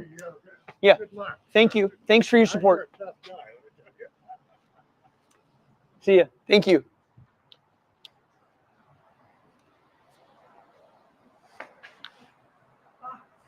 Where'd you get that? I brought it with me in my backpack. There it is, everyone. Look and be jealous. Nina, Dan, she said your mic is off, but it's not necessarily off. It's just that when you clip it that way, the microphone points down. So we got to clip it that way so the mic points up. There we go. Thank you, Nina. And Nina Rodriguez, look upon the Christmas dinosaur and weep in jealousy. I can't make amazing cakes. I can't make amazing cakes like you guys do, but I can wear silly sweaters. So everybody does their part at least. Well, I was just telling you. Merry Christmas, brother. Good morning. Yeah, we're hanging in there. We've done 2 nights now. We've been out here for 48 hours, and we're at 52,000 out of 60. So yeah, so we're getting there, man. We're getting there. Thanks. Anyway, they're going to be down at the shop soon, and they're wrapping gifts for their toy drive to the. What are you guys doing? I heard you guys might be doing something around here. Well, I'm just sporting the Christmas dinosaur. How you doing? We're good, dude. We're at 52,000 right now.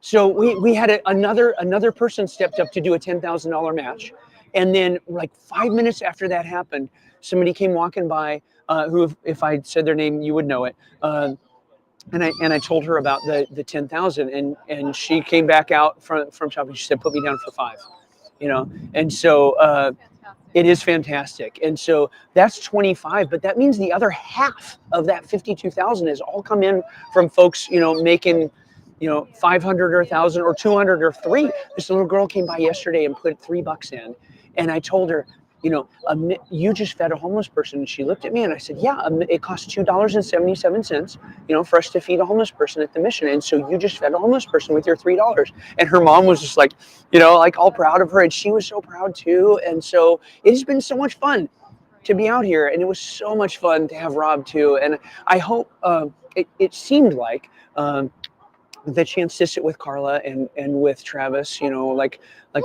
really meant something for him, and I hope so. So yeah, that's so cool. I'm definitely gonna get you guys over for dinner sometime, please. Yeah. Yeah. I was telling Rob I'd love to just share with you my experience with the Union Gospel Mission, and so it's been many years. Yeah, you were working in the mental health field, right? I still am. Yeah. Yeah, but from when I started as a new nurse in the hospital, or I worked for New Hope for about. Are you a psychiatric nurse practitioner? Oh, yeah. Well, we are. But we had students when I was with Yep. We need all the volunteerism out of the psychiatric nurse practitioners that we can get. I've always worked with the homeless population, actually. So Yeah. especially when I was Yeah. comprehensive. Yeah. So, but Steve Gelke, I don't know if you weren't here when Steve No. was here. He was with comprehensive, but I would go with Steve, along the river all the time. Yeah. Find people. Yeah, and if you have the time, and you get the chance to actually get to know people, it's deeply touching. I mean, like you're really glad to know them, and you're just like, yeah, it does. Because it's not housing. No. And that's I mean, it's part of it. Housing's part of it. Like people need help, and housing is expensive, and some of them need help with housing. It's true, but you're right. It's actually really a small. Housing is a symptom of like the other problems, actually. Yeah. Yeah. And layers upon that. Have you looked much at? Really looked into the ACE study, and really, So one of the most fascinating findings out of the ACE study is that that folks reporting an experience of psychosis, right, does not track with ACE score. until you hit 7, and then it tracks, right? Unless someone also reports using drugs, and in which case, like, it's this line, right?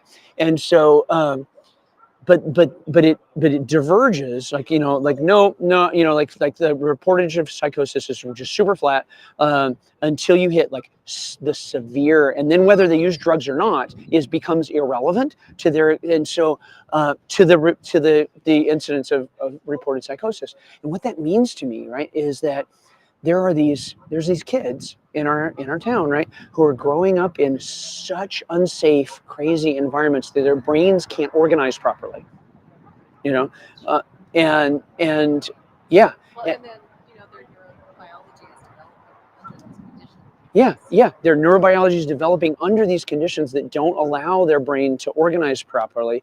And because I've always sort of thought of schizophrenia as sort of like a brain like a brain organization disorder, and so I mean, maybe not perfectly accurate, but it's helped me at least, and so I'm. And so, like, severe trauma and abuse, it actually ends up,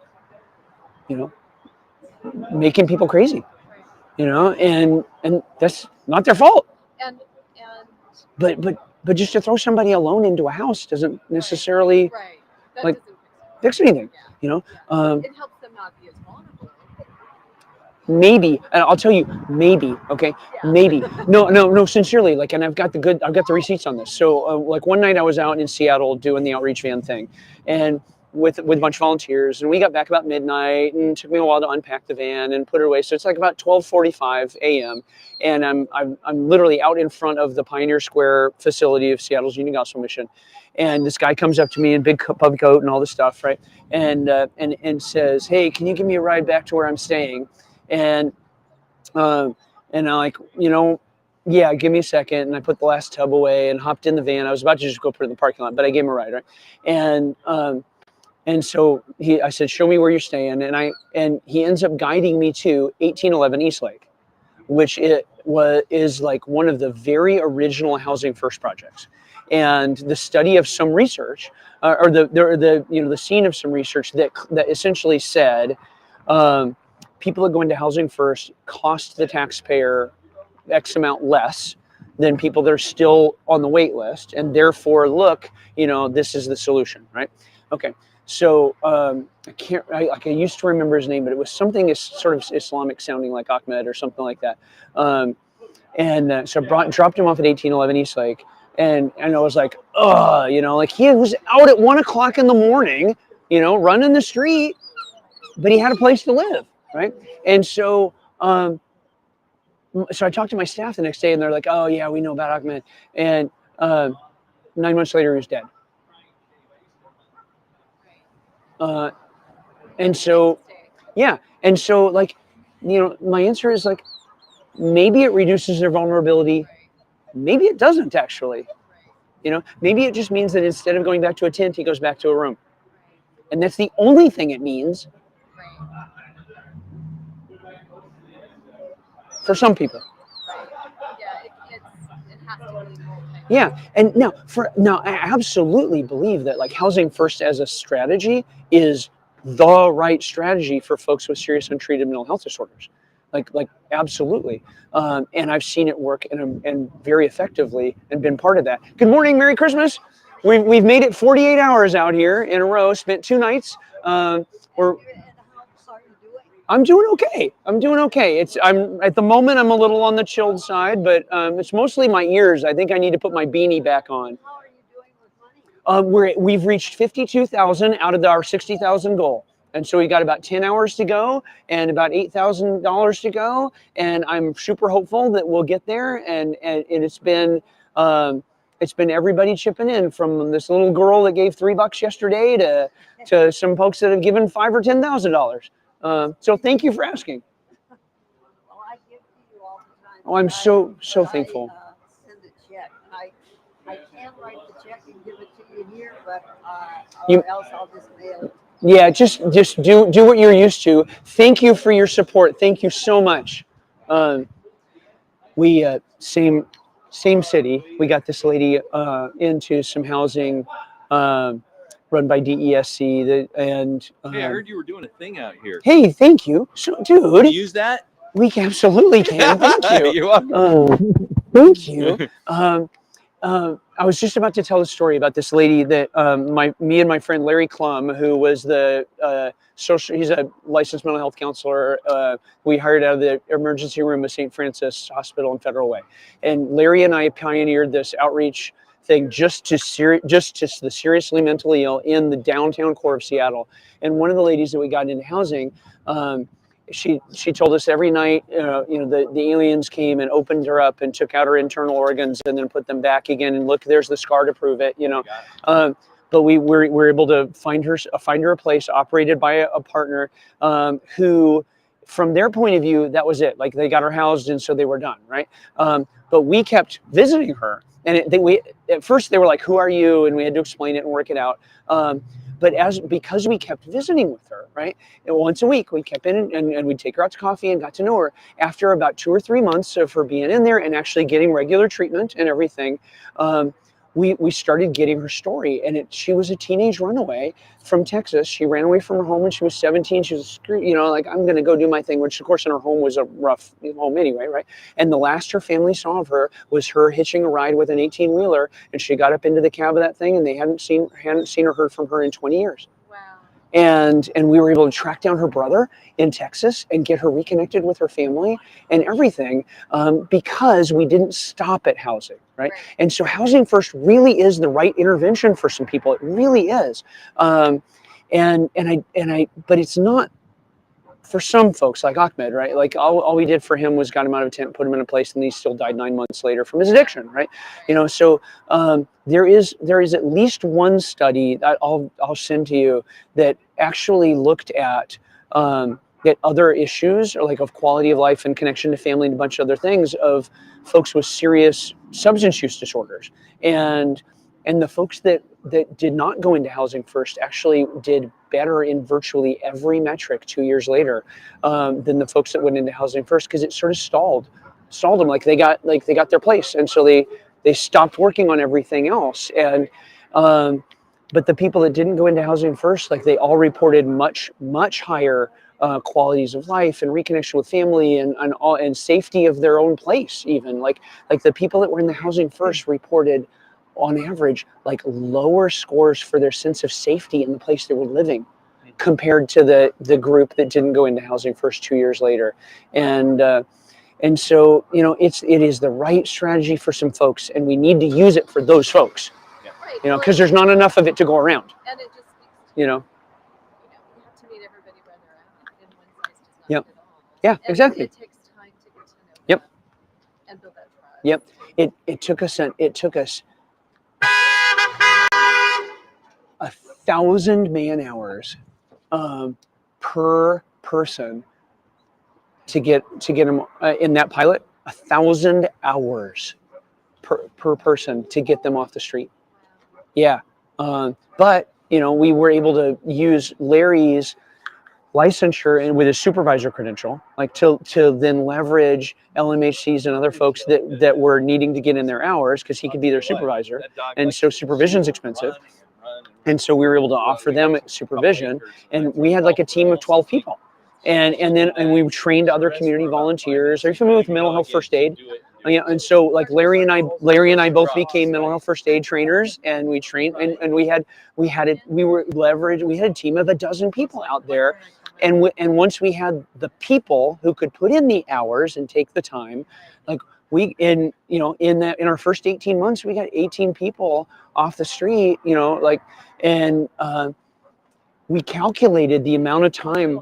Is this your dog? Hi, sweet. Oh, they're so gorgeous. Yeah. So obviously, we got, plenty. We could be talking all day long, but we'd love to get you over on and have some dinner. And I think you'd really enjoy my wife, and I think she'd really enjoy you as well. So, thank you again. It's warm in here. It's not with that thing. It's not bad. We didn't have that thing when we were out here the first day. That thing is nice, dude. Yeah. I'm totally. Brian brought that. I'm going to Harbor Freight and I'm buying me one of those things, and I'm just gonna put it in my bedroom, and and get it up to 80 degrees tonight, and get all nice and cozy and warm and stuff. Thank you again for hanging with me and for making that first night just so special. Weren't Carla and Travis just the best? Yes. Yeah. It's very impactful. It's wonderful to hear their stories. I've felt enriched by it. What was really fun though for me is my dad, who's not really much of an emoter. Yeah, Wayne. Having him come Yeah. out and listen to Travis's story. I never asked him to do that. He came back to listen and just be there, and that meant a lot. So That's I cool. thought it was really cool. Yeah. Well, I would love to at some point. Is that your dog that you're This kissing? Nora. She thinks she should You know, greet everybody. Why not? At some point, I'd love to get some lunch with you and your dad, and just hear his story a little bit more too. As a service member, with a. He's pretty private. I understand. Yeah. I understand. But he's a solid man. What we'd like to do is have you and Dina over to the house for It'd be dinner, nice. and we'll just talk So fun stuff sweet. and Yep. maybe play a game or two. It'd be so fun. Wouldn't that be Yeah, I fun? would love that so much. All right. Well, when things lighten up Yeah. here and we can see ourselves, usually it's past the holidays. Yep. January slows down Yep. for us a little bit. We'll get together and we'll have some dinner at the Vickers household. That'd How's be that? sweet. That would be All right. so sweet. Good. Yep. And you guys are gonna hit. I'm hopeful. I'm hopeful. We're probably now just over 52, maybe hitting 53, and so I'm. Who was your guy that did the match? So a friend of mine named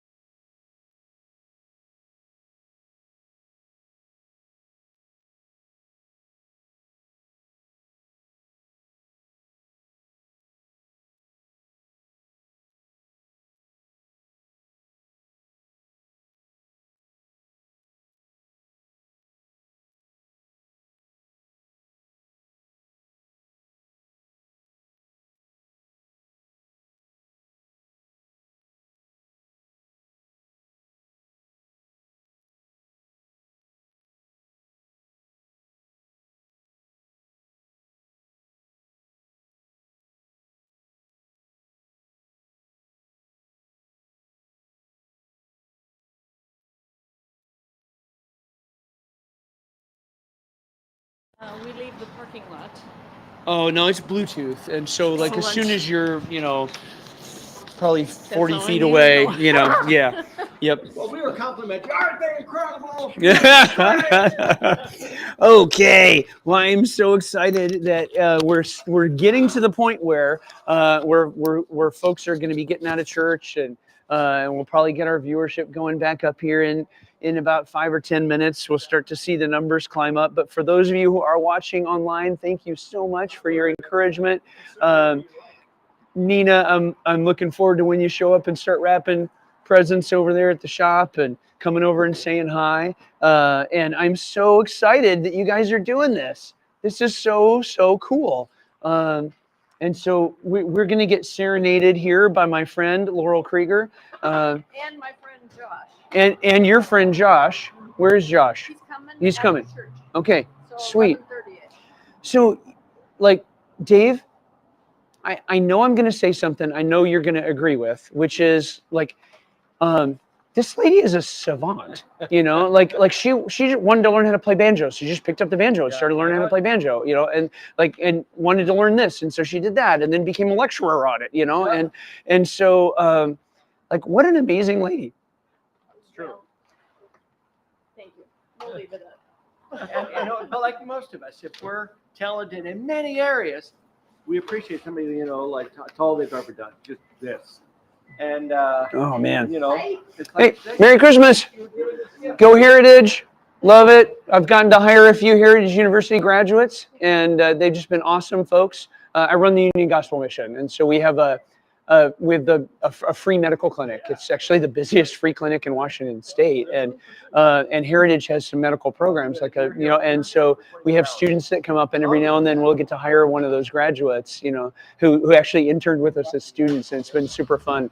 And charter college too. We've got our MA is a charter college grad, who came over as a charter college student, and volunteered and got hours in at the clinic, and then we got to hire her afterwards too. So go Heritage, love them.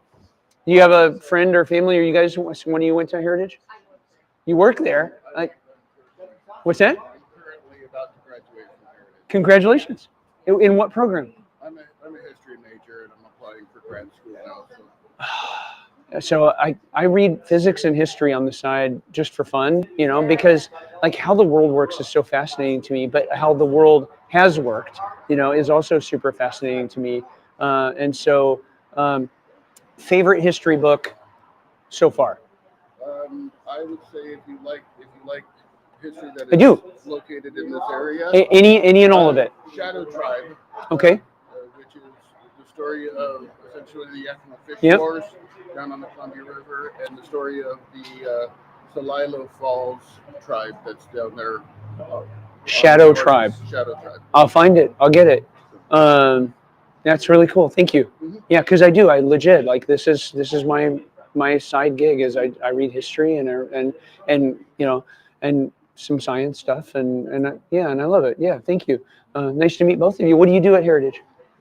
Director of accreditation, and Okay. I also teach English. Okay.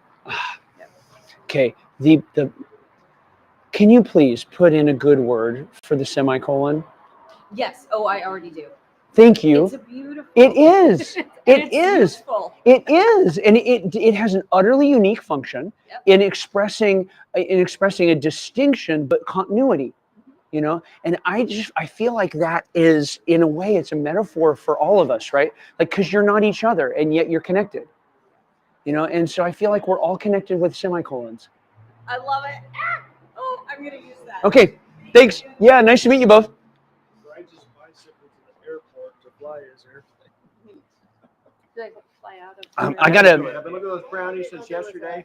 I said they've been on There's a little Michael's more lap. stuff there, They're the best brownies. I got to make a quick note to self. The guy with the Heritage sweatshirt is about to graduate from Heritage with a history major, and I said, oh, I love reading history, and I said, favorite history book so far, and he said Shadow Tribe, and it's the story of a couple of local tribes, that just that nobody's ever really heard of, and he said it was just so super fascinating, and so I need to make a note to self, That's neat. or I'll forget and then I won't look it up, and so. So Heather's husband who died, he was a teacher at Heritage Mm, History. that's cool. I don't. Took classes with Laurel. But That's he's how been- she met Heather initially. He's been in 4 years. Yeah. I don't know if this guy would have been with him. Okay, boom. Made the note. I also am realizing I need to. Make note about this is your new urology motto: leak-free, worry-free. I had to get a new phone.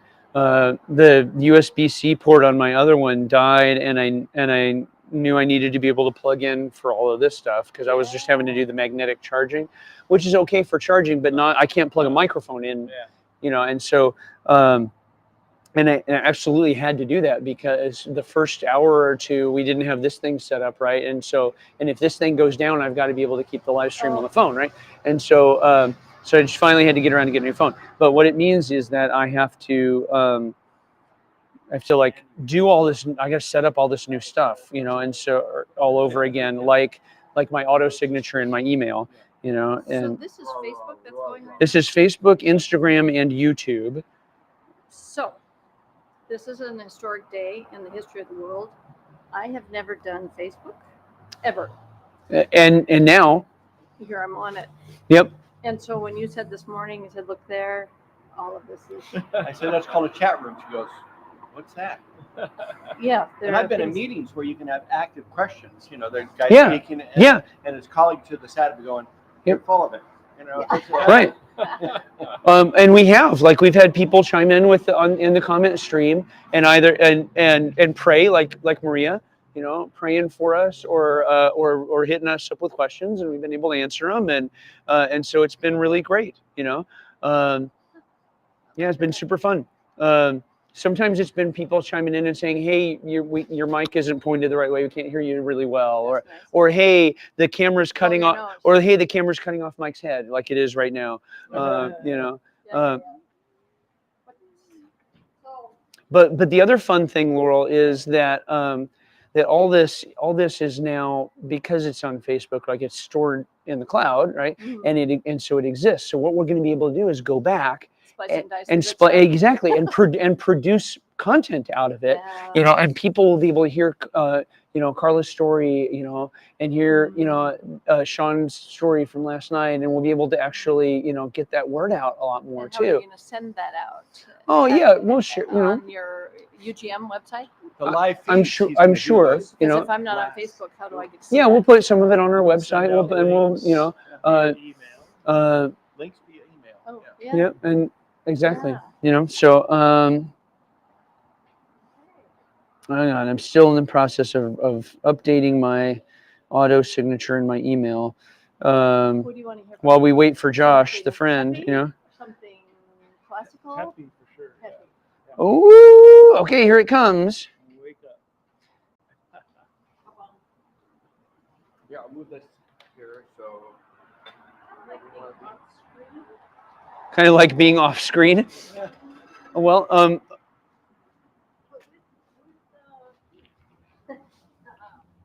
How's that for us? This is for Josh. Okay. Never played with all these layers.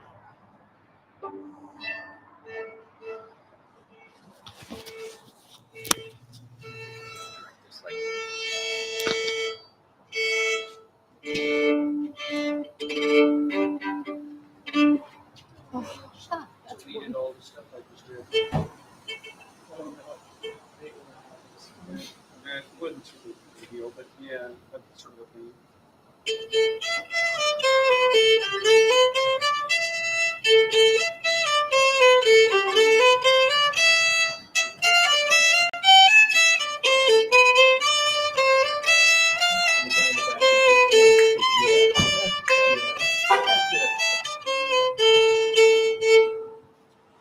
That was awesome. Keep it going.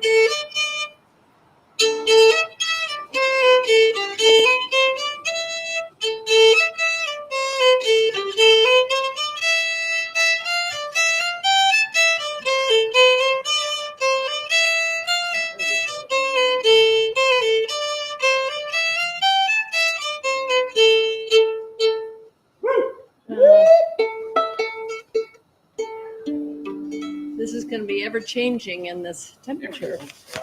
Uh-huh. Let's try here.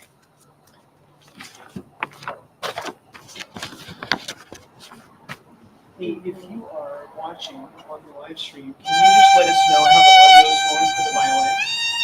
How's the sound?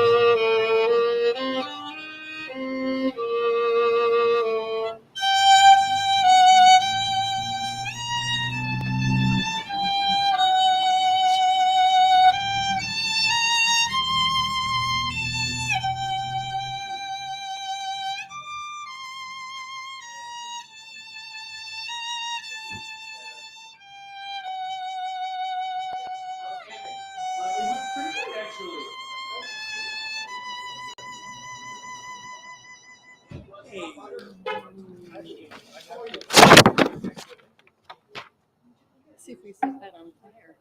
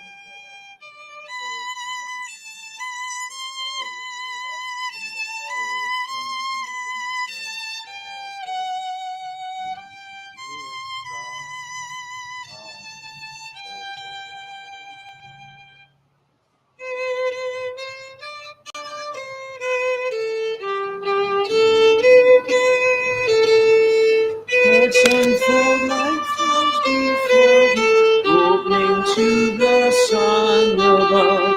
Melt the clouds of sin and sadness, drive the dark of doubt away. Give her all immortal gladness, fill us with the light today. All thy works with joy surround the earth, and heaven reflect thy rays. Stars and angels sing around the center of unbroken praise. Field and forest, vale and mountain, flowery meadow, flashing sea. Green bird and flowing fountain call us to rejoice in thee. Yay! Have fun.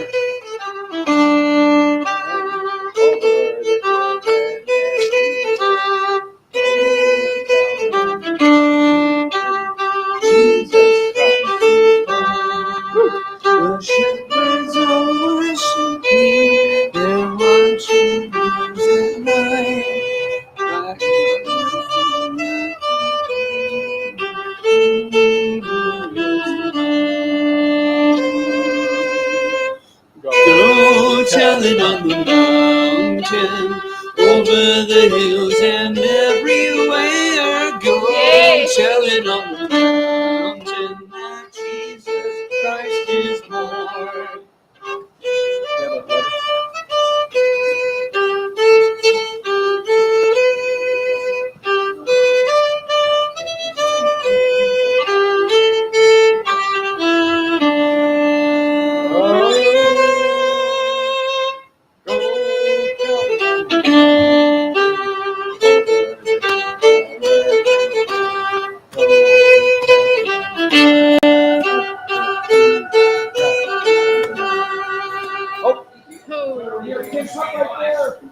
Yay!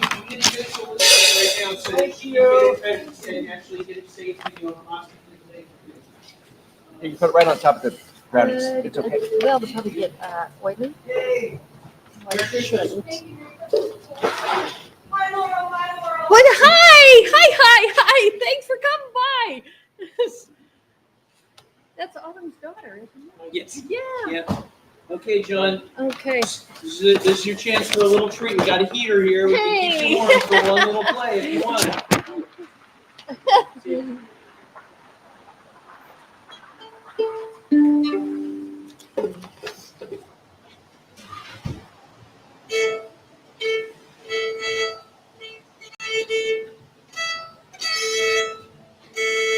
Tina says it's beautiful, and she wishes she could be here in person, but she's doesn't gonna have keep to her be. germs at home. You know? Oh, Yeah. I'm sorry she's got germs. Yeah. Sickly. Yeah. I'm sorry, Dina. I'll play for you. What do you think of the hot lemon? The lemon juice.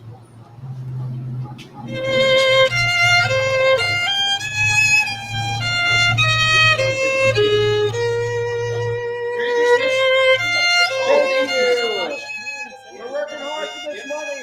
We've been on here for 2 nights.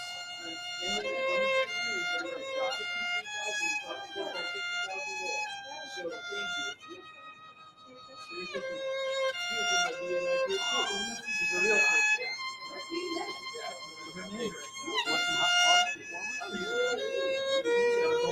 All right, here comes hey.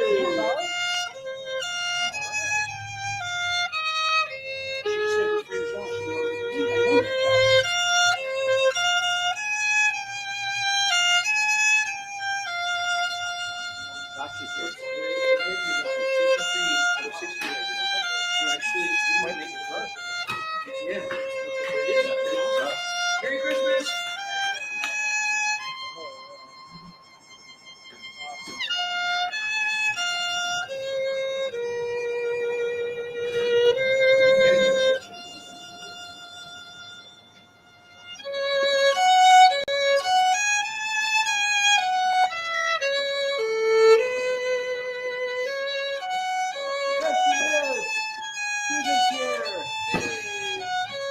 Come on in, right here. Hey, Merry Christmas. Merry Christmas!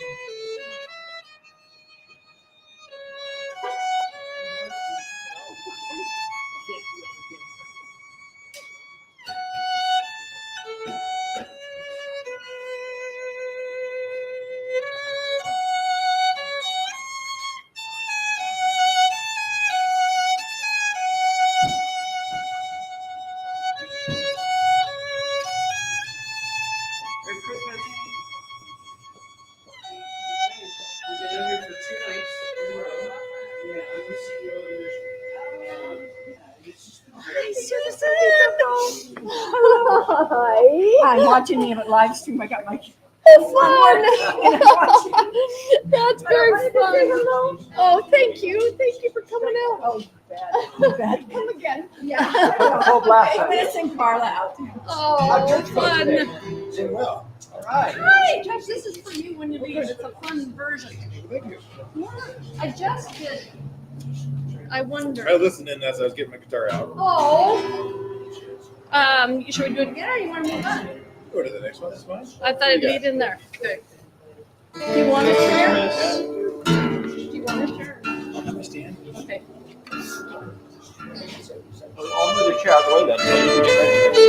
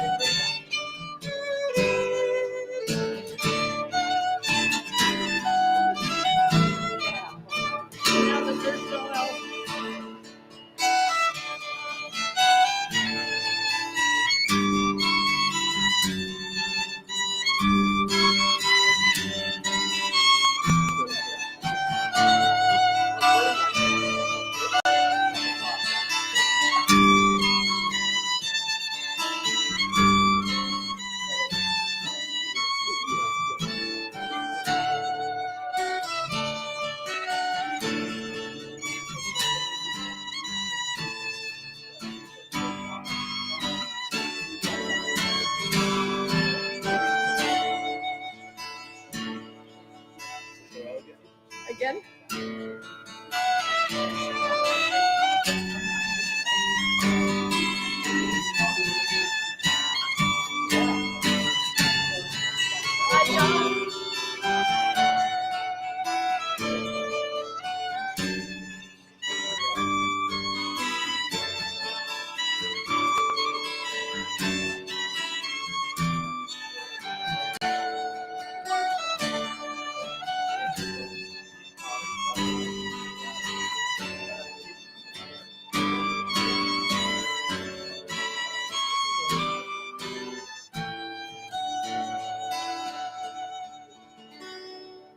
Yay, that's so neat that you're here. It adds. So this is all in the same key here. Honey, thank you. I have A major? Okay. Uh-huh. Yeah, you're great if you just hold it. Okay. Because I think the next ones are in that key. Yeah, kept them all in the same key. Cradle song and traditional song. Yeah, yeah. Yep. That's so nice.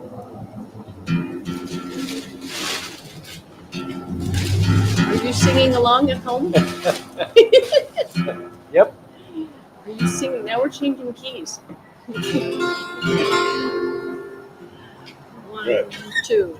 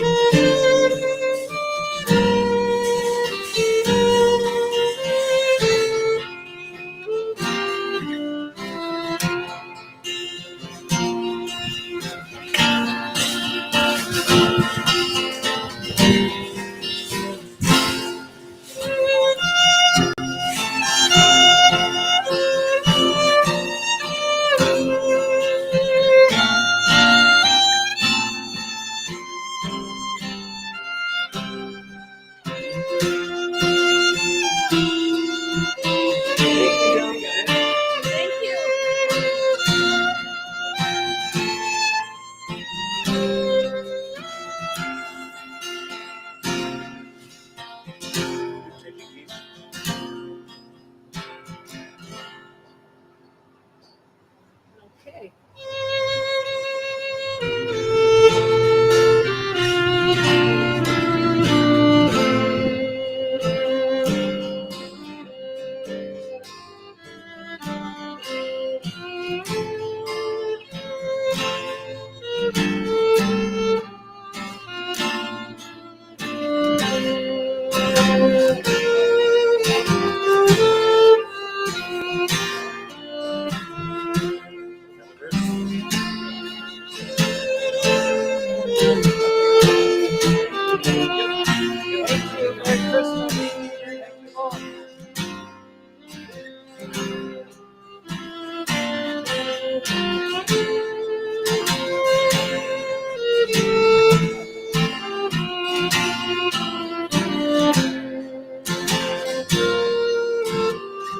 Good.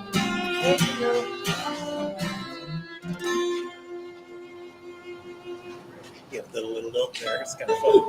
That's Rob, right? When I put my little drill in. That's for you, Rob. Right? Good morning. Yeah, good morning or good evening Good over evening. there. Yeah, good night. Boy, the instrument says it's cold out here. Yeah, You said usually change keys, and I was thinking. well, you're depending on which chart we're And doing. I was thinking, what's he saying? Okay.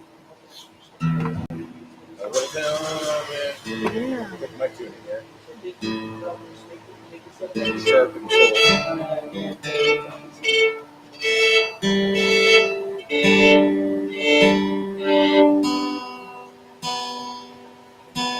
This is wild. Never done this for a camera or No, but for cold. an audience or in Cold with your Reynolds. It's like just. Yeah.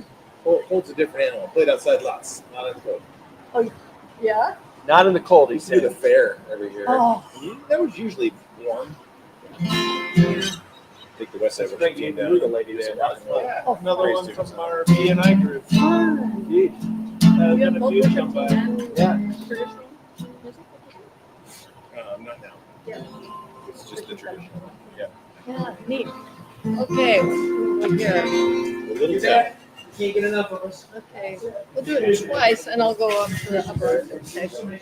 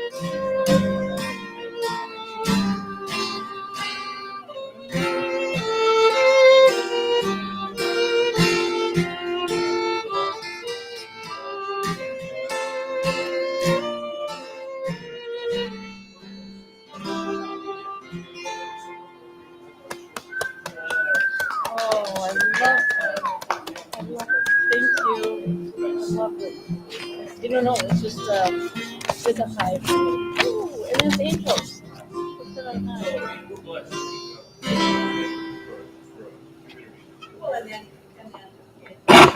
Change key over my this key. I feel very much classier right now. Be a little God's. 1, 2, 3.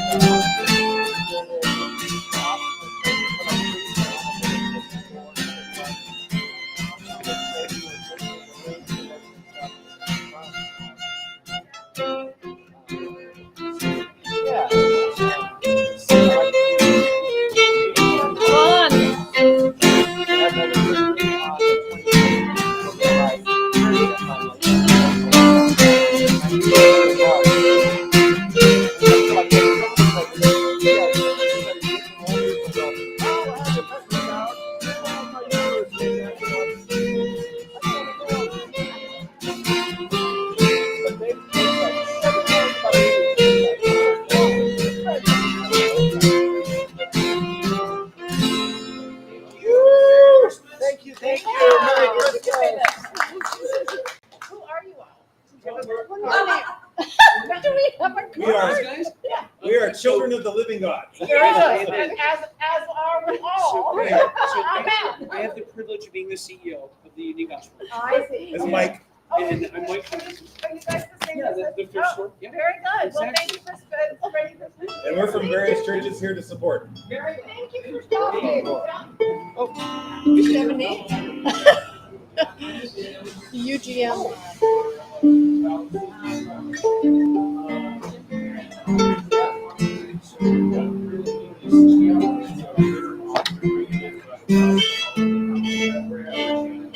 I'll buy it. Christian man? Yeah. Fun.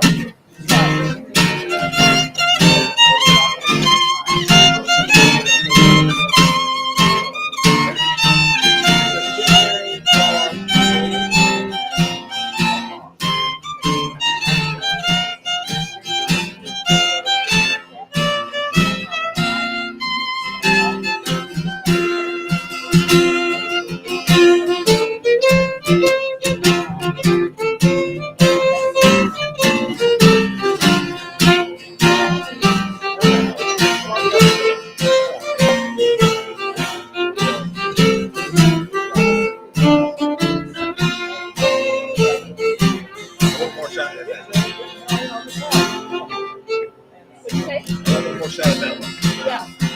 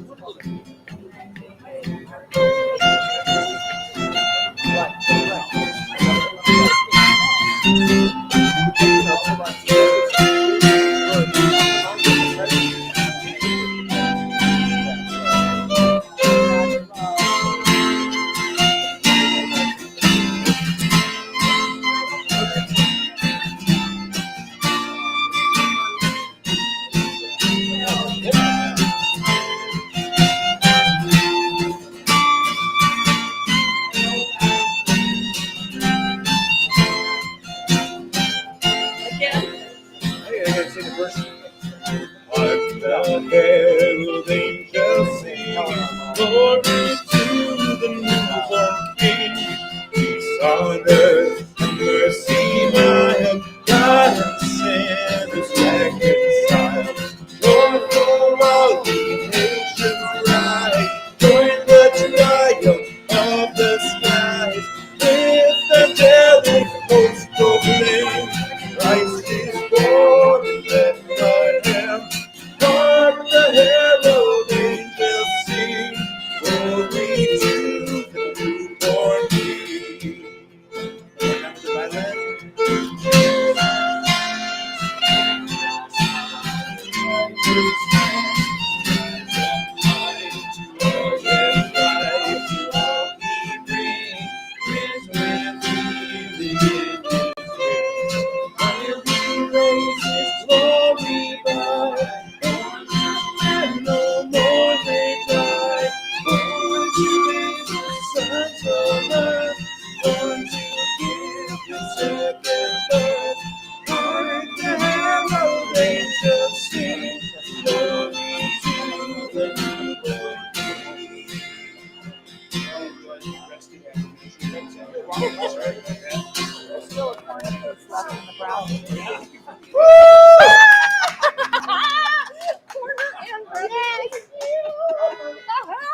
wonder. score That must twice. be- Oh, I love it. That's great. Are you doing the whole book? I know, just randomly turning. I All just right. downloaded that one. Let's I do had- it. Okay. See here. Oh, Maybe very I'll just give good. you your hands cold. I'll do it if you. Oh, it doesn't. We're making this up as we go. We haven't rehearsed. Hope you can't tell. Oh, anybody wants to click on it. Laurel, Laurel, let's do it again. This is. You don't know how my heart is fluttering getting to play with John. It's so great.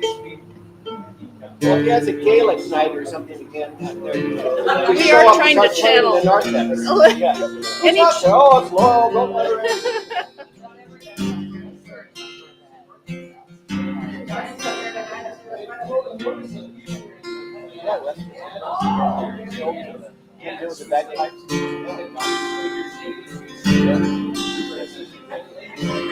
Oh, he's.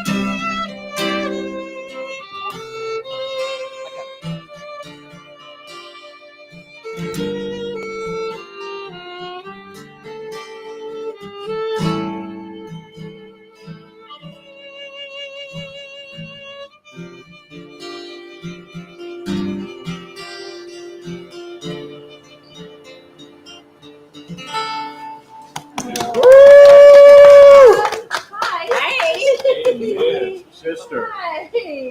Fun that you're here. So, Laurel, Thank you. I have to ask you, is your vibrato natural or is it shaped like a little bit of both? Yeah. Yeah. Enhanced. Yes.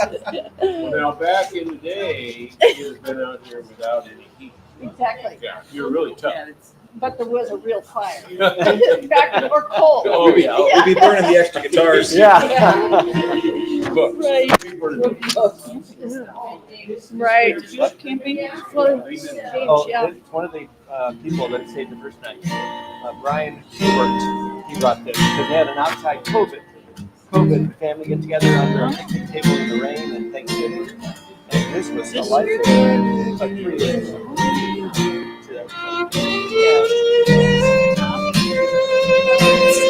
The box is over there, shine and glow. It's against the wall, right next to the free paper.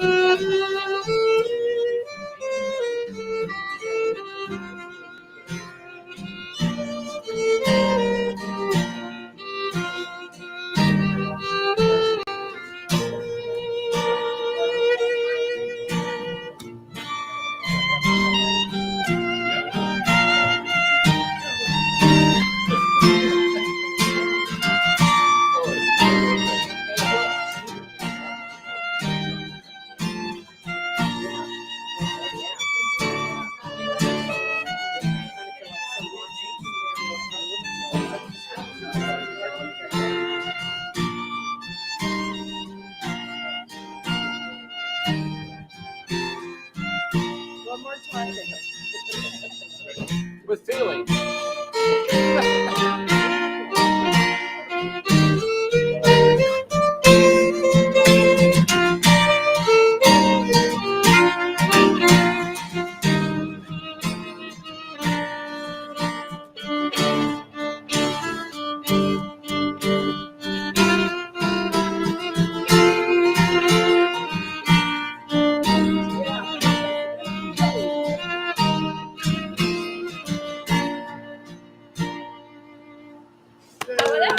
Yeah. Oh, premature.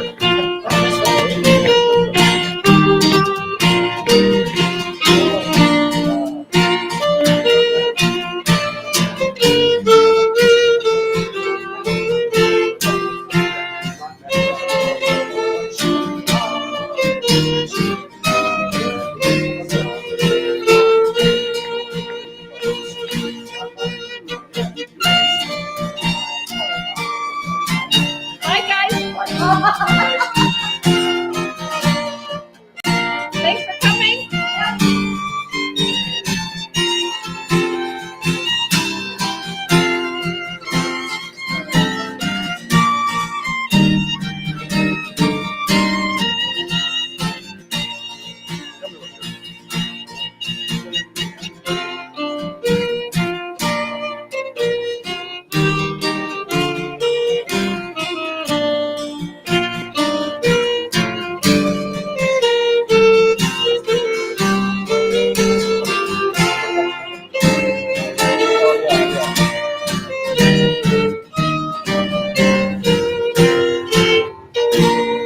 There we go. That's the bravo. Yes. Bye, Tom. Thank you. Thanks for coming.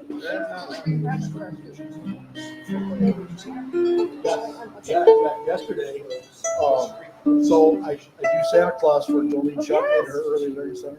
Yes. And I asked her, hey, can I just keep the costume for today? Yeah. And so the pictures with little Arabella. Oh. That's She just stared at great. me. Yeah, that was fun. Oh. That's a highlight. I bet she did. She didn't deny. Oh, her first? Yeah, That's she's sweet. huge. Oh, I'm glad. I'm glad. Well, tell them I hope they haven't read the books already. No, we wanted to get ahead of her reading skills. Love you. Thanks, Tyler. Thank you for coming. Okay.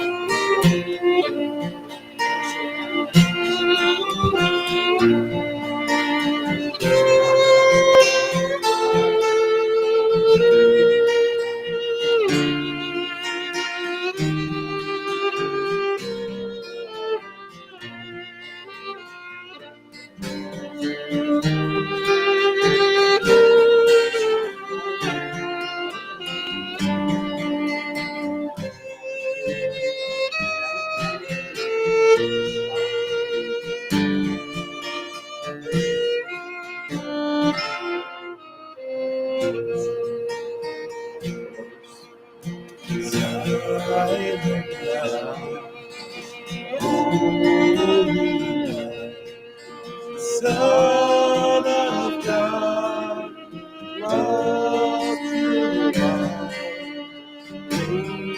Free and free of with the dawn of Jesus, for thy birth. Jesus,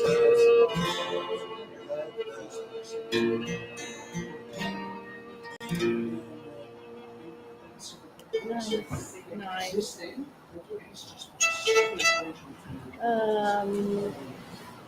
Let's see what we're gonna You play one of those songs that you played before it came. do.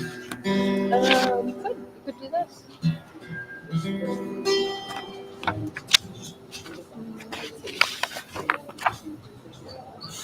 right here, I go to there, and then come back and do it again. All right. It's just me winging it. Is all it is. It's just an interlude that I stuck in. Give him a little more All right. heat here. No, I'm fine. I'm good. Okay. Okay. Catching it on the updraft, no problem. It's incredible right above it. Yeah, I have one of those for my work site. We You're warm smart. up around it. You're really What's your smart. work? Oh, I'm a builder now. Building. So you do the music on the side. Yeah, music too. Yeah. Yeah. Boy, good for you. You can't let G you minor, your G fingers. minor. Yeah, and then we turn the page and it becomes that. What child is Okay. this? Okay. We're going to And go then into we G go right minor there. Start out G minor. Go ahead. And then we go to that. Okay. And we do, well, that is that. Yeah. Yeah. And then we do, will come. Right. And it's the same. Sounds good. Okay. Second page is no problem. First page on the second. There we go. Okay. He's that good. Okay. Merry Christmas. 2, 3. We've been out here for about 54 hours or 52 hours or something like that, spending the night and everything. This is the Union Gospel. And it's just been a given year for sure.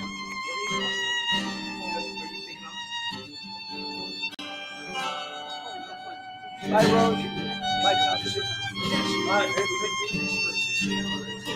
Or to raise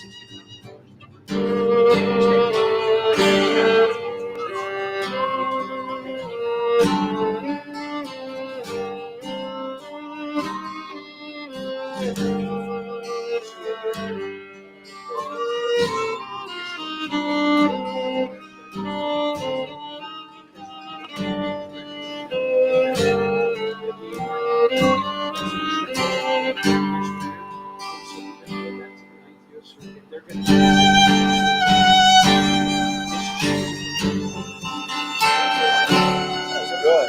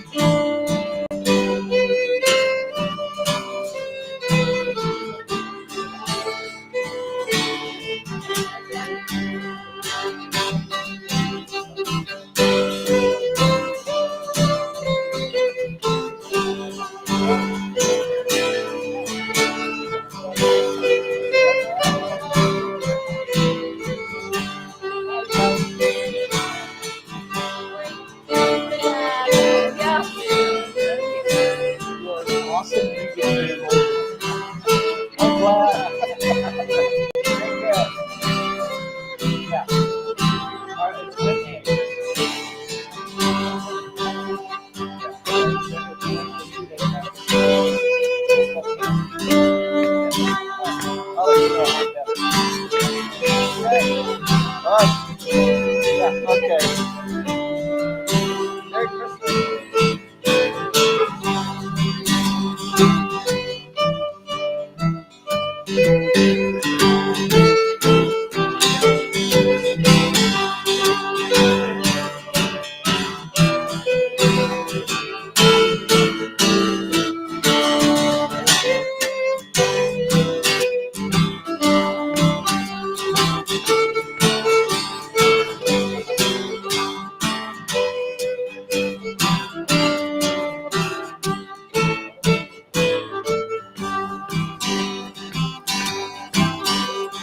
Shepherds feared and trembled when the Lord above the earth rang out the angel chorus. Hail the Savior. Oh, tell it all. Tell me over everywhere. Oh, tell it all. That Jesus Christ is born.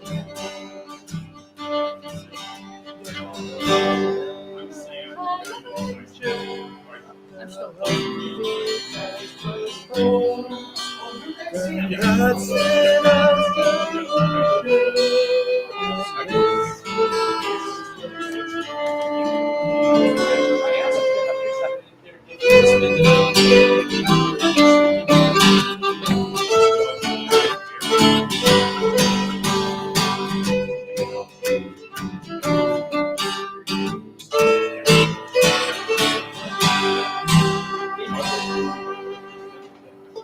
Yay! Let's find some music.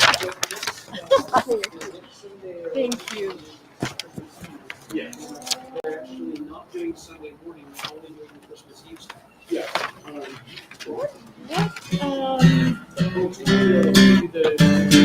Yeah, service. Oops, what's up? Something with at Stone with their organization, they're like how they're getting people organized or something, and so they let us know what to do this year. Can we do this together? Sure. Whatever it is. Josh, you're We'll great. figure it out. You're great. Oh boy. Jason. Yeah. Second, I got to do something with this. We'll start and just go to here. Let's just go to there. I think.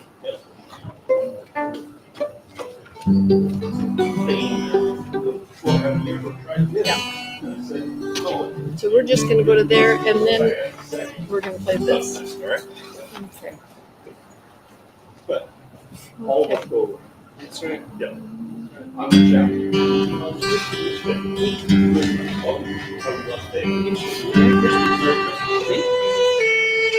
I'm just slower.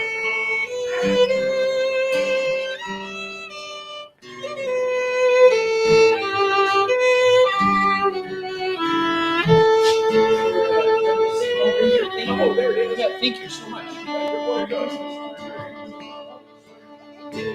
mean, I have no like mine too.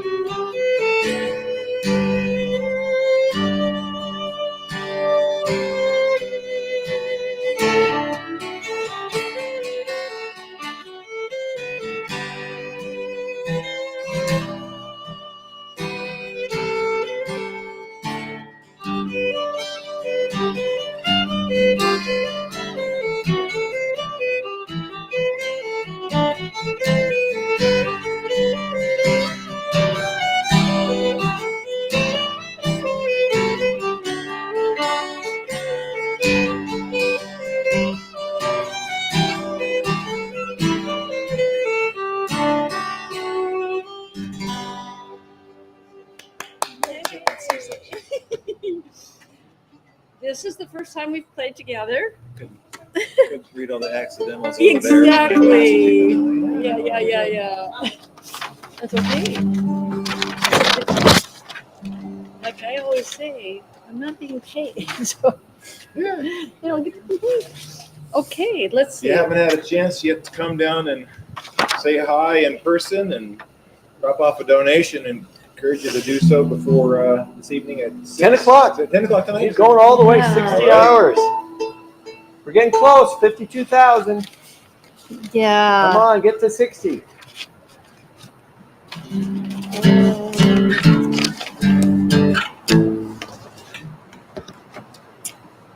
What do you think about the can?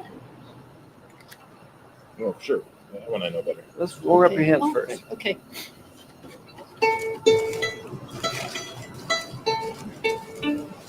So yours changing.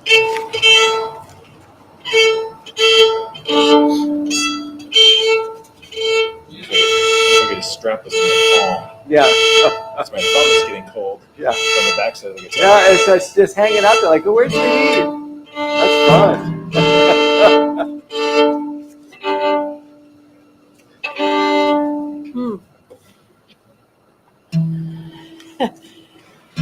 The good old fashioned way. This, yeah. I'm going to get a fresh one for you.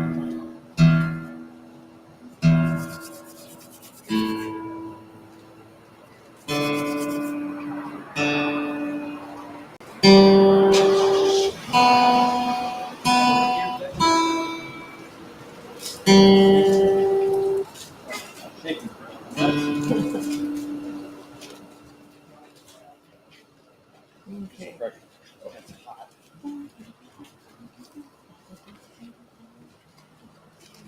You need one? It's warm. Thank you.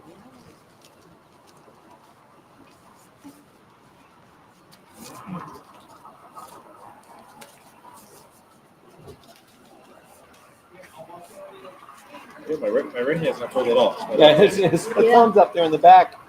Feeling 37 degrees. That's a new one. Steel guitar.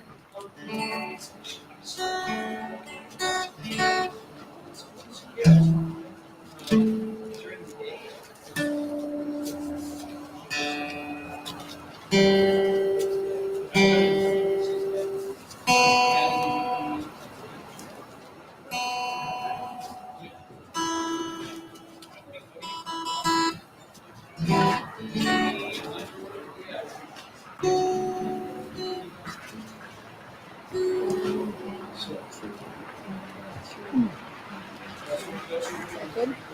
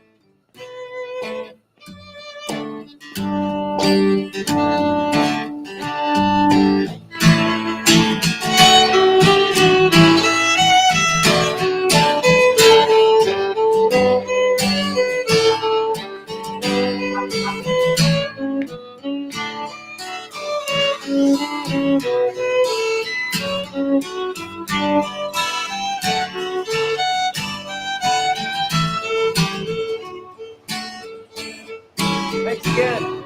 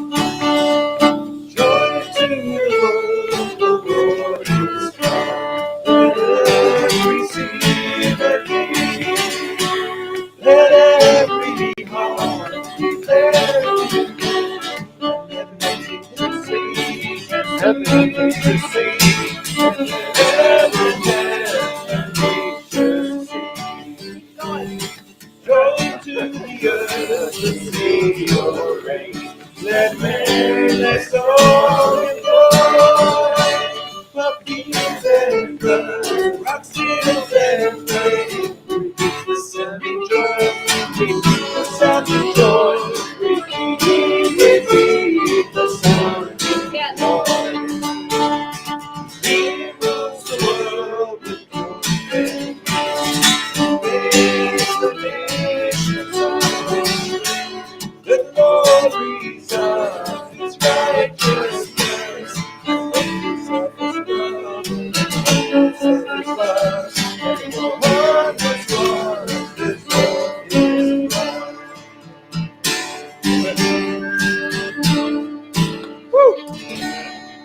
No offense on the guitar, but the violin got the beat. Oh, yeah, she's way better than I am. Hey, but the glory to God, right? Glory to I'm God. a piano player, but I didn't hold my piano out here. Oh, I wish. Thank you, thank you, Hey, thank you. I like that idea right there. Oh, That's this, nice, isn't yeah. that's the best invention. Yeah. Sure. I've never played that fast. Thought, oh, I'm in for it. That was great.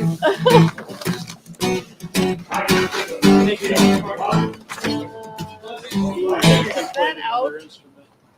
I couldn't play guitar without tabs. Oh, yeah. That's always a start. Started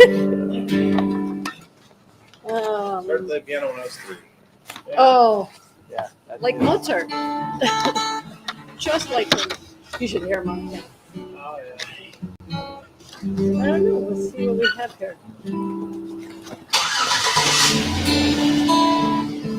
You might as well just go there.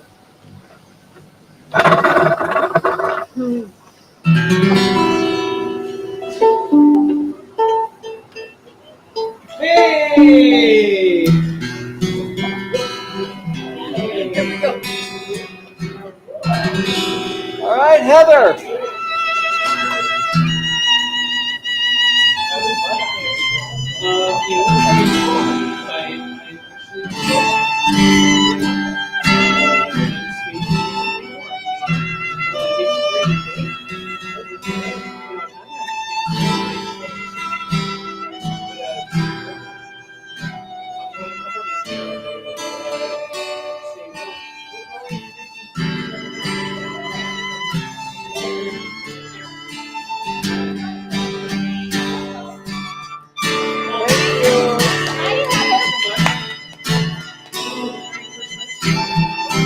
Yeah, Merry Christmas.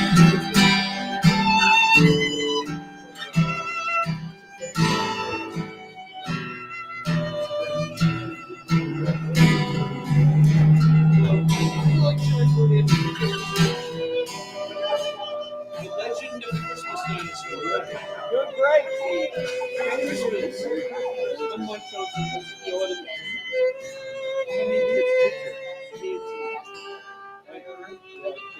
yeah, I We're trying remember to get you onto were this in front our line. very first one. Yeah, we've come a long way. We've added some training weapons now that actually Take a picture of her, Jenny.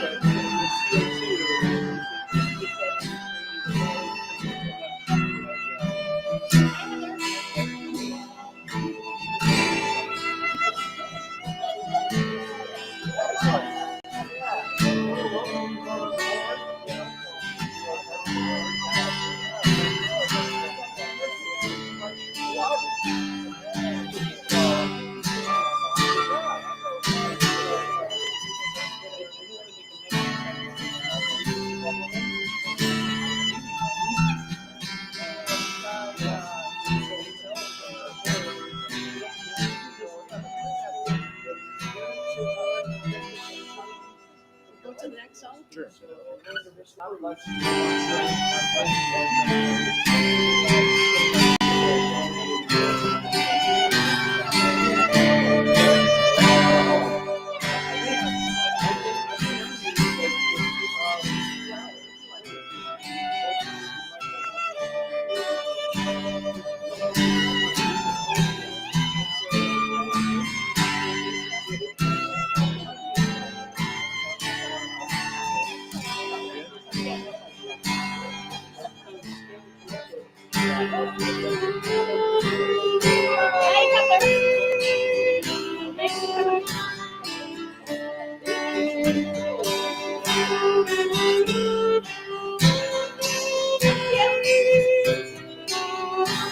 Kim's her name. Tell her name.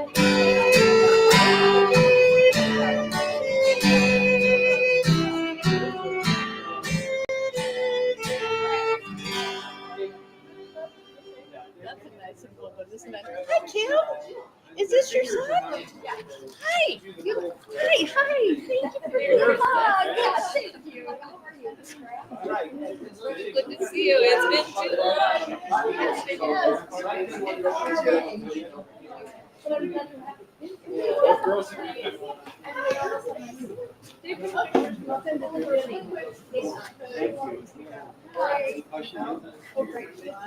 Dave, show you a picture. Dave, show her a picture of Jenny's kids. Yeah. Hi, Kim's son. I'm Hillary has 4. out of setting. I've never done that before, have I? No. I know who you are. Yeah, this is my son Blake. Hi, Blake. You live on the West Coast? Or Yeah, you I live did. in Detroit? Yeah. He just Thank you got for your service. back from Singapore. Oh, wow. Yeah, this is cool. Hi. Yeah. It's amazing. Thank you. Thank you. Yeah, it's so hard when we barely saw you. We were like, For a while. Yeah.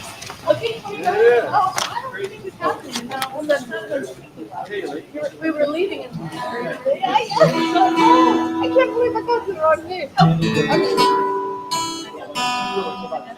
Thank you for calling. Yeah, you get them home for holidays? yeah. We're gonna go out to the elk station now. Yeah. Okay, bring the whole show. You could call them down. Yeah, I will. Okay, bye-bye. Have you played this? Okay.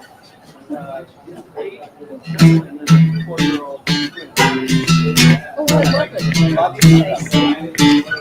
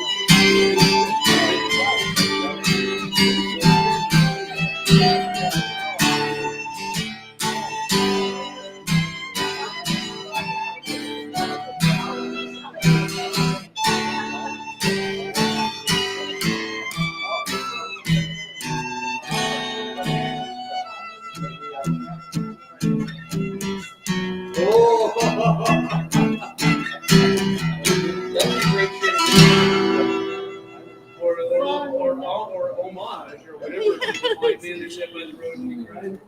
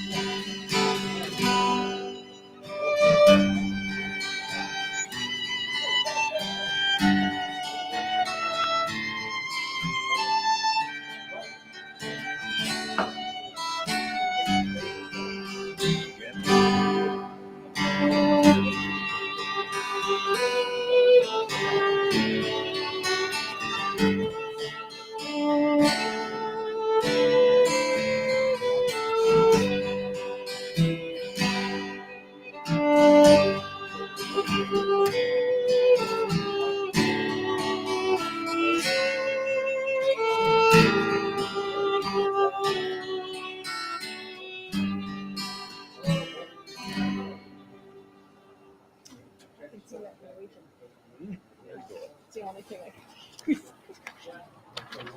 raised in Lutheran church. I've seen that on the Christmas Eve. Reddies.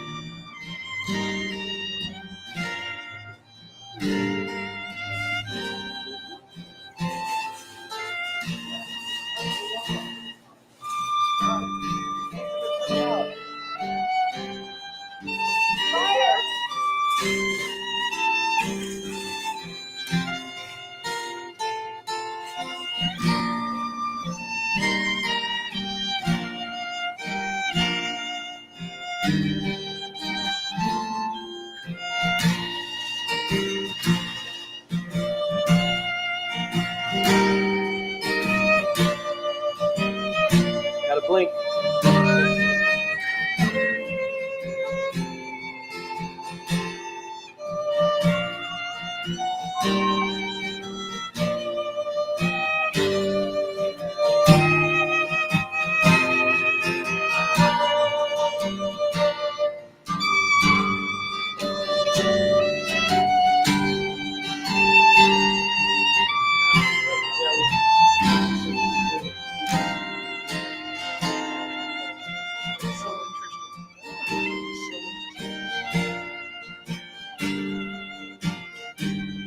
You guys play awesome locally, but apparently online, not so much.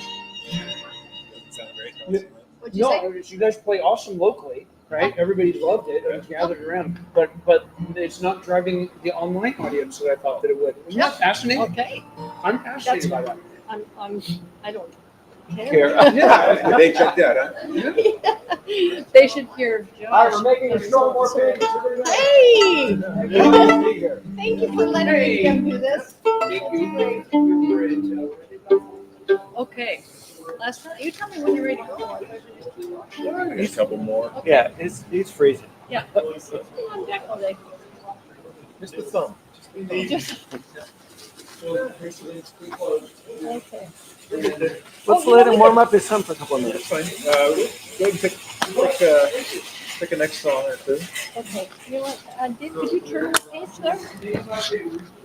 It is well with my soul. It's so beautiful. Do you want to do Ash Grove? Or this is Too mellow. it's Civil War. Beautiful. Or Danny Boy. Let's try it. Okay. Yeah. Hey! Hi!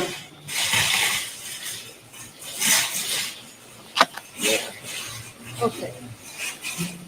This will be a curious, fun thing to do this with you. Is it major key or minor key? I don't know. Two sharps. Go either way. Looks like it's mostly major. Yeah. All right. Okay. I'll read it as a major. Well, I am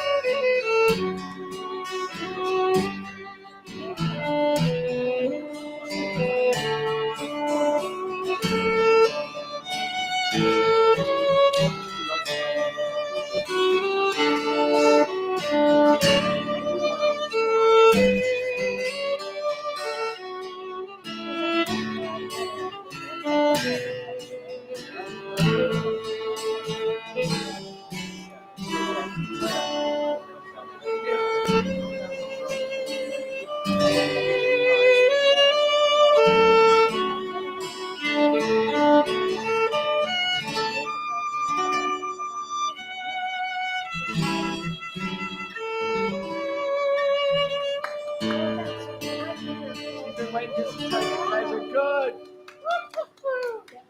Very, very good. Yes, very nice. Hi, I'm Maxine. I've been coming to race since they opened. Yeah. I'm 83 years old. And she wants your And cards. we need a little She wants your poster cards, up here. yeah. And you did such a Josh. nice job. Nice. Yeah. You should come every day and do that. Next you. I wish I had nothing else to I do. love your little one. Yeah, thank you. Thank you. It's so much fun to play. Oh, I love sweet. playing. Yeah. Is that a More fun to play three-quarter with. size? No, that's a Is that a full size? A violin. Yeah. You have one? I have. And I've handled so many of Yeah, these. yeah. Yeah, and this is old, you know. Yeah, it is. That's sweet. And the music was very nice. Yeah, thank you. Yeah. Stopping. Oh, yes, it's worth it. Nice to meet you. Well, you too. Yep, thank you. Let's hear it for Josh. I You love did playing it. with you. Yeah. Thank you. You had to work all morning. For 11 months.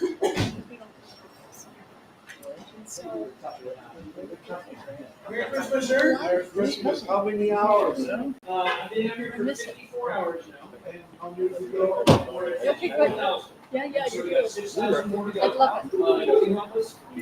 Okay, and then that thing in that envelope is something I just downloaded. And it looked like the phone thing. Is this the same Heather? So it's there. Do we want to read it?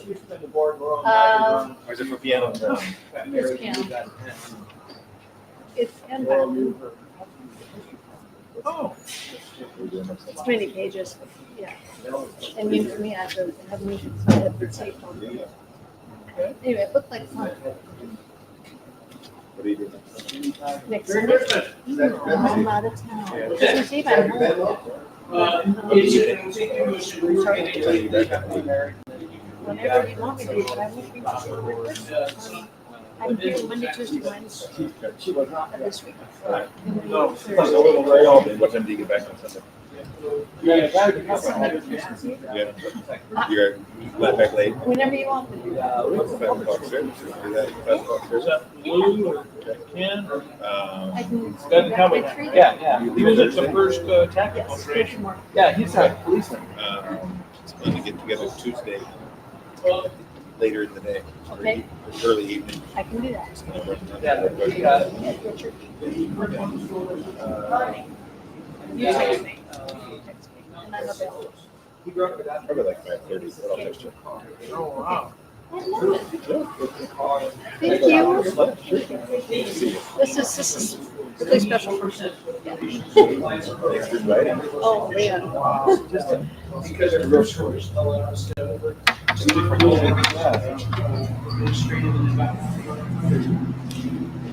Yeah, that's pretty good. You're wrapping it up. We are. Thank you. It's fun. It's fun.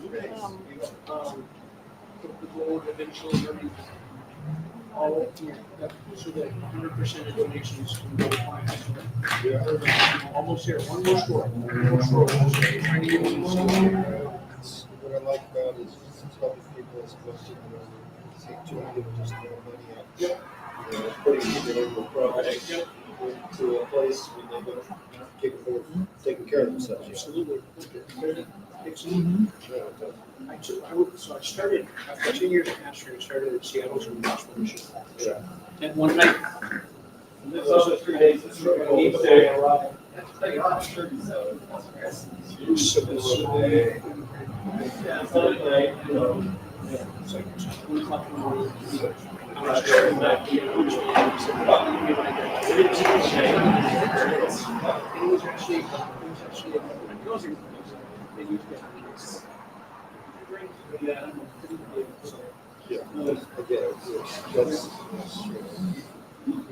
Fixing the problem by hiding the people, and that's not a good. Thank you. Thank you. Well, you too. Almost every week. Which is, That's my daily language.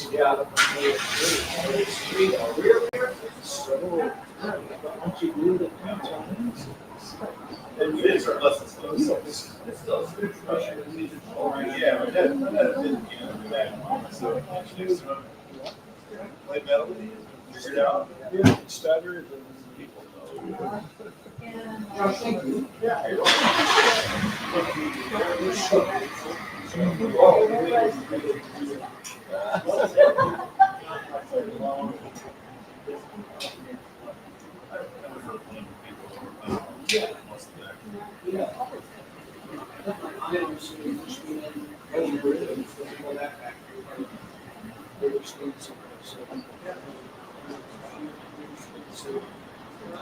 Hey,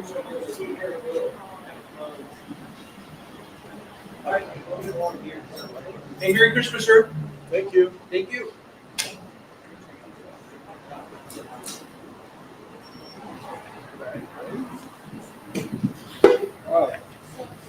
Just keep an eye on it. I don't know. That is the Dale Kirkman originals.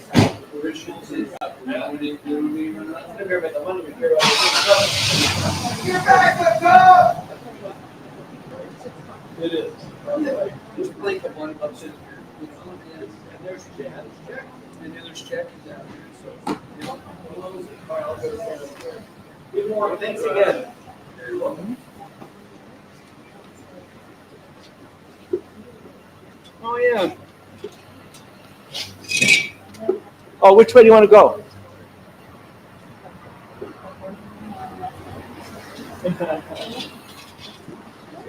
Yeah, thank you. Thank you, Josh. I'll see you Tuesday. Yeah, that's good. Thank you so much. Yeah. That one is starting to go down with the battery. Okay, welcome to whoever's watching online. Let me get the camera set up a little bit better here. Now that we've had a musical interlude, it's been really nice. I've been out here for about 52 hours, and I really needed to give my voice a break. And Laurel and Josh came down and played, and it was so beautiful. And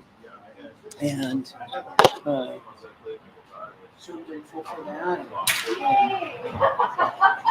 Good excuse. We're at probably just under 54,000 towards our $60,000 goal. So we're in striking distance, and anything and everything that you can do to help your friends and your social networks know that we need their help and their support is just so appreciated.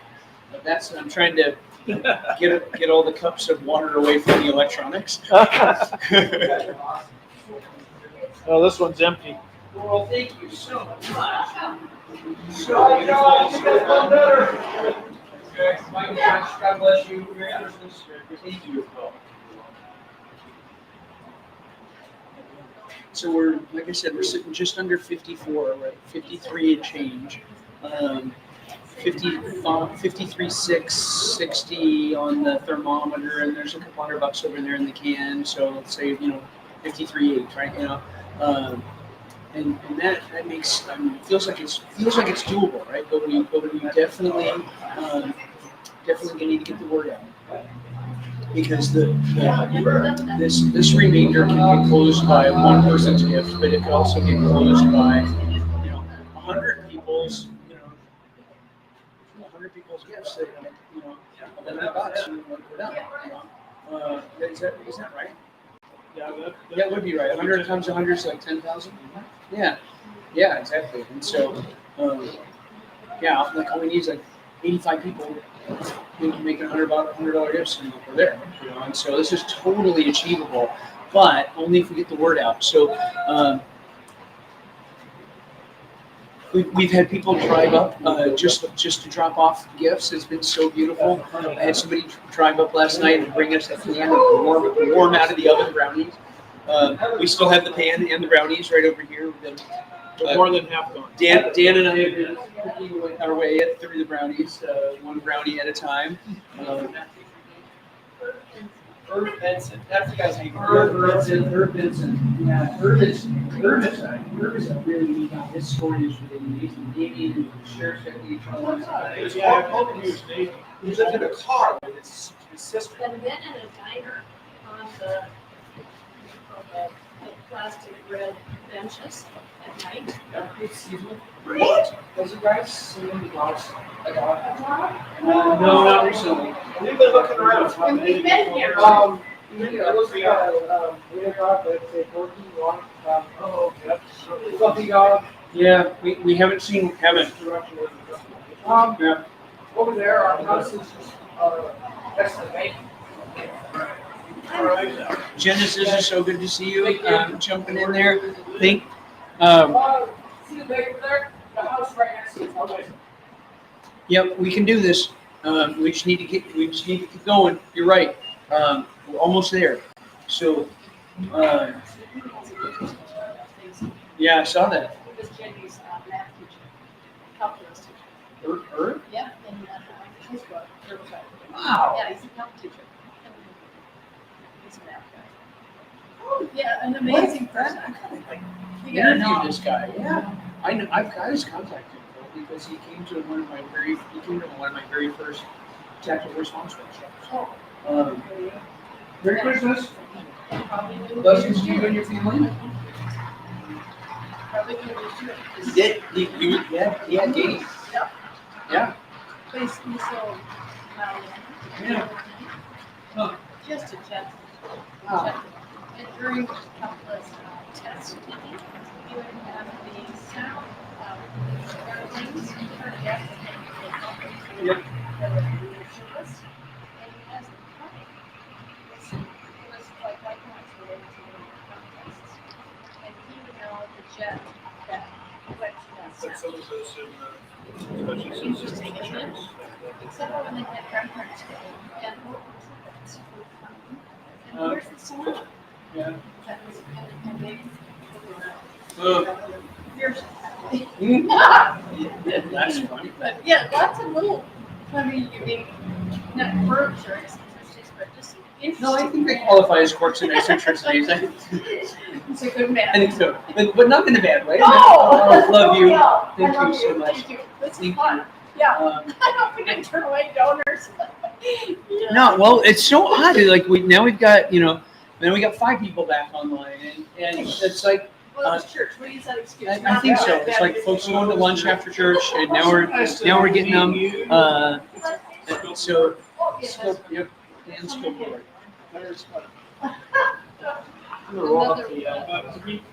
So anyway,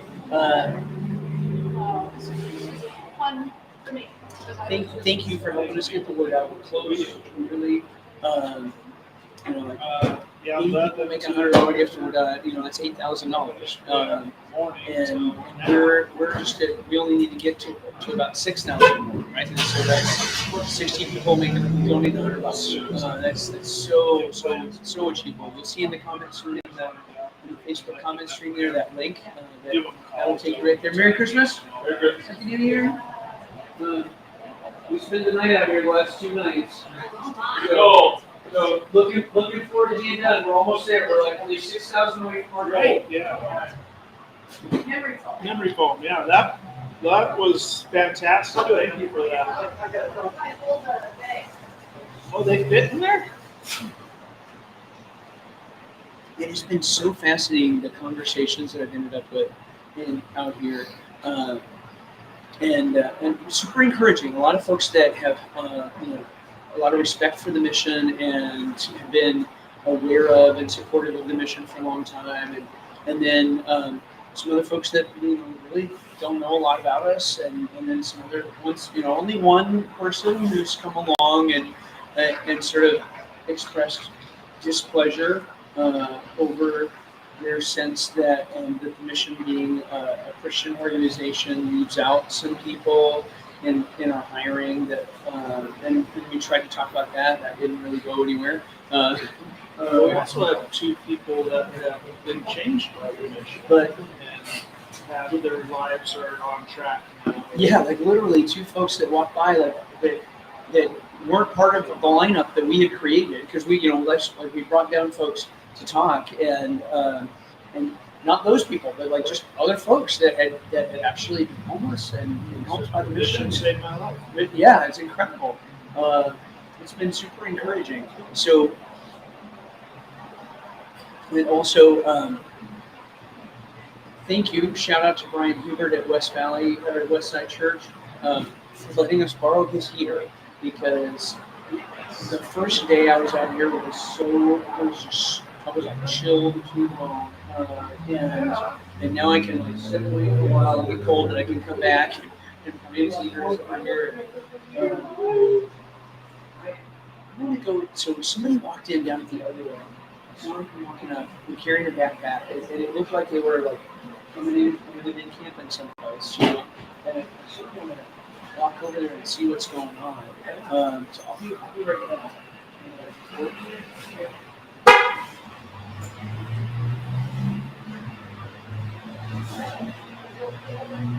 All right, getting close. Don't forget to share with family and friends. What's going on here? Got to get logo forward.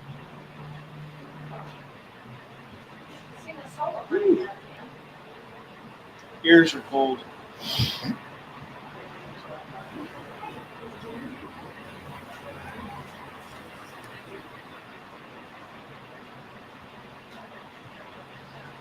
You guys missed a good little mini concert here a little while ago. But hey, we'll do it again next year. Maybe a quartet.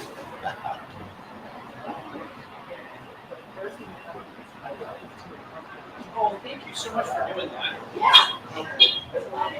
Merry Christmas. Merry Christmas. How are you doing? I'm doing all right. Been out here for about 53 hours. Oh, thank you so much. Thank you. I'm gonna put that in here. Yep. We're just like mindful.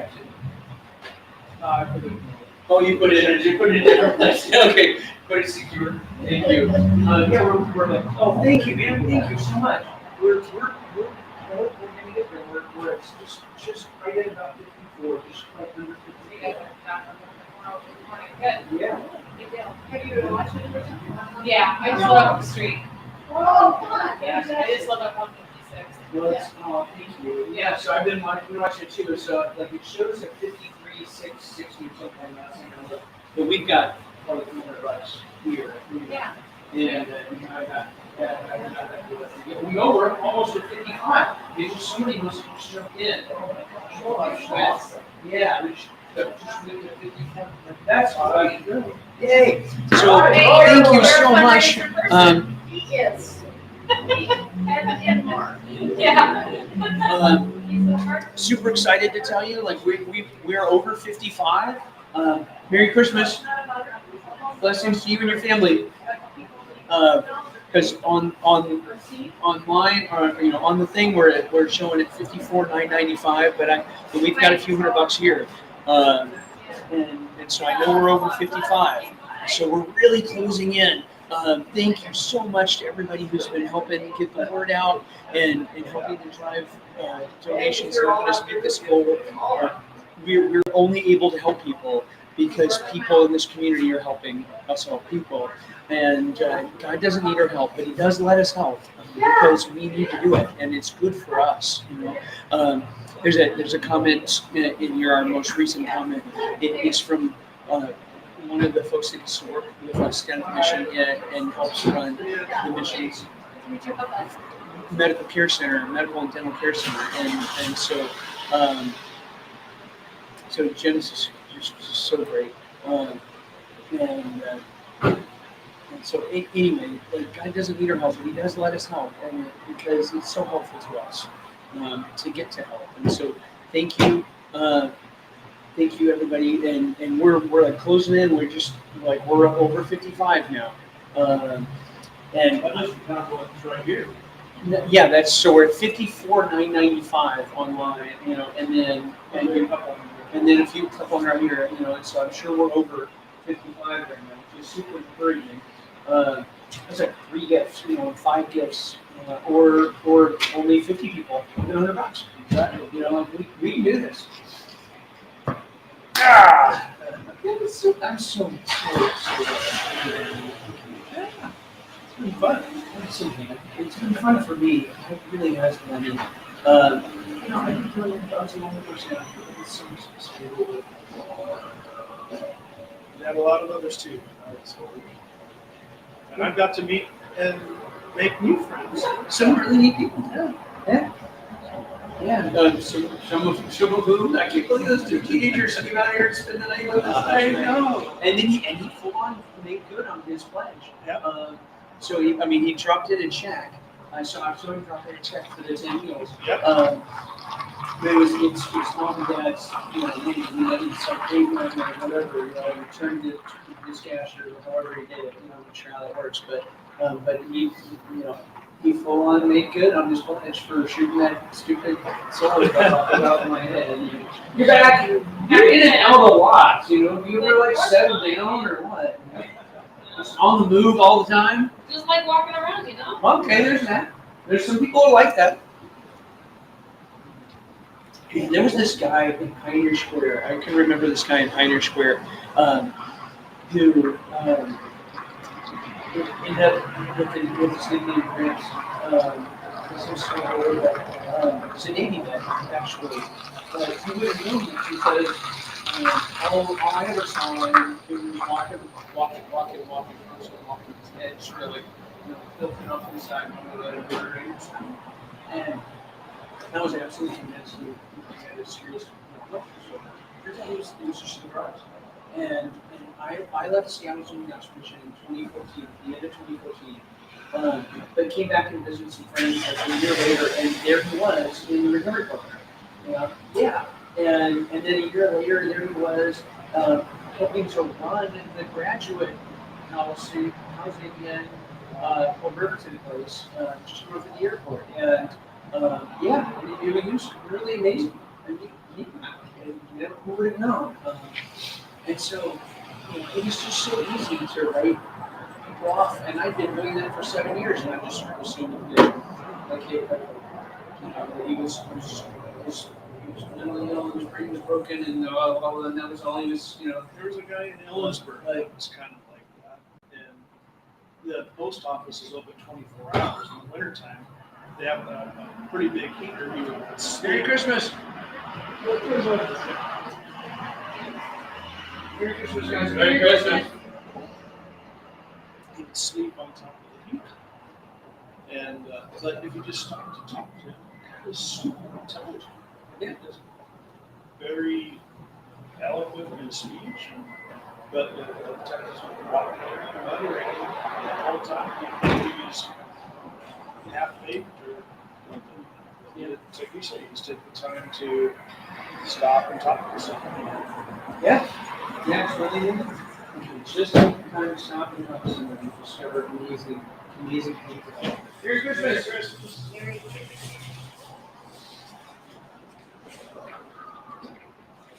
So how does the transitional housing?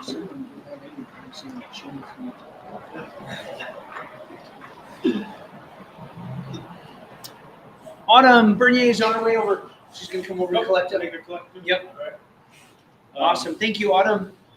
So the transitional housing, this is a miracle that people moved on.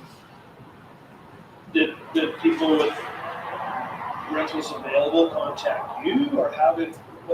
Oh, talking about the family shelter earlier, and how you just see run into these miracles of people getting housing, and only the intervention of God would make any sense.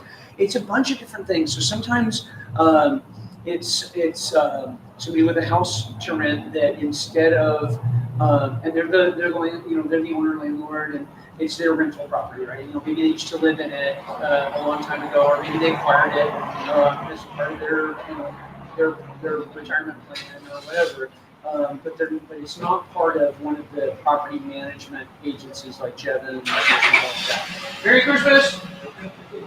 We've been out here for 53 hours straight, spent the last 2 nights.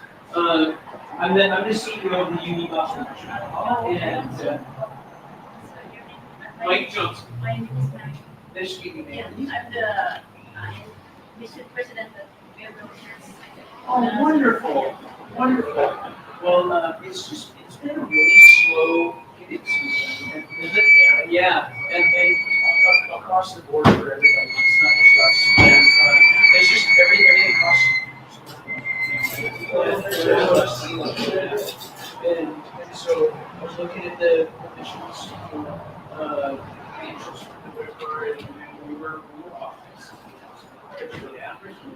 So as a team, we're like, okay, what can we do? We came up with the idea of just spend 60 hours out here to raise $60,000 because do something like that. All of the room did the mission, and they called it Operations Income. And then after him, he gave the ideas. We're like, well, let's resurrect some Operations Income. And Looks like this one's on. Nope. Okay. Hey, back for more?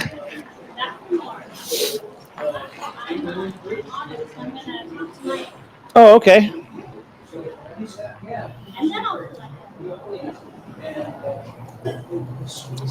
Fantastic.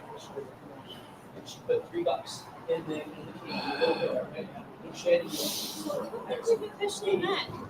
What's that? I don't think we've officially met. Have Oh, we? maybe at the office. Do you work there at the mission? Yeah, I think maybe I met you down there. I've Okay. grown a beard Oh, almost since then. But Dan Skilperort. Oh, yes. So. Yes. Okay. Nice to meet you. Yeah, nice to meet you too. Thank you so much for being here. Oh yeah, yeah. Sound like a fun thing to do. Hang out with a friend and meet new friends, and yeah, it's been a really good time. And the stories, I'm sure, have. Oh yeah. Did anything surprise you? Not really. Not really. It's my family's been involved with the mission for decades. So. Oh, wow. Okay. So then you've heard the story. Yeah, I was when I was a little kid, or here at Community Church would have a Sunday a month, not a Sunday, but a weekday a month that they go down and do the service. And my dad was on the board for 50 years. And, yeah.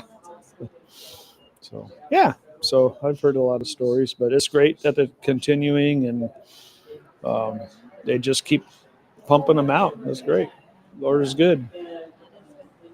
Yeah. Do we have a third mic? Yep. We have a third and a fourth. I believe it's.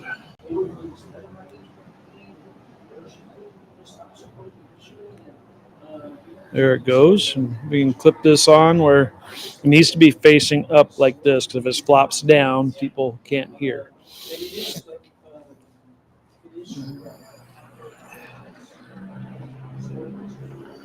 So Autumn is here. Let's see what's 60 hours, final stretch. Yep.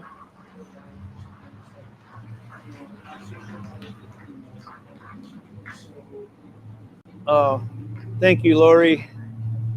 Amen.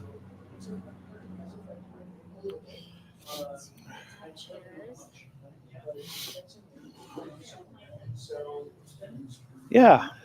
Set it up however you need. Well, I brought my own tissues because it's really hard for me to tell this story. Oh. I just put it on my heart. Fantastic. To tell it, and it's not fun to relive it. Yeah, I imagine. That'll help others, right?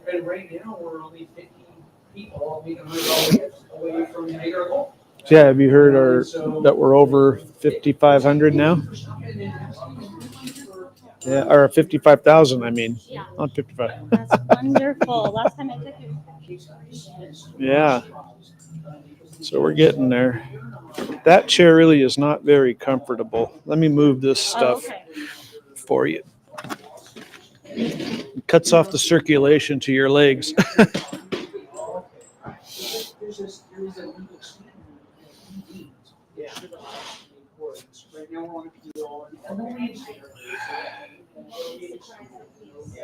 Talking to strangers for a really long time. I tease Mike about how much he talks. I'm married to a talker too. So. I think everybody does. I think he gets ribbed a lot, but he works his magic. What's the latest one here? Okay.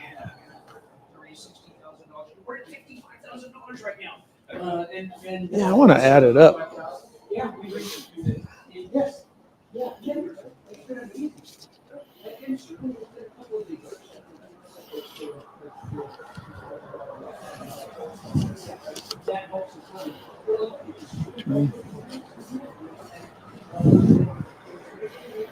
$7.50.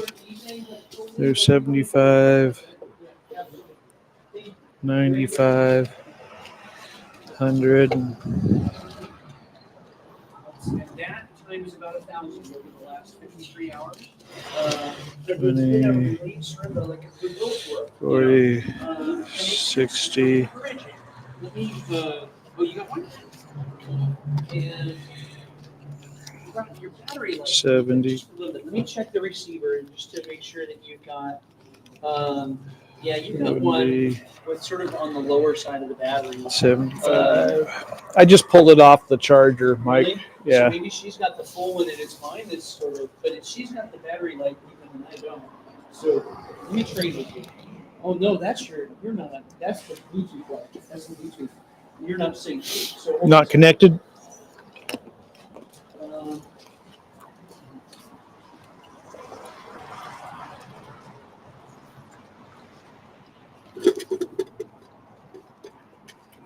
yeah, you're not. We've got two that are live right now, and you're not one of them. Oh, here, take this one. Yeah, that one needs to get plugged in. So let me plug that one in and turn it off.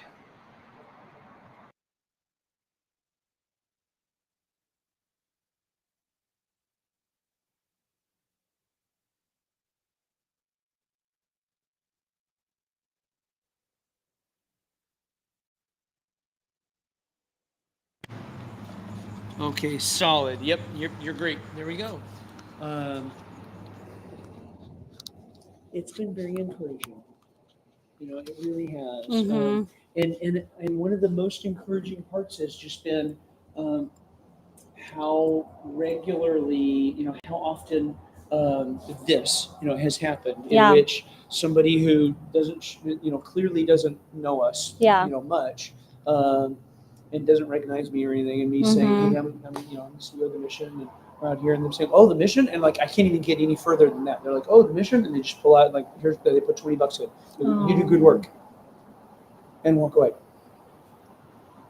That's amazing. It is. It's really amazing. It's really And beautiful. I mean, truthfully, a little surprising, because working working now in development for the last 9 months, 10 months it's a struggle. I think I did. I just tripped the tilt alarm. I'll get it. Thank you. It's a struggle. It's a struggle. Yep. Well, it seems like one of those struggles, right, is just breaking through the noise. It's just breaking through the noise to get people's, thoughts for. Hey, Merry Christmas. Yep, appreciate it. Love the hair. I'm talking to her. Well, I mean, you're welcome to do a matching thing if you want,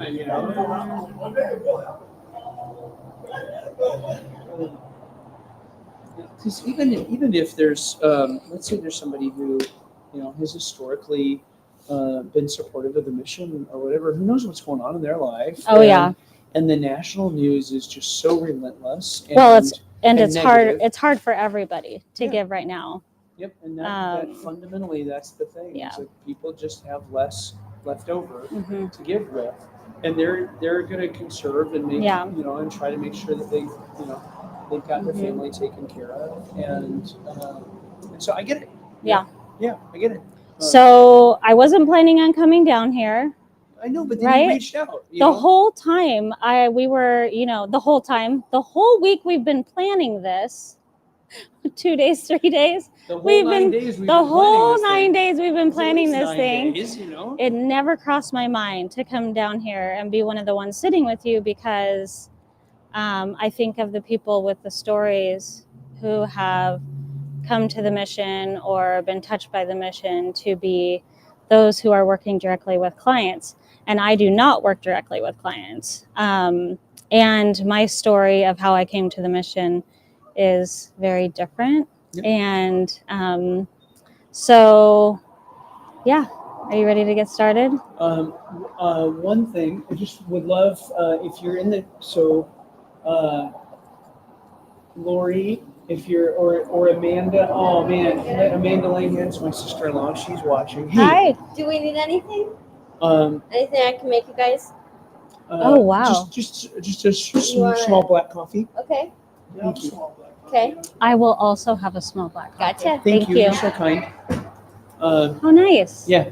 Yeah. Is Oh, she yeah. with the coffee stand? Yeah. Oh my goodness. Yeah. So what I was going to ask is, for those of you who are watching live, will you just let me know that you hear Autumn, that her, that her audio sounds good? How's my audio? You know, Mike. Mike's mic audio is too low. I think that's appropriate.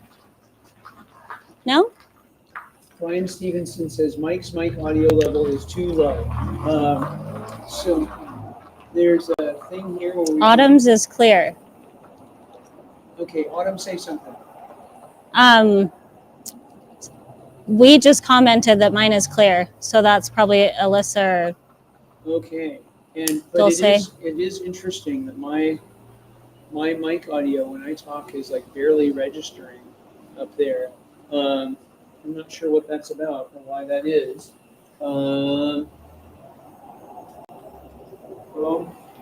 Yeah, it's barely picking up or not at all. Maybe try a different one? Yeah.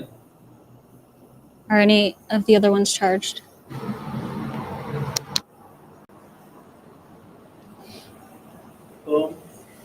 Boom. There we go. Okay, there was some kind of a setting or a button. Brian Stevenson, is that better? Yep. Dulce says Mike is a little low, but I think that Is it better I now? think that's at least it looks like it should be better from here. Much Yep, better. much better. Okay, Great, super. excellent. Hey, Merry Christmas. We've been out here for 52 hours. We're hitting the 55,000. We're almost there. Yay. Okay, so excellent. I'm glad we did that check. So it wasn't necessarily your plan. So by the way, for everybody, this is Autumn Bernier. She's our VP of Operations and Enterprise. She's also moonlighting as our stand-in VP of Community Engagement and Chief Cook and Bottle Washer and whatever else has to get done. I think I saw her buffing the floors the other night. It wasn't, we organized some clients, some former clients, and Ginger, our outreach manager, to come down, and as we were thinking that through, you're right, we hadn't necessarily planned on you coming down and sharing your story, but then you reached out, and you were like, you know what, why? So tell me why you reached out. Well, I have no idea. I was getting ready for church this morning, and I just felt I felt it on my heart. The way I'd say it is God put it on my heart to reach out to you, and I just have a small window because we have some plans this evening. So I was like, well, it might not even work out. But I have some plans this evening. Yeah, I know. Yeah, I'm gonna be right here till 10 o'clock. Exactly. I'm gonna see how far we can go. Yep. Yep. So God put it on your heart. Why do you think God put it on your heart? Like, now it's been a little while. What exactly do you feel like God put on your heart? The story of how I came here is really interesting because I never in a million years thought I'd come to work at the mission. I had absolutely no idea what the mission did. I think now that I could see when I started helping in development that I had given like some time, and I'd given Yes, it is. Thank you so much. Thank you. And blessings to you as well, and to your family. You are such a sweetheart. Oh my Thank goodness. you so much. Yes, you are. Yep, just 3 black. Yeah. Okay. So Oh, look, she wrote labeled Merry. differently so that you She wrote Merry Christmas on this one. You're so Oh my kind. goodness. Thank you. I get 'tis the season. Yeah. Okay. So just let me know if you guys need anything. Okay, thank you. What is your first name? Leah. Leah. Thank you, Leah. Yep. Thank you, Leah. Aw. So, is that? I'm just looking at the comments. Is that Gingy? Yeah. Gingy. Oh, love you. Yeah. So for those of you that saw Ginger, Ginger worked with me for about a year, a little longer. Ginger can correct me. Yeah, She but at knows. least a year, maybe a little At over. least a year, maybe a little over. And I was a little heartbroken, but I knew exactly where Ginger's heart was, and that was with our clients. She was like, I could hardly, by the time she took the job as the outreach manager, I joked that like I couldn't keep the girl in the box anymore, right? Because I'm like behind the scenes, you know, and we have a lot of office work Yeah. and running around and but yeah, I just couldn't keep the girl in the box anymore, and so her heart is with the clients. She's amazing. She is. I think that she, you know, it's just so the folks that God puts into that position have so consistently, like her predecessor, been people that have just been so easy to love and so easy to be, you know, to champion and to see God's heart, you know, in them for our clients and so yeah, so we love that, love her and love her. But you my know, story's really hard to tell, so I kind of want to just get on with it because I'm dreading.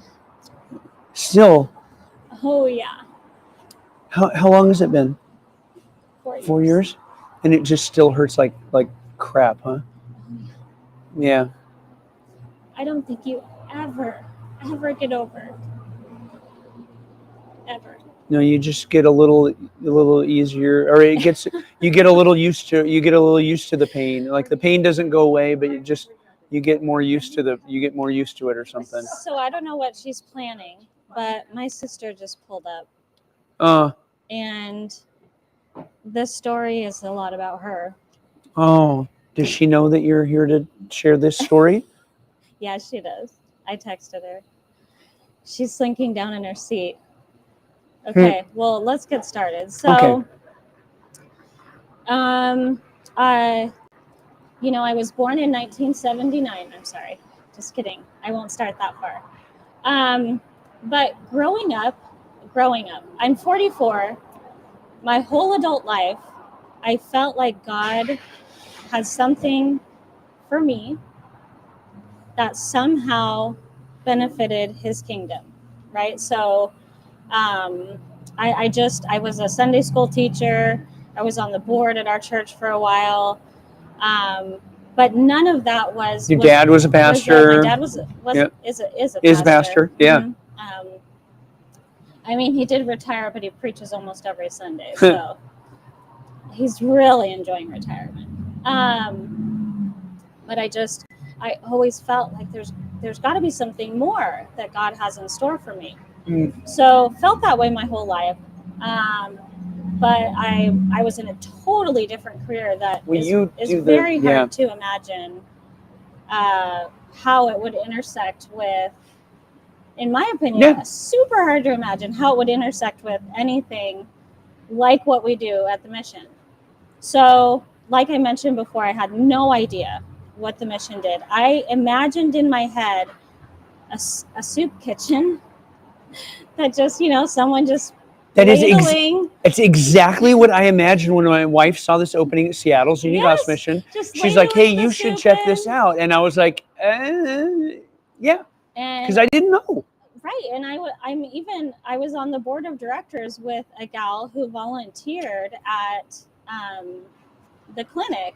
Okay. And again, I don't know why, but I just envisioned sort of this backdoor dirty clinic that, that was just kind of pieced together, which it's not. It is the most, it's actually nicer than most doctor's offices that you go into because so many people poured their love and heart into it. And we have fruit companies who donated because we see a large population of farm workers there.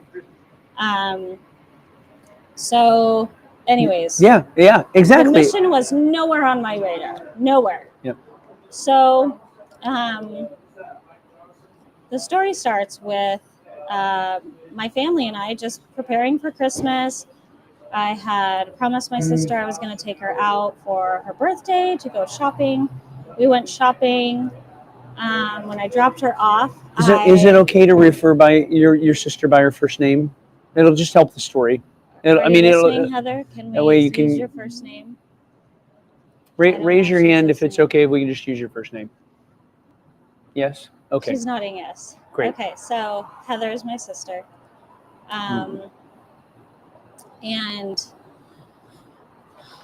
dropped her off. The kids were sitting at, I just remember it so vividly. Her two little boys were sitting at the table, coloring, eating something. Said hello, said goodbye. Later on that week, that was like on a Sunday. I think it was, it doesn't matter. A few days later, we get a family text from Heather that says, hey, I'm in the hospital with Lucas. He has croup and they need to give him a treatment.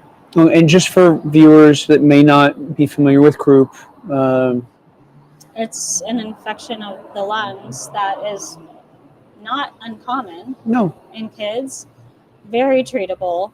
And generally known by like this sort of funny sounding cough. A very hoarse like cough, just really, really. Yeah. So they treated him. He appeared to be doing better, and they took him home. And my sister was holding him because he wanted to be held. He's 2.5, and best buddies with my son. So Jace and Lucas are 6 months apart, and Lucas was older, and they played together. My sister watched Jace a lot, and they were best buddies. And we have some really sweet videos of them. I bet. So Heather was holding him, and she finally had to go to the restroom, right? Because eventually moms have to go to the bathroom even when they're holding children. It's true. She had to go to the bathroom. She walked into the bathroom and was trying to pass him off to her husband, and they noticed his color wasn't right. And this was just hours after coming home from the hospital. So instead of looking, like a healthy baby with pink, nice, coloring. He was blue. He was turning blue. Okay. So they live minutes away from the hospital. So she quickly put him in the car seat, jumped in their car, headed to the hospital. He went limp as she was putting him in the car. But she kept her hand on his chest while they were driving, and it stopped on her way to the hospital. His chest stopped moving. And Derek had called ahead, her husband, and so they were waiting for them when they got there, and they immediately started CPR. And they did CPR for a really long time. And they finally got a heartbeat. And they knew they needed to fly him to Seattle. And so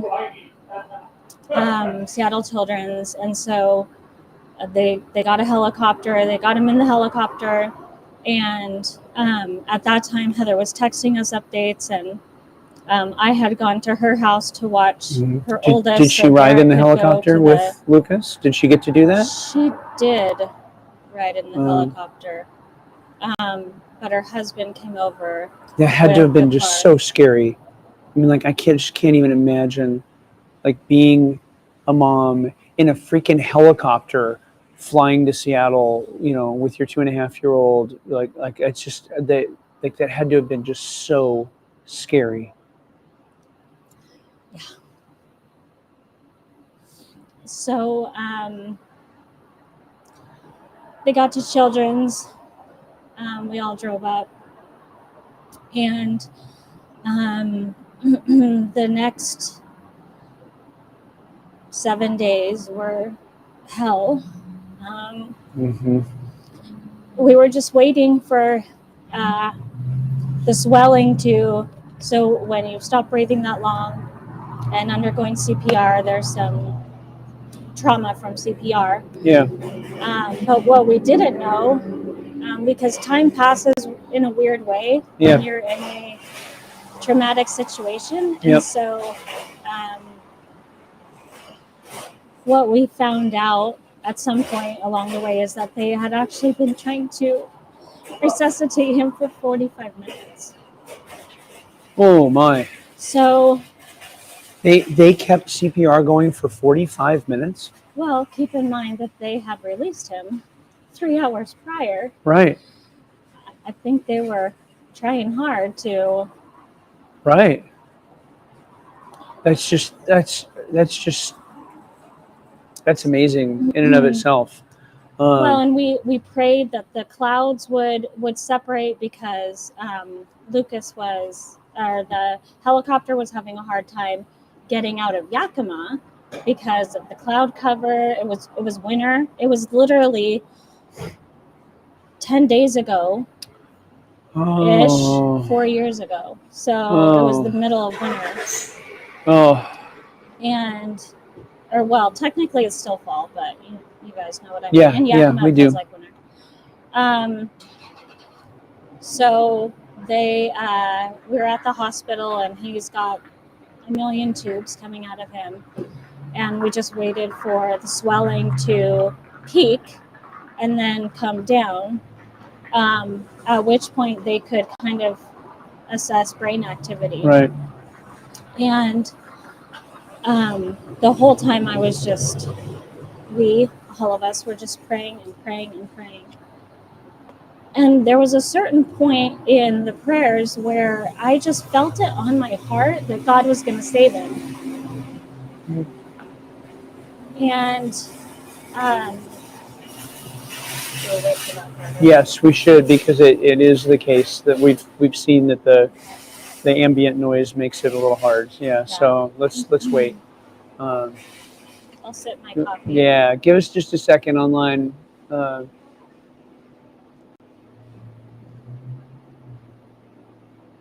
You're probably good. Okay.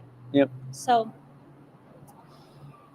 my dad and I would go in. Oh, actually, Heather called us in, my dad and I, to pray over Lucas because things weren't looking good.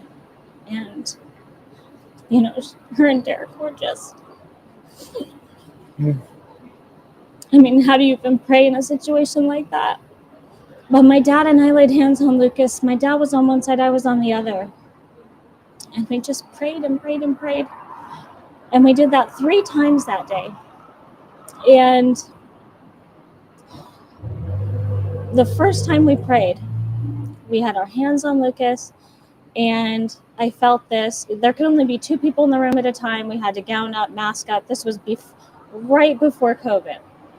But he had croup that was contagious or something, and so we had to gown up, mask up. It was kind of like it was COVID already. Yeah. Because in that way, at least. In that way. Because there's some horrifying percentage of folks that actually get an infection in the hospital they didn't have when they came in. And so if there's a bunch of vulnerable children in that hospital, Hi there. What's that? We are getting close. We're Yes, we're very a little close. over 55 the last time I looked, and so we're making some progress. I think we're going to make it. Thank you for asking. Yeah. So as we're in there praying, I felt my Apple Watch just tapping me really incessantly, and I was upset because I was like, who's trying to get a hold of me? And then I was like, who's blowing up my who's phone with blowing up text my right now? phone? Yeah. And then I thought, well, maybe Heather wants to get in or Derek wants to get in. So I looked at it, and it said, like, your heart rate's really high and you're not moving. So are you okay, basically? Yeah. Are you having a medical emergency? Yes. So are you having a medical emergency? Which I literally felt nothing. Yeah. And so, this is it. This is the Holy Spirit. The Holy Spirit is here, and he's healing Lucas. Mm. And every time my dad and I prayed over Lucas that day, that exact same thing happened. Mm. It always started tapping me, and it said my heart rate had gone up. And so I was just, oh my gosh, I was inside of me. I was excited, but I didn't want to tell anyone because how do you, there was just, Yeah, exactly. You can't. Yeah. And I was the annoying person. Like, I was the one who was like, no, like, we can't give up. God's going to save him. We can't give up. And the proof is my Apple The Watch. proof is my Apple Watch, yeah. And everyone's like, get out of here. So it was, I think, a day after that they told us that they needed to start doing activity tests on his brain stem, which when they started this process, we didn't actually know what that meant. Yeah. Except, brain activity, right? Right. All we thought was brain activity. But yeah, but it's different. Yeah. It's very different when you say brain stem. Yeah. So they did their first test, no activity. And I was like, it's fine. God's healing. I went down to the chapel. I prayed and prayed. I got one of the scarves, prayed and prayed. Mm. And the next one came back, no activity. And I was talking to one of the nurses outside the room, and I said something like, it's okay, like, God's working. And the nurse said, you don't understand. Yeah. People come back from being brain dead. People don't come back from being brain stem dead. Yeah. And I just remember that moment. And she said, the other thing is, we have to issue his death certificate.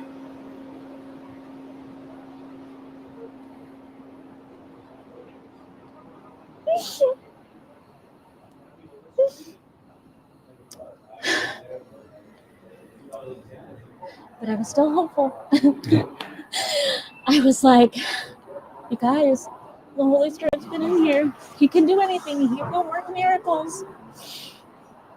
Oh my gosh. Which is true.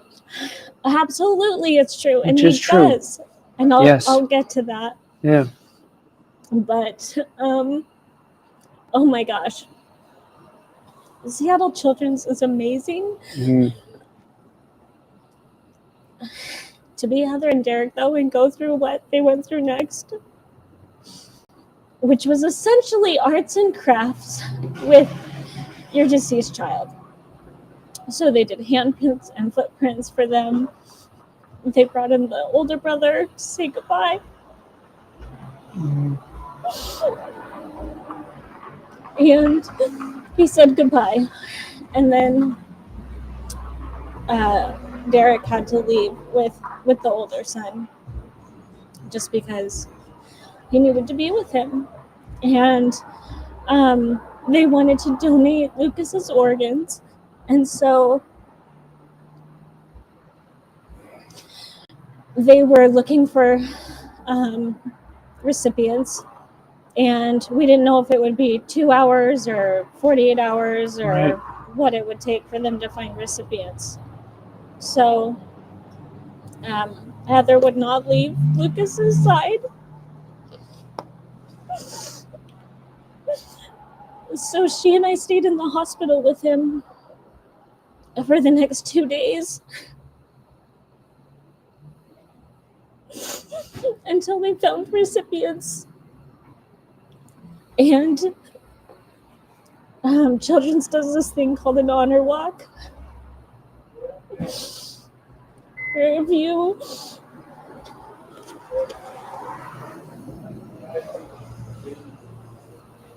Would you like me to get you some tissue or a napkin or something? No, Mike, I came prepared. Okay. My MO is being prepared.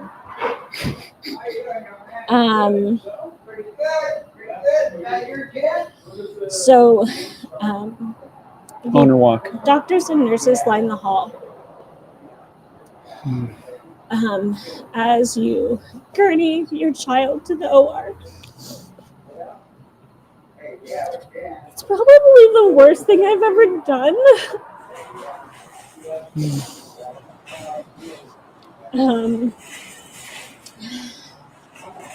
It is honoring, but it is. I mean, I just remember Derek like holding up Heather because she could barely walk.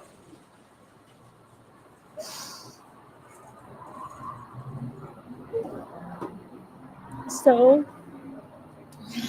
I remember the elevator door closing as he was headed up to the OR.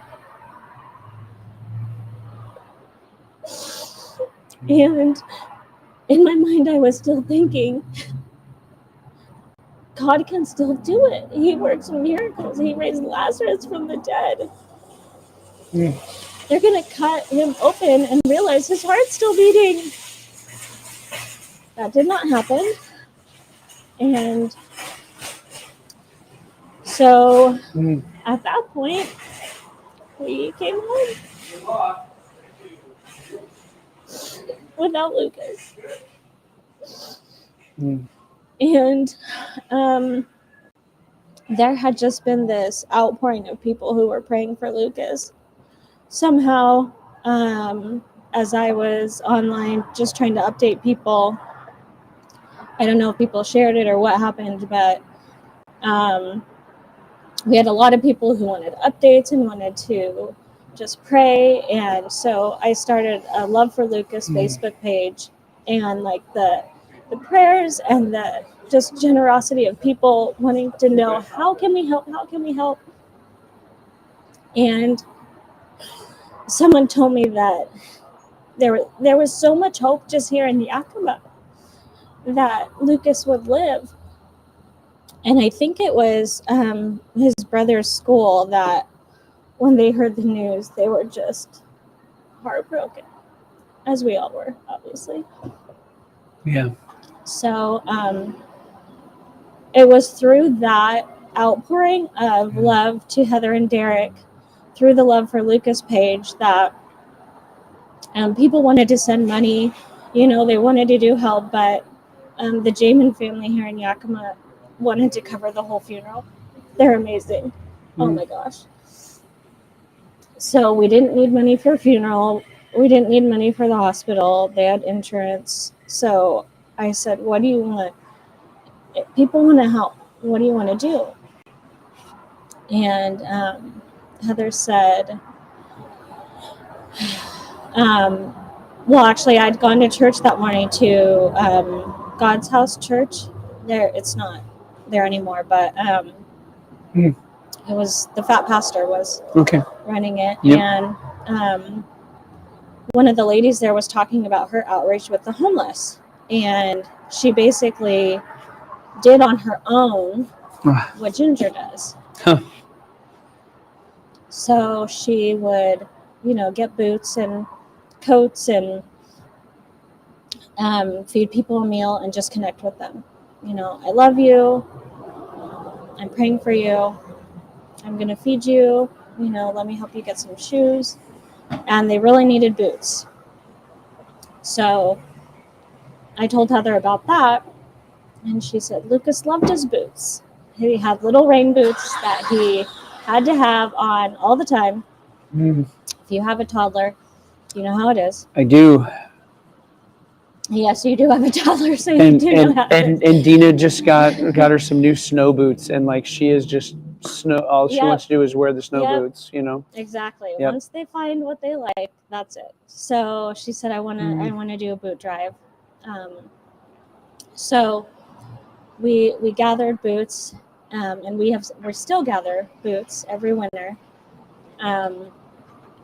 to help with outreach. And we went out several times that winter and helped distribute boots to the homeless. And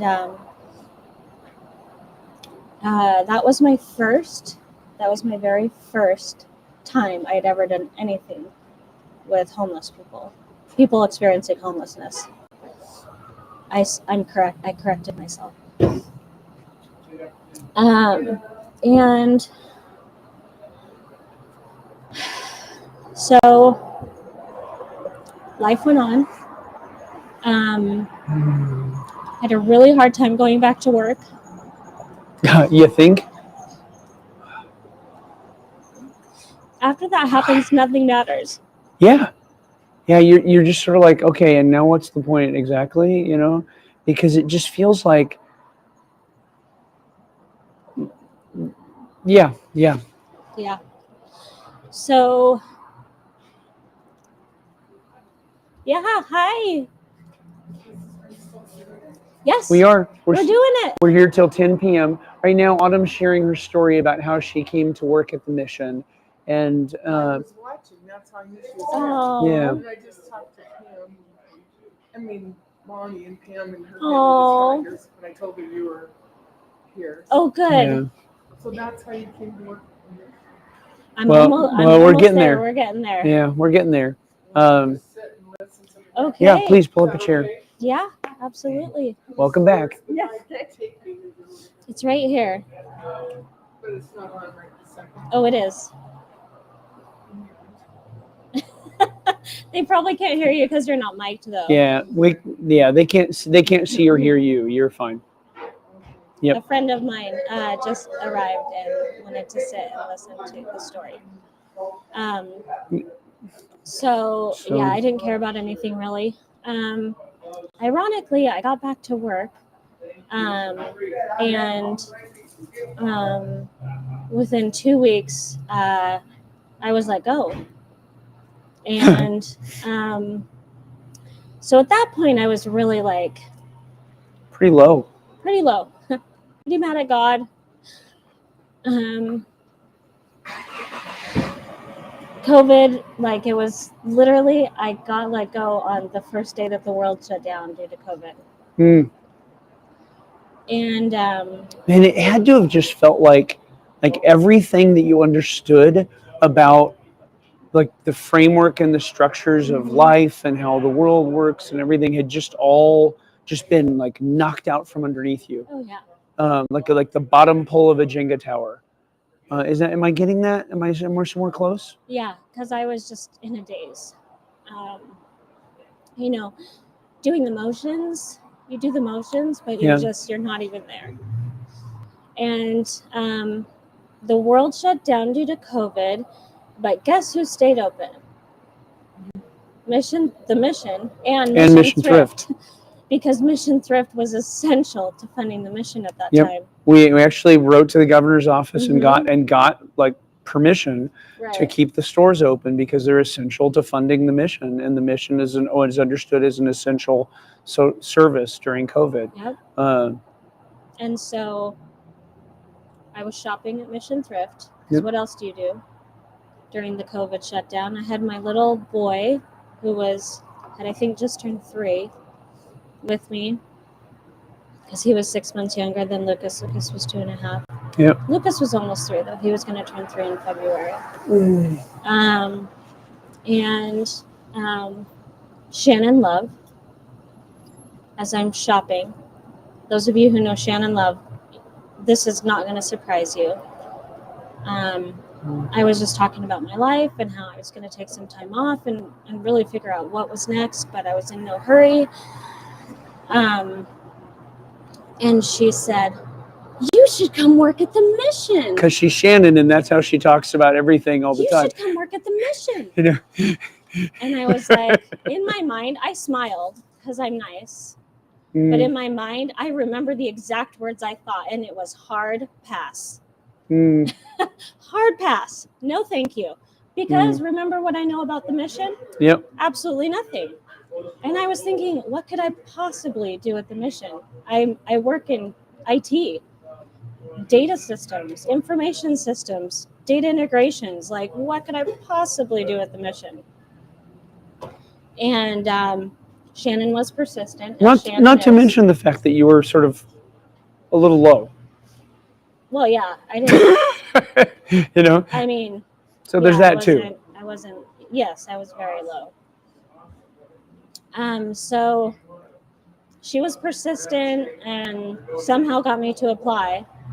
even though there was nothing on the website, absolutely nothing on the website that even came close to what I would do. The only management position was the kitchen manager. And I remember your And I'm like, I don't even application cook in being my for that, house. for the kitchen manager. I don't even cook in my house. I'm not cooking there. Yeah. My husband cooks. He's amazing. And so And Shannon was like, hey, I got my friend to apply. You know, she applied for this job, but I actually think, you know, like maybe you might want to think about her for some other stuff. I don't really know if we even have something, but she's just great. You've got to look at her application. I think you know? it actually was because you had already gotten word from my predecessor that he was moving. Yep. But Shannon didn't know that. She didn't know it, Nope. but she had been told that something was going to be opening up. Yep. And so you called me, and I honestly, you were talking so fast that I had no idea what exactly you said. But I remember agreeing to come in for an interview, and I remember I heard something about COO and moving, and so I was like, okay, like I'm going to do this because this isn't a kitchen manager position. I can at least check it out. Otherwise, Shannon's never going to stop texting me. So I love Shannon, by the way. Love her. Everybody that knows Shannon loves Shannon. So I went to the interview. Oh, man. The first question Mike asked me is, how has your life been shaped by pain and suffering? He had no idea what I had just been through. And honestly, the question made me kind of angry. So I was just like, oh, you want to know? Well, here we go. And so... Now you understand why I asked that question, though. Mm-hmm. Yeah, because you can't really work with our clients if you haven't been through something. Yeah. You can't give away what you don't have. And until, until you've reckoned with the way God has been there for you in pain and suffering, you're not quite ready to help other people meet God in pain and suffering. And so that's just a question that I ask. It's like a normal interview question for me. And I had no idea, zero, what you had been through. No, you didn't. You weren't following the Love for Lucas page. I did not know. I knew nothing about it. But I know our people, right? And I know what they've been through. And apparently the rest of my resume was good enough, because that's the only question I remember us talking about. Yep. Well, dude, once you started answering the question, once you started answering that question, it sort of took over, the interview a little bit. So there it was. And I'm like, hey, how has your life been shaped by, pain and suffering? So I told you. And you were mad when I asked you that question. Why? What was that about? So, why the being mad? Why the being mad? I was mad at God. Uh-huh. I'm so mad at God. Okay. So mad at God. And I still loved him. Yeah. Just like I love my husband when I'm mad at him. I still loved him. I still wanted to be obedient to him, but I was so mad at him. And anyways, you offered me a job, and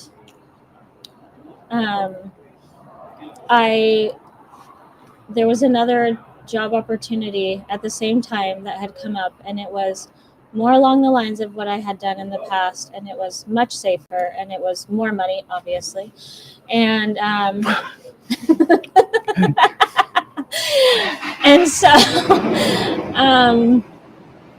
so I was like, I'm gonna take this other job.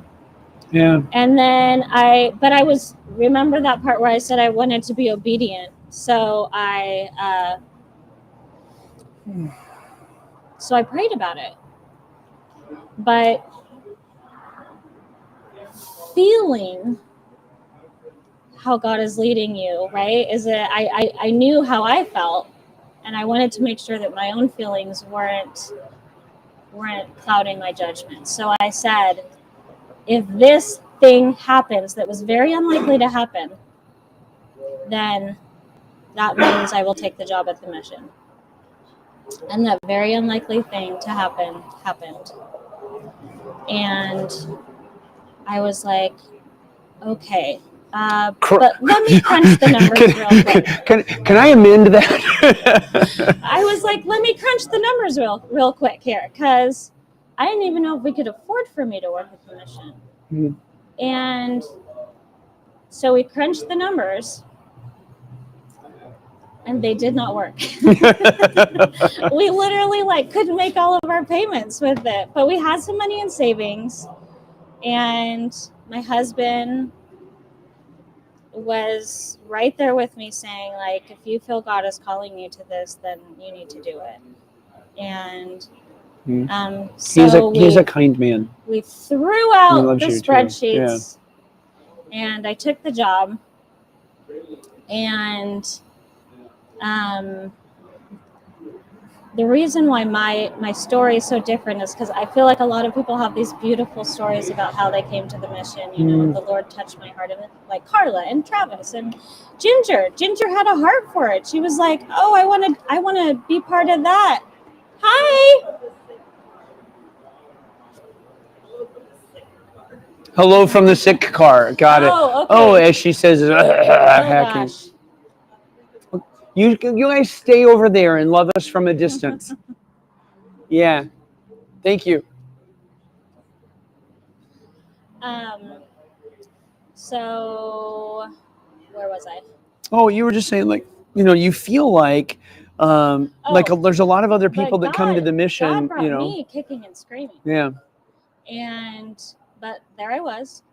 And the super cool thing about what God did in that, and this is the thing I think he's been preparing me for my whole life. And the reason I say that is because I'm doing things now that use all the little even mini gifts that God has entrusted to me.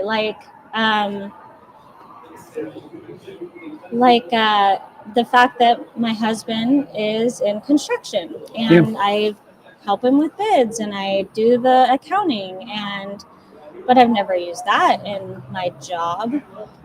But I use that all the time now, and he helps me. And just all those little things. I worked at Walmart when I was 16, so why shouldn't I oversee thrift stores? You know what I'm saying? Yeah. So. Well, I would think that your master's degree would help. Oh yeah. With some of that. In business, yeah. Oh yeah, for sure. Yeah, it does. Yeah, I have an MBA in IT management. Okay. So I want to tell people though a little bit about what has happened to me since working at the mission. Yeah. Because I really didn't know much of anything about what the mission did or what it was like to be homeless, but the extent that the mission goes to help people is it's honestly a little crazy because it's so much work. And I will give you one very tangible example, and that is, so we don't have a front office. Well, we have a front office because we turned a space into an office. Our old front office is now what we call the Good News Cafe, where it's our day space for our adult shelter clients. So I'm actually in, those of you that know the mission, we're in an old motel, because all the doors face out. So that's a motel. Okay. I didn't know that. You're welcome. So the motel. And that makes room. sense now. Oh my gosh. I've known my whole life not knowing the difference, and now I do. Yeah. Wow. I believe that's the difference. That makes sense. But I believe that's okay. So my third office move was into a motel room. And my neighbor, directly next to me are 4 rooms that we call respite rooms. Mm-hmm. And that's when we have folks who are in adult shelter, but they're too sick to be in with the main population. They have to be specially cared for separately. So my neighbor was this guy who had lived on the streets for years and had never once wanted to come into shelter, from what I was told. Yep. And he got frostbite, which I will say I've heard you so many times saying, like, thank goodness I have the heater, and because I was getting really, really cold. And thank goodness that, like, I have some hand warmers in my car. Yeah, we've got some too. Okay, Yeah. So, I mean, we have all these things that keep us warm, but out on the street, oftentimes they have nothing. Sometimes they build fires, which are totally a hazard, and so that's that. But And then if anything gets wet, anything gets wet, you are it's over. just at such incredible risk. Yeah. So he had, I might tell the story wrong. I hope I'm telling it right. Ginger can probably correct me if I'm wrong. But I believe he had some initial amputations that were like fingertips and toes. And then he went back on the street and got worse frostbite. And then his latest amputation, which was last winter, was like right below his knees. And so they had to take off both of his legs below the knees. And you mentioned before, I happened to hear this, but the truth is people who go into the hospital homeless also come out of the hospital homeless. And he needed special care, right? He had like these leg wounds that were tremendous. And Ginger didn't correct me. She didn't say I was wrong. So that must have been it. Well, so there's some more. I mean, if you want to talk about just the incredible work, right, that goes to this, like he, before his first stay at the mission, he was one of sort of those folks on the street that was really visible and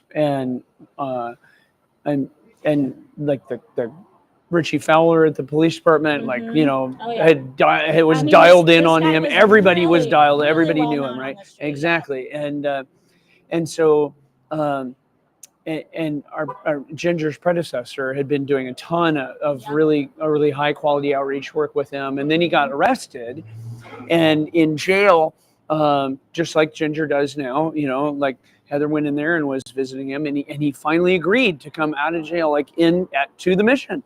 And stayed and came into Discovery and actually stayed with us for a little while before. But that was as far as he'd gotten, and he hadn't been in shelter in years.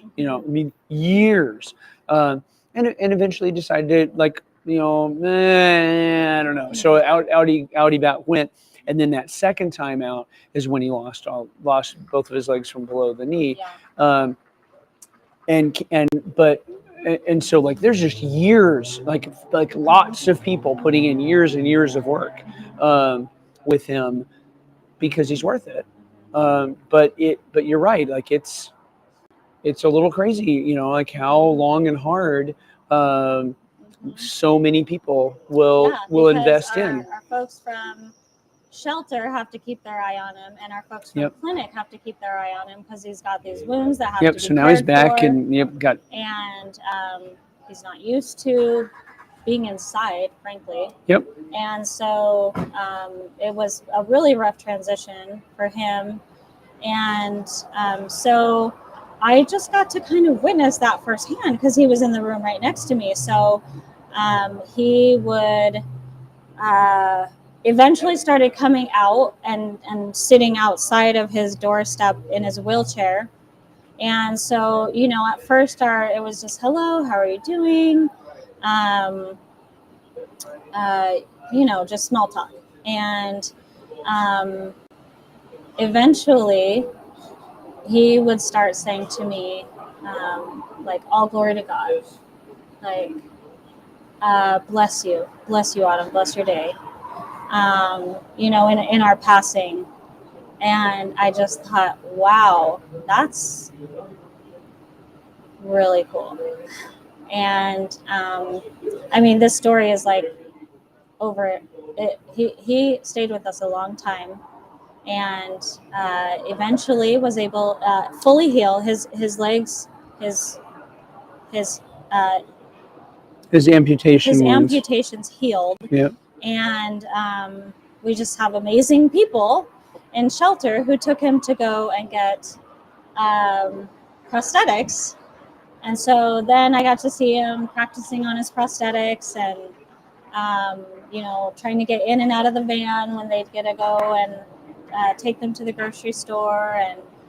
And so that was really cool. And I remember one time he was getting out of the car, out of the van, and I was like, do we need to help him? And Ginger's like, no, he's going to do it on his own. And I was like, wow, this is cool. And he did. He got out of the van, he got into his wheelchair. And the latest story with him is just this month. Yep, he's reunited with family. Reunited with family. Spokane, I think, if I remember correctly. Doesn't really matter, but but I'm pretty sure I've got the details correct. So, but they don't really matter. So he's reunited with family. He's reunited with family, and it's been beautiful. That is one person. We have over 180 people staying with us right now at night. Our numbers are up significantly. Well, so we were at we are now where we were at our peak last year. So we're prepping for more to. What's included in that number? Is that? That's everybody. That's shelter. That's all in. That's adult shelter, family shelter programs. Okay. That's all in. Yep. As the winter rolls in and the snow rolls in, then it'll be over 200. And Yep. Yeah. So that's my story. Not entirely. Oh gosh. What are you gonna bring up? Well. Oh, look at the time.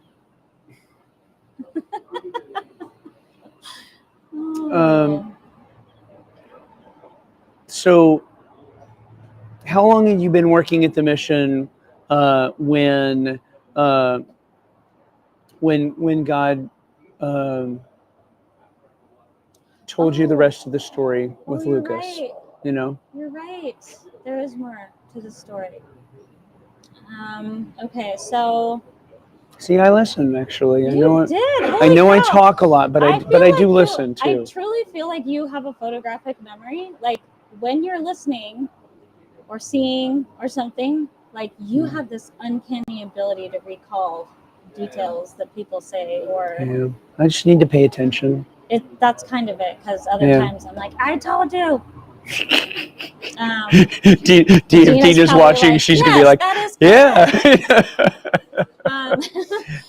Dina, by the way, Dina says thank you for sharing Autumn in the comments right down there. Dina. Yeah, so you've been working at the mission for a while, and then God told you some of the rest of the story with Lucas. I cannot tell you how. I have no memory. I don't think I can recollect when it was. It might have been the same year, that fall. Well, he passed away in December, so like the following fall. Yep. But I basically went through that time from Lucas's death until this time with I just remember this. It felt like a dark cloud on just hovering over me, and this weight that I was carrying because I was so mad at God. Right? I mean, I was the person who was speaking on his behalf. Right. Yeah. He's gonna heal. Don't worry, everyone. Yes. It's like, have no fear. God is here. So, I'm sorry, that was really bad. Well, no, okay, and right, Elijah, like called down fire on the prophets of Baal, and his reward for that was the queen putting a bounty out on his head and him running for his life and having to hide in a cave, right? And he was just like, what are you doing, right? And anyone who reads the Bible, there and looks at Psalms, right? There are a lot of Psalms of God of people saying to God, we're sort of getting crushed down here, and and I remember all the stuff you've done, and your great deeds of old. We could sort of use it, and so it's not sacred. Like he can take it. He understands what it feels like, Yeah, he does. He does. Yeah. So, my friend invited me. So this was in the height of COVID, and my friend invited me to a in-home like Bible retreat or something like that with a group called Live Salted over on the west side. And I had never done a listening prayer before. I don't think. And so I really didn't even know what it was all about.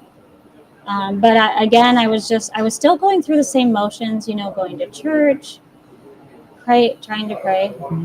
This same friend actually was in a very similar situation. She said for months after Lucas's death, the only thing she could pray was the Lord's Prayer, because it was like, she was just reciting something, but she, like me, was just so mad at God.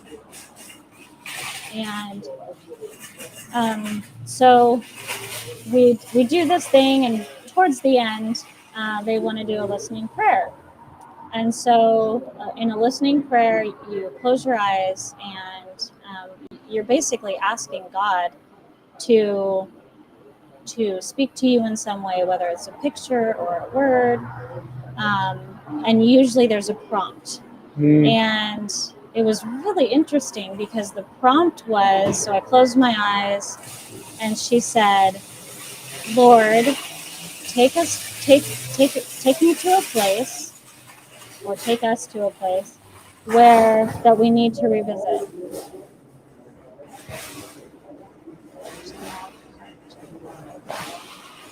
And so I closed my eyes, and I remember it was like a movie reel, and it stopped, and it was a picture of like just, I don't know, something. And I was like, that's not it. And go again, stop. That's not it. Go again, stop. And on the third one, I could vividly see my dad on one side and me on the other, like looking from a distance. Yeah, from the third person point of view. Yes, at my dad and I, when we prayed, laid hands and prayed on Lucas that day in the hospital. And hi guys. And at that time, there was this like figure 8 of light that intersected on Lucas, and it would go from my dad, Lucas, me, right? And it was just became this figure 8 of light. And the next thing that the facilitator said was, reveal to us something that needs to be revealed. And I felt God. I didn't hear his audible voice, but I felt him speak to me in that moment. I haven't had an experience like this before or after. I've done many listening prayers since then, and I'm like, I want one like that. Hasn't happened. But God said to me, I did save Lucas. Lucas is mine, and he is with me, and he is safe. And it almost felt like he was saying, like, so knock it off. Yeah. A little bit. But not. Very gentle, very kind. Yeah. But it was like those were the words I needed to hear, I guess, because it was almost instantaneous that cloud like lifted off of me. And that weight I had been carrying like lifted off of me. And I was so grateful that Lucas is with God, and he had let me know that, like, for sure. And for him to say he is mine, I did save him. I just saved him in a way different from what you were expecting, right? Like, so many times we're like, but this is what should have happened, Lord. And God says, no, just it's my way. And he brought Lucas home. And I didn't want it. And I know Heather and Derek didn't want it. Nobody wants it. No. Nobody wants their child to die. No. But he was able to reveal that to me in that listening prayer. And that was really powerful. And that's probably about the time that I really was ready to, like, dig in a little deeper at the mission. So it's so interesting to me that that God, brought you into ministry at a time when you were still, still pretty hurting, and it wasn't until you'd been at the mission for a while that you were ready for him to say these things to you and show these things to you, and it wasn't until that point that you really sort of dug in. I actually for several months thought I'm not good enough to work here. Like I'm not holy enough to work here. Because you're still so mad at God. I was so mad at God. And so and this is what I just find so absolutely fascinating. Not in an intellectual way, fascinated the way I am fascinated by my wife, or by just so captured, by that's what I mean, the kindness of God. The kindness of God, like you're so mad at him and he says, awesome, come work for me. Yeah, awesome. I'm so mad at you. Great. Can I give you a job? Let's go. And because, and I think too, what I like, can he's so see in kind. hindsight is He's that so kind. he spent some years stripping me of my pride. So being in the position I was in, I can look back and say, wow, I think I have become prideful. And so he spent some time stripping me of that pride. And finally, I was literally in the basement on the floor, and he's like, okay, you're ready. You're at your humblest moment because you're like, I'm worthless. Well, and I don't care about anything. And then he's like, great, let's go. You're ready. Yeah, but you understand now, right, that there is no way that he can let us, right, come to people who have been through sexual abuse and like all this stuff, and taught by their families how to do drugs, and 19 felonies and all of these things, he can't let us go into that space while we're still somehow thinking that we're bringing something, like we're, we've got it, because what we'll end up doing is accidentally confirming this idea that that there are some people that are better than other people, and some people that have done better than other people, and yep, that means you guys are at the bottom of the pile, right? But I'm a little above the pile, and therefore I can help you, right? Because that's what they think That's what they think, right? They think, okay, I'm pretty lame, I'm pretty at the bottom, but maybe somebody above me could like help me, to learn how to be a little less lame or something, right? And it doesn't work that way with God. But if there's any shred of it that works that way in us, it has to get cleansed out before he can really trust us around his most broken kids. We have to have that stuff cleansed out of us first.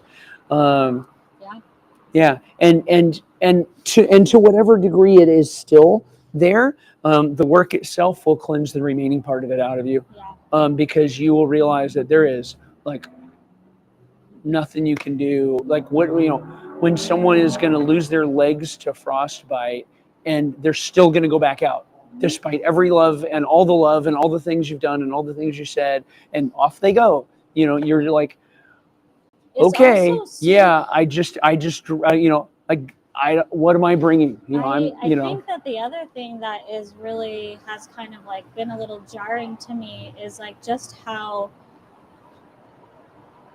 I don't know how to say it. The things we do at the mission, they're not normal. Like we had 1 week where we had to cut someone down who was trying to hang themselves like 3 times. Yeah.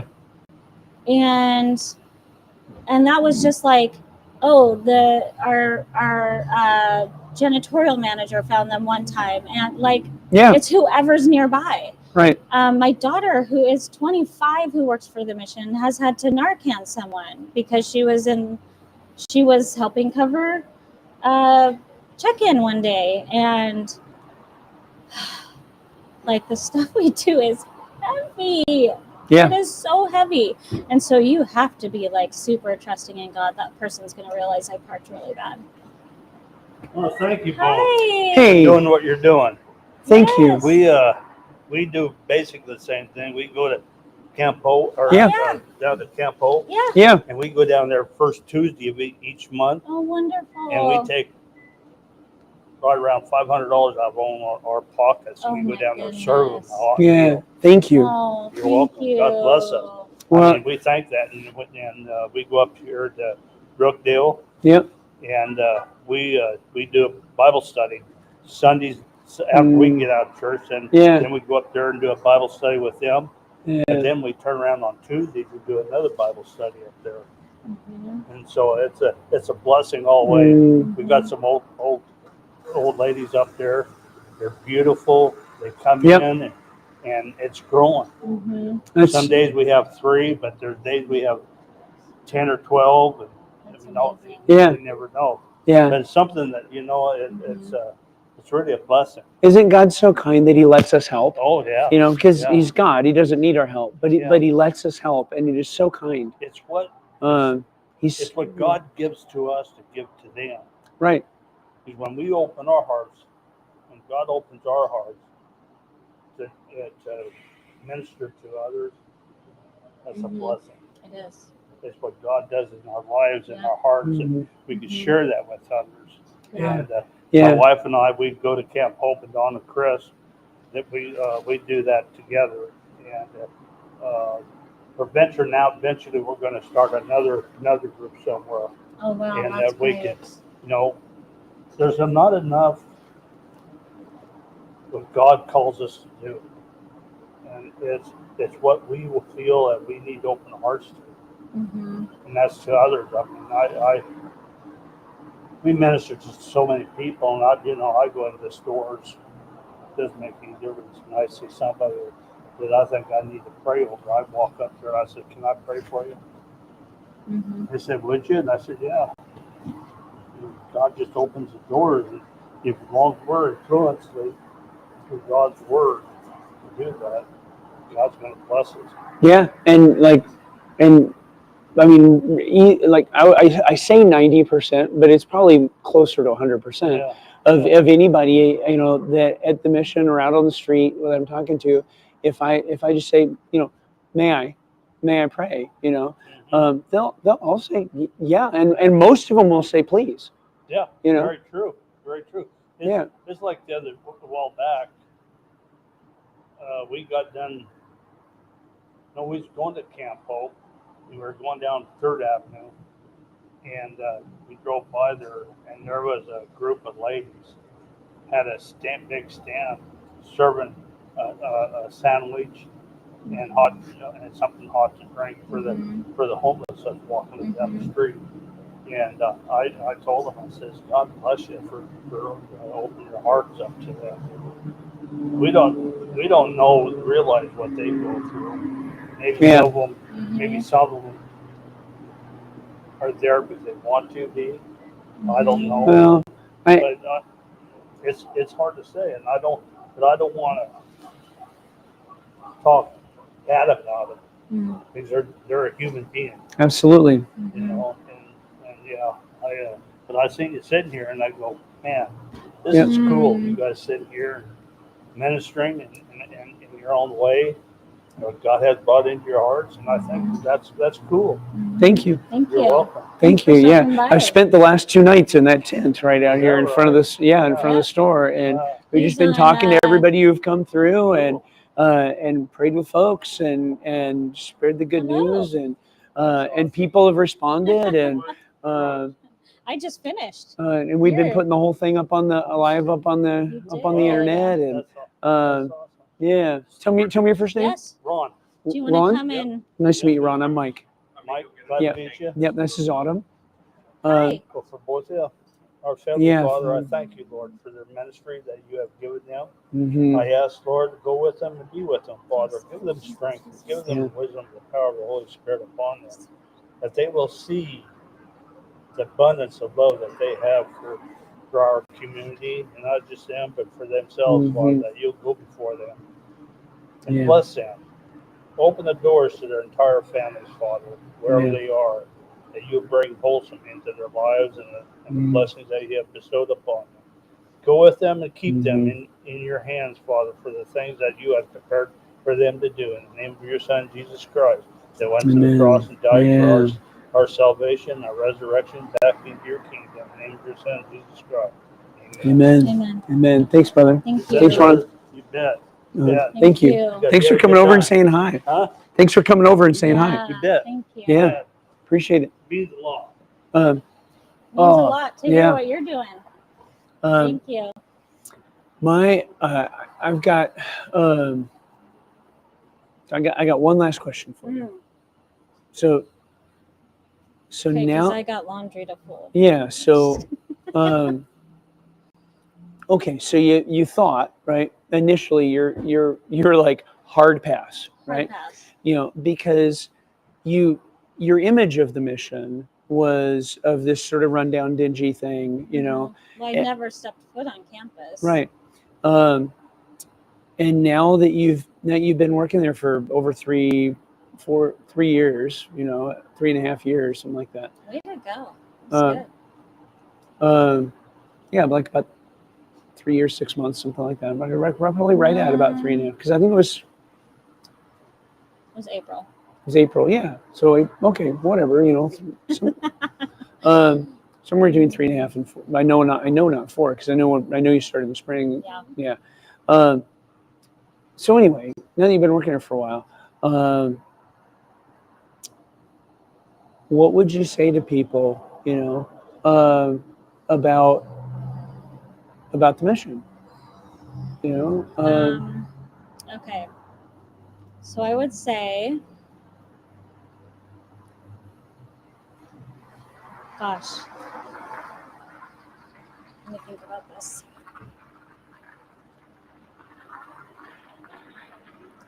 I think what I always want to tell people is, like, look at what's in your heart, right? Because there's so many wonderful nonprofits that people can give their time, talent, money to. And you're part of another one. Yes. Yep. And so that we love and have a great reciprocal operating relationship and with. we need all of them, right? Yep. We have someone working for us part-time who is like really big into pet rescue and you know, wants to open another spay and neuter clinic in Yakima. So it's just, there are so many wonderful things. If you feel anything like during this this time you've been watching, or just in general, learn more about it. Like try to just take one step into learning something about it. It's actually a little terrifying for most people to step foot on campus because we're on North First. Yep. It's not a great part of town. It's not a terrible part of town. It's not a great part of town. Yep. There are worse parts, actually. There are worse parts. But see what we're doing. See what the mission here in Yakima is doing, and try to understand it, because what we do does take a lot of money. I mean, that's one thing. It's like, well, you guys have these big thrift stores and, you should have all kinds of money. It's like, oh my gosh, we have 182 people sleeping with us every single night, doing all kinds of things. Doing all kinds of things. We're doing case management. That doesn't even bring into the patient, the clinic and the patients, No. So we've got case management going on in every area that we have. We have 3 programs specifically built to be able to usher people out of homelessness and into a program that's actually that's like 12 to 18 months long. Yep. That is going to get to the root of what caused their homelessness, so that they can stop the cycle. Yeah. We see people cycle all the time because they are so broken. And so, that's a long process. I mean, most people are with us like 2 years before they're ready to go out, be healthy, go back into the community, and be on their own 2 feet. But then, by the grace of God, they don't end up back on the street again. And we're doing a lot more with the jails and with post care, right? Right. Jason was just telling me about how he had his first meal with a bunch of graduates that are now living on their own, and he said it was the best time he's had. Yeah. In as long as he can remember. And there were like 16 people there.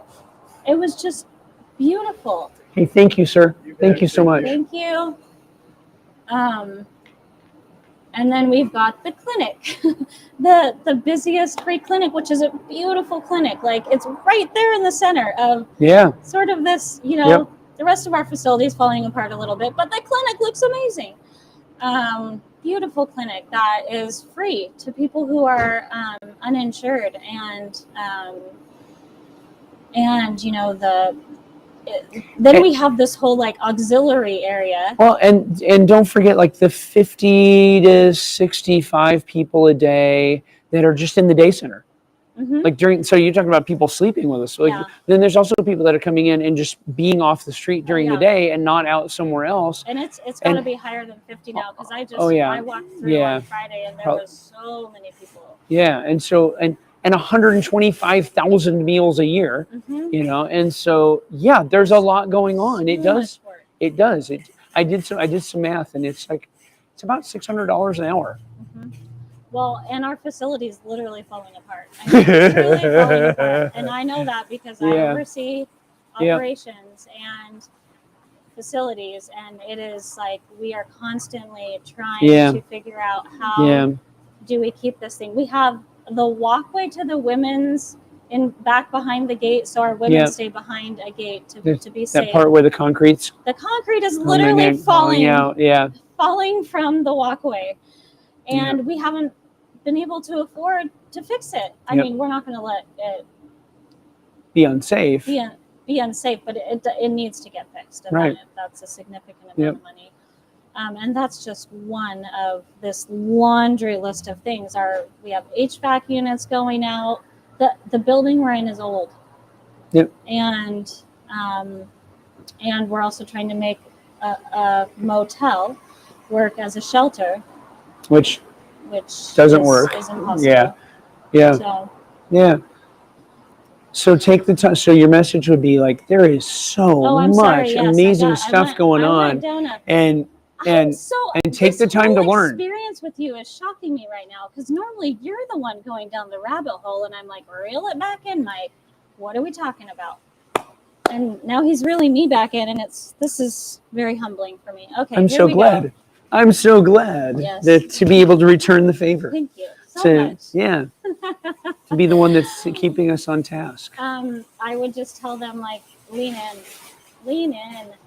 Mm. You will never regret leaning in. Merry Christmas. You'll Yeah. never regret leaning in. Amen. It will give you more Amen. than it gives us. Yes. Yeah. And that's how I feel. Like, I feel Yep. like that. Just, I don't work. My work is not directly with clients for the most part. It's my work is with The systems the that systems that allow us to and be the able to serve the buildings clients. Yeah. and the thrift stores that keep the thing running. And I am so fulfilled, just by what we get to do in that space, because everything points back to God. Yeah. And where else can you work where you have a tough conversation with an employee and then you get to pray? Yeah. And it's beautiful. Mm. So yeah, lean in. Merry Christmas. Thank you so much. Thank you. We're getting really close to our goal. And so thank you so much. If you have a concrete business, or if you have, if you do buildings, HVAC, if you own a company in town, figure out where you can lean into us or another nonprofit You will who's in never need. regret leaning You in. will never regret leaning in. You will never regret Mm-hmm. seeing what your gift does for other people. Mm. It's amazing. I am going to regret, however, if I don't get a bathroom break. I actually have to go Yep. as well. So So this is a great segue into let's just pray real fast. us departing. May I pray for you real fast? Yes, you may. Okay. I accept your Yeah. request. Father in heaven, thank you that you know exactly how to heal us. Thank you that you know better than we do.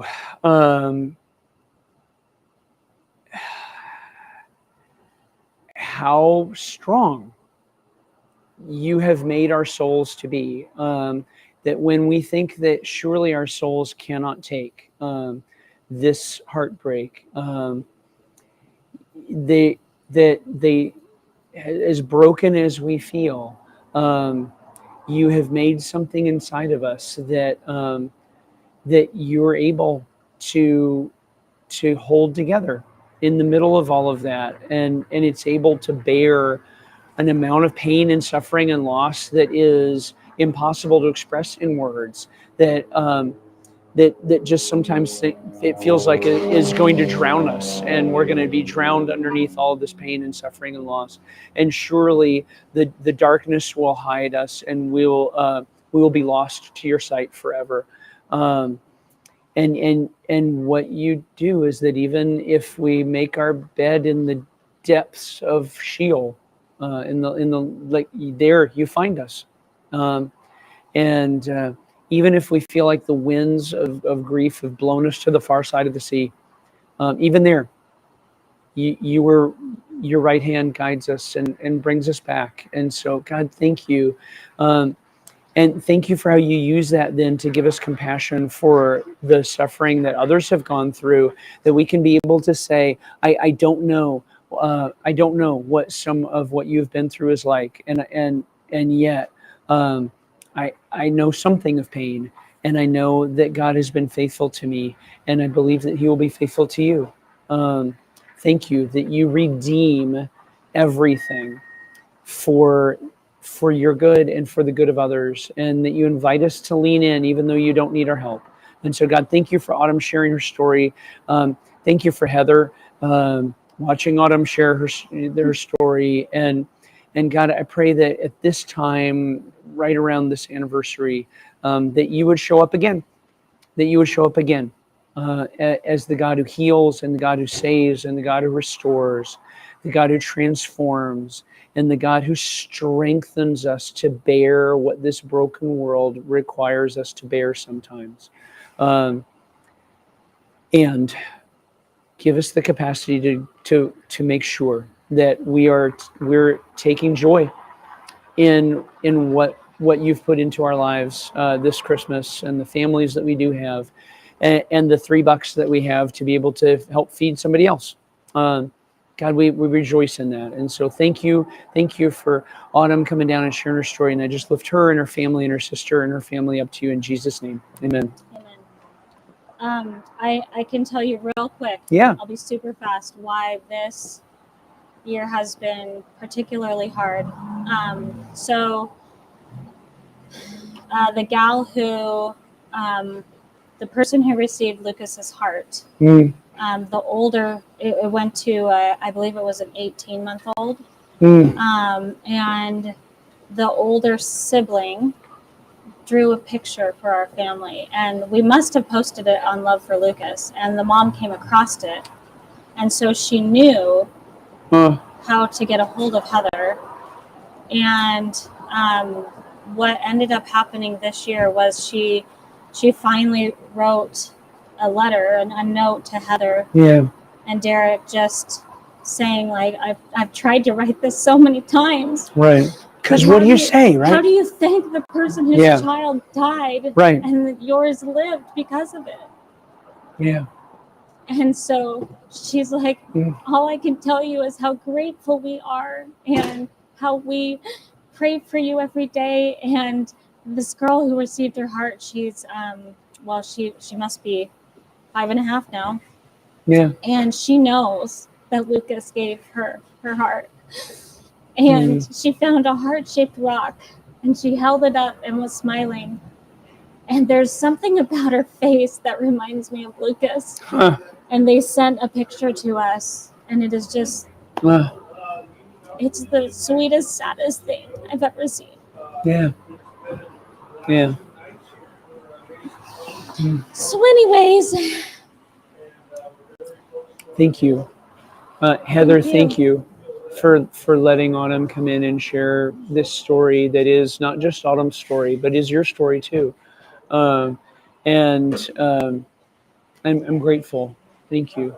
And I don't have words, right? Because there aren't words. But I'm sorry.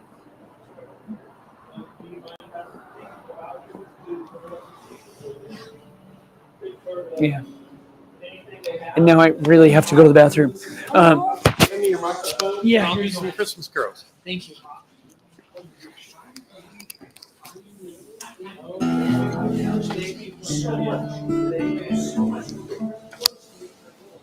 Away in a manger, no crib for a bed.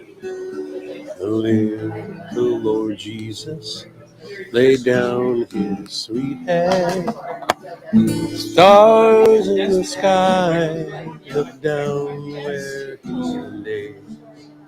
The little Lord Jesus asleep on the hay. The cattle are lowing, the baby awakes. But little Lord Jesus, no crying he makes. Stars in the sky look down where he lay. Little Lord Jesus asleep on the hay. I think I got the words quite right on that verse. Be near me, Lord Jesus, I ask thee to stay close by me forever and love me. I pray, bless all the dear children in thy tender care, and take us to heaven to be with thee there.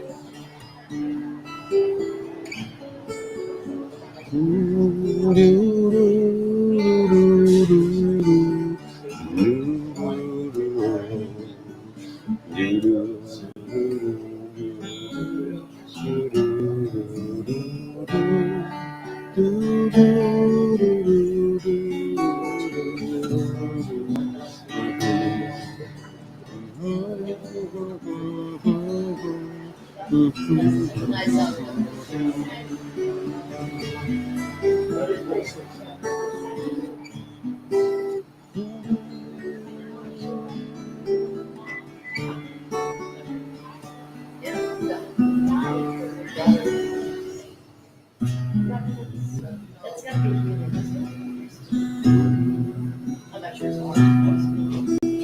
Silent night, holy night, all is calm, all is bright, round young virgin Mars and child, holy infant, so tender and mild.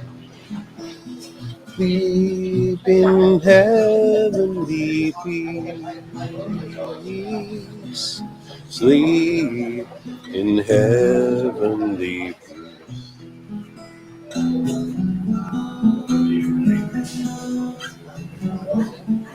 Silent night, holy night. Shepherds quake at the sight. Glory streaming from heaven above. Heavenly hosts sing Alleluia. Christ the Savior is born. Christ the Savior is born.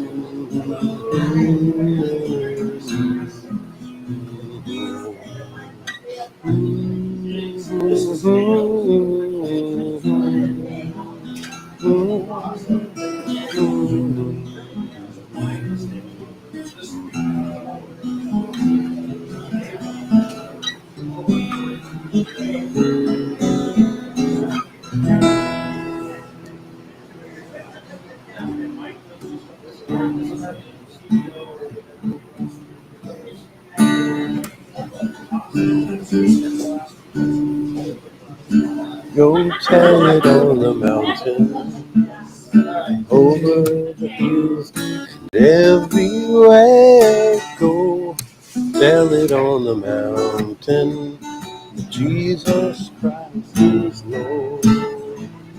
And in the lowly manger, the humble Christ was born, and brought us to salvation, that blessed Christmas morn.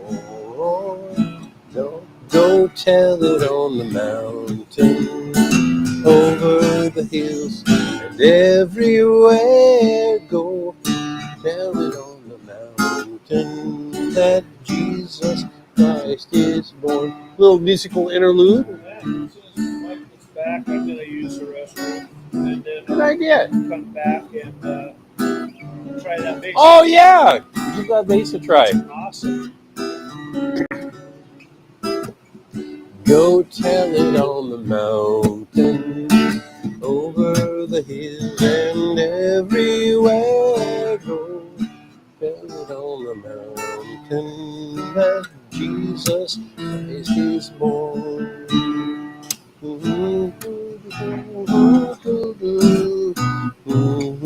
Above the earth, and God gave us salvation, that blessed Christmas morn. Tell it on the mountain, over the hills and everywhere. Go tell it the mountain, that Jesus Christ is born.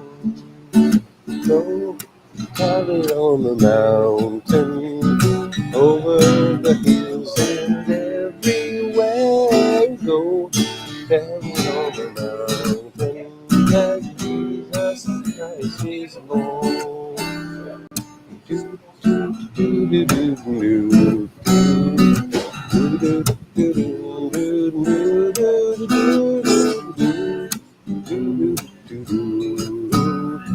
Jesus Christ is Lord. That Jesus Christ is Lord. Jesus Christ is Lord.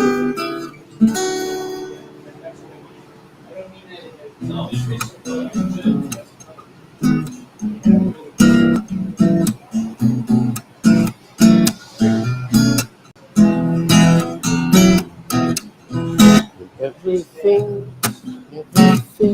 do is unto the Lord. To the Lord. When you work, when you sing, do is unto the Lord. Unto the Lord. For the Lord is who you're serving by being a loving, giving, earthling, and everything. Do is unto the Lord. Do do do do do do do.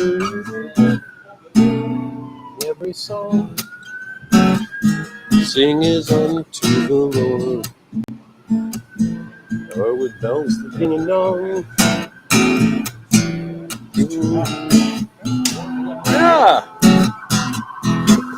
a lot of action happening here at 56th and some of you.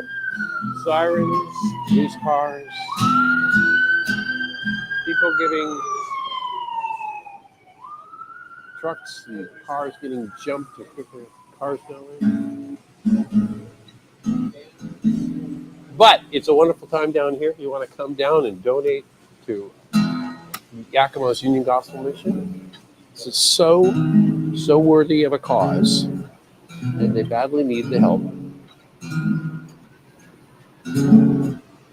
And $2.77 a meal. What a deal. What a great deal. $10 would be like, that'd be like 3 meals. For $10, you could do feed 3 meals. Yeah. Anyway, I'm just watching the numbers fall off here on the stream as I'm picking and making noises while Mike is back there talking to somebody about God's love, no doubt. Let's see. Deck the halls with boughs of holly, fa la la la la la la. 'Tis the season to be jolly, fa la la la la la la. Don now our gay apparel, la la la la la la la la. Join the Yuletide something, la la la la la la la la la. Any more songs?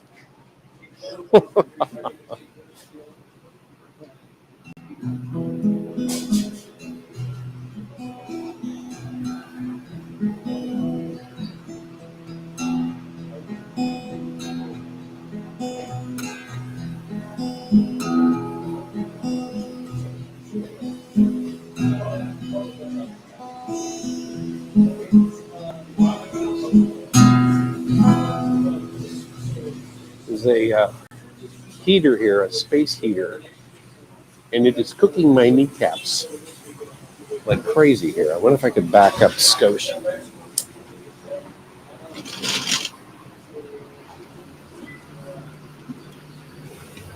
Ah, that's better.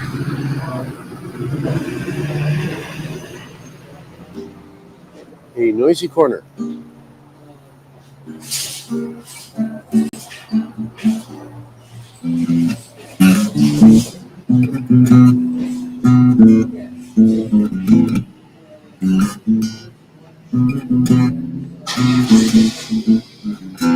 Lord, I lift your name on high. Lord, I love to sing your praises. And I'm so glad you're in my life. I'm so glad you came to save us. You came from heaven to earth to show the way from the earth to the cross. Our debt to pay. From the cross to the grave, from the grave to the sky, Lord, lift your name on high.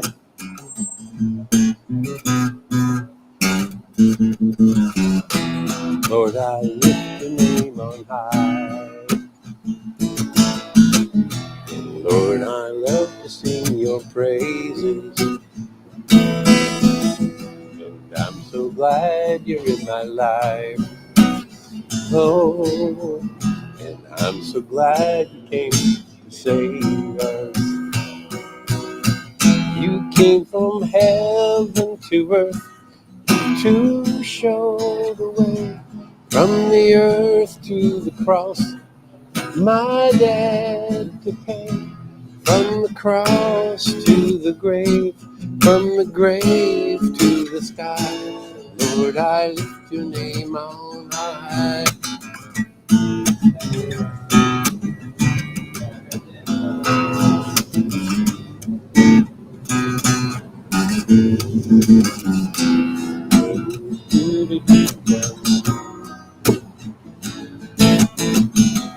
Dun, dun, dun, dun, dun, dun, dun. Dun, dun, dun.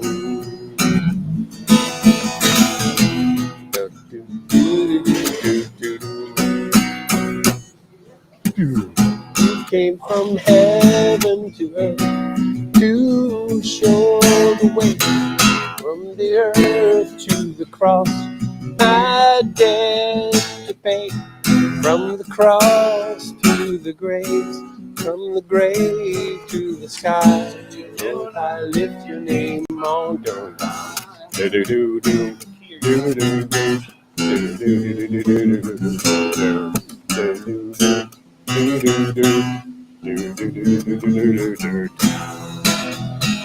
E. E. Ah, I had to back off just a skosh, for my knees were getting quite toasty. Burning holes in my knees. Anyway, it's just a fun little. We need a little microphone on your bass, don't we? So are we? We're making progress towards our goal. Yes. We're getting some. So I think we're less than 3,000 away. Oh wow! Like 2,500. We just got to keep people coming in, keep bringing those one checks. Person, one person. $1 at a time, and yeah. You're still here. All right. Oh yeah, you need to grab our next deposit, which is. Did you tune them together? Or? They're tuned. Yeah, okay. They're pretty close. Yeah. Which one? I see. That's just it. I can play a lot of songs. I just can't think of any. So I pulled out a song from like 22 years ago. Awesome.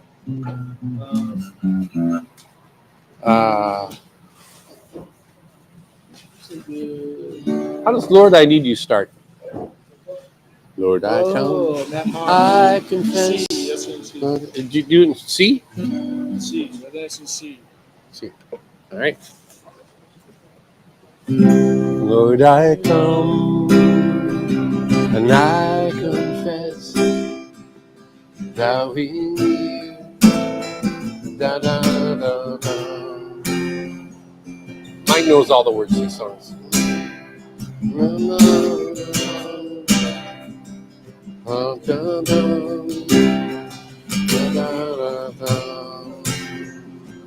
Lord, I need you. Oh, I need you. Every hour I need you. My one defense, my righteousness. Oh God, how I need you. In runs deep, da da da da da da da da da da da da da. Oh, it's on the prompter up there. Da da da da. No, I guess we don't have one of those. Da-da. Da-da-da-da-da. But I need you. Oh, I need you. Every hour I need you. My one defense, my righteousness. Oh God, how I need you. Here's the bridge. I don't know the words. Dun, dun, dun, dun, dun, dun. Dun, dun, dun, dun, dun, my way. And when I cannot stand, I'll lean on you. Jesus, you're my hope and faith. It repeats. And then I cannot stand, I'll lean on you.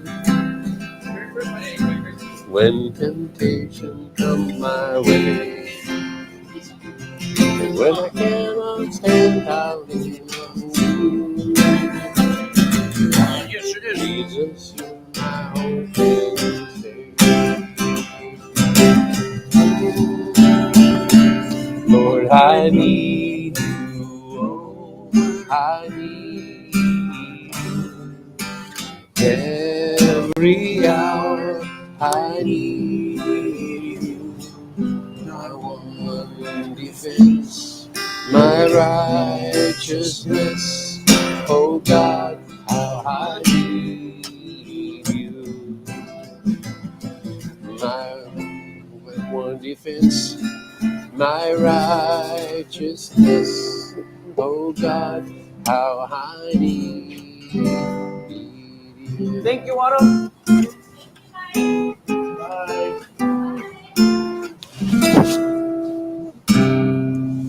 That's fun. In this fun box? Yeah. This kind of like a Mexican style? I don't know. or It was just a cheap acoustic bass that my wife got me for Crystal's present years ago. And I gave it to my daughter, and a few years later, she gave it back. Okay. You want your chair back? Sweet. No, I'm good. Hey, I just want everybody to know that the thermometer, the giving thermometer, says 55, but I know that that Autumn just took away to process and deposit enough to get us over 57. So we're really within striking distance here. So we're less than 3,000 to go to meet our goal, and it's 3:15 p.m. So we're just gonna keep going. Hey, thank you so much. Spent the last 2 nights out here. Yeah. Talking to Dan. I knew Dale Parker. Oh man, that is Dale's. That's actually Dale's cup. Yeah, that is. I'm gonna get it engraved. I mean, full on. I'm gonna take it someplace and have it engraved as the Dale Carpenter 36 thing, cup, degrees. you know. Is it really? I will. That's what it says on my phone. Yeah, well, that On my favorite app. I'm pretty grateful. Yeah, because it could have been. Feels warm here. Oh yeah. Yep. Thank you. Thank you so much. We're actually really close. We're within. We're inside of 3,000 of meeting our goal. You know, so we're a little over 57 right now, and on our way to 60. And so we're getting there. We're getting there. Thank you. Here's Fisherman's Friend that has not been in my pocket. Would you care for one? Eucalyptus for your throat? You doing okay? I'm doing okay, but I will take one. And I usually snap them in half because they're strong. Oh, maybe Mike, but you can have the whole thing. Everybody said amen. Start. You remember? I need to hear a little bit more. Yeah. Everybody said amen. Everybody said amen. Oh, and everybody say amen. I don't know the answer to your question. Yeah. I barely even know what you're singing, much less how it starts. I just sort of inhaled. You lock yourself out? My own spit. Oh. Here, let me take 15 that. bags of chocolate chips. Let me take that. I got it. You're welcome. Yeah, it's okay. I'm happy to do it. In fact, he probably needs it. Okay. Thank you.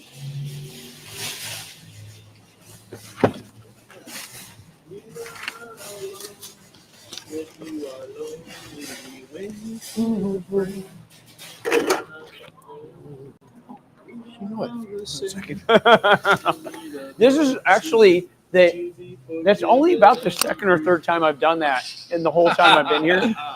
Okay. No. It is. It feels nice, doesn't it?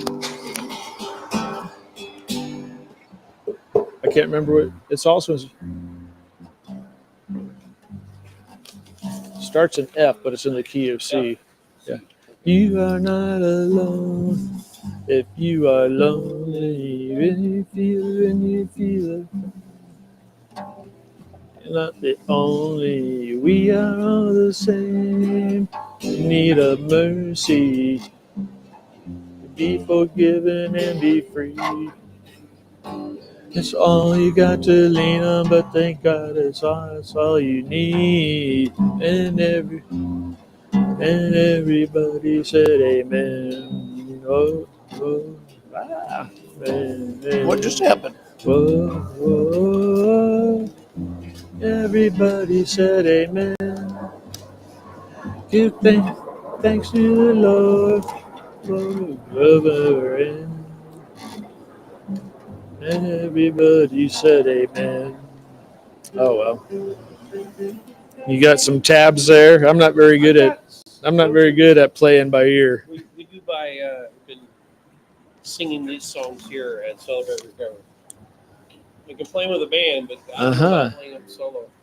But anyway, I got the charts in here. Okay. Yeah, we can just sit here and Graves into Gardens is good.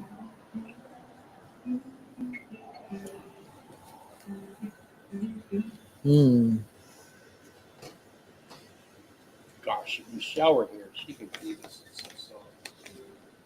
Michelle leads worship at Celebrate Recovery. Yeah, No Longer Slaves. That's a good She's one. taking a break. What's that? Oh, good friend Michelle. Hmm. She's taking a break from leading worship at Celebrate Recovery. Oh, okay. Saturday night. Which one? West Side. West Side. At West Side, okay. She's been so faithful. Okay. Probably about $1,000 in cash. Okay. These are all great songs. I got to make sure that Autumn catches this on her way out. Some of them I don't know. Merry Christmas. A lot of them I I'm Mike don't Johnson. know. I've been the CEO of the Union Yeah, Gospel I'd love to Mission take for this about out 5 to years, campfire. and, spent the last couple nights out here. When you play up Yeah. Well, we've been trying to raise $60,000, and Right. I've been out here for almost 60 hours doing it, and we're so close. We're probably like at 58,000 right now, and so every little bit helps us get there. But whatever you want to do, no pressure. No pressure. I don't know. We're He's at got his own North gig going First. over there. I don't if he has a mic So on. right if- down if on we're North First, talking sort of over at each the other, north or- end, is where our main campus is. But we have 3 thrift stores around town too. So we got Summit Thrift over here, I can and then mute Mission this Thrift thing. at 20th and Lincoln, and Lighthouse Thrift on North First, right across from Waffles. So, Thank you. yeah, thank you. Hey, do you guys recycle? Cardboard and metals. Oh, that's it. Yeah. Okay. I heard somebody say one of your places you recycle big screen TVs that are broken. Yeah, we are. I know that we have done e-cycling. I know that we have. And if so my operations manager is actually in here in the store right now, and if she was out here, I could ask her and just double check. But I'm pretty sure we do actually. Yeah. Merry Christmas, sir.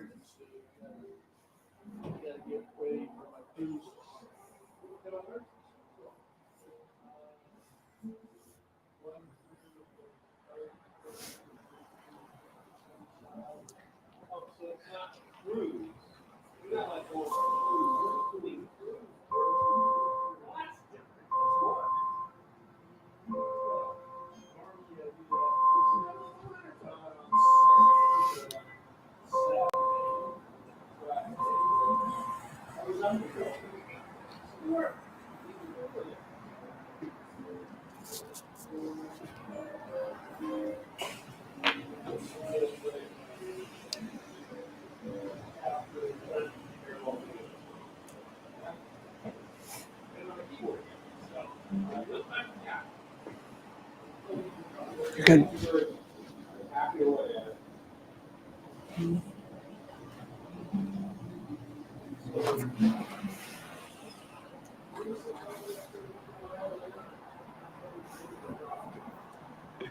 Merry Christmas.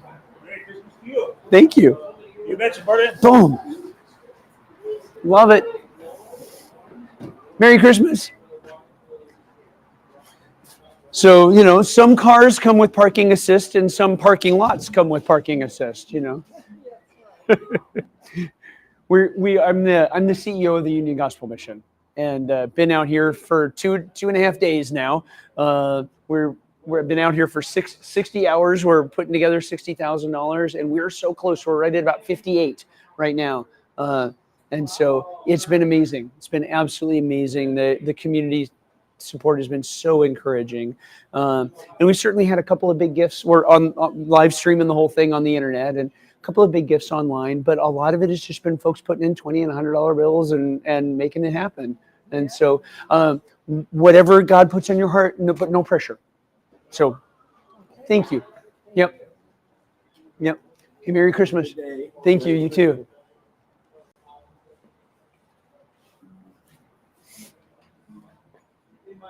Sir. Yeah, that's Laurel Krieger. Laurel. Yep. And her husband's name? Is Dave Krieger. Merry Christmas.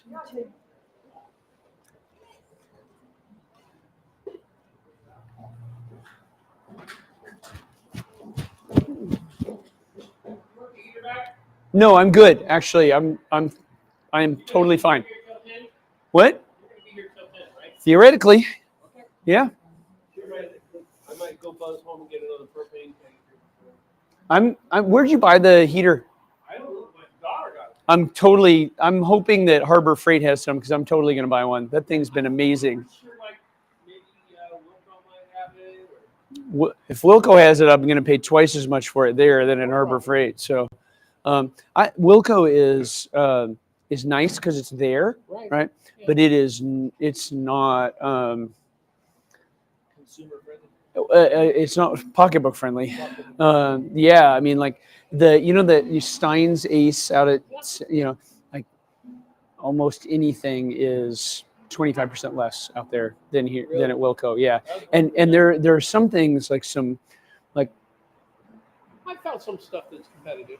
Yep, there are some things that are competitive, but like just half-inch white PVC sprinkler pipe connectors, or something. Or did you get the smoked salmon that was on there? The fella dropped off a chunk, and oh wow! I did what I could to not eat it all. Yeah. It was very difficult. But...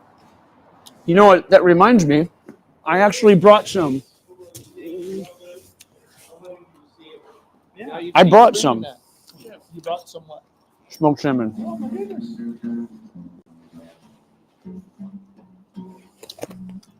Oh, look at that. Yeah, and some nuts. It feels really good. That's like backpacking food there. Yeah, right here. Yep, exactly. Somehow, while I was over here sending, putting money, transferring into the envelope with Autumn, someone dropped that envelope in the cup. $1,000 cash. These are so close. Yeah. Amazing. Yeah, we are. We're. You're gonna go above it. I hope so. That would be so helpful because, like I said, this is just going to fix November. Yeah. Help a bit of December. Yep. You want me to open? Please, let's do it.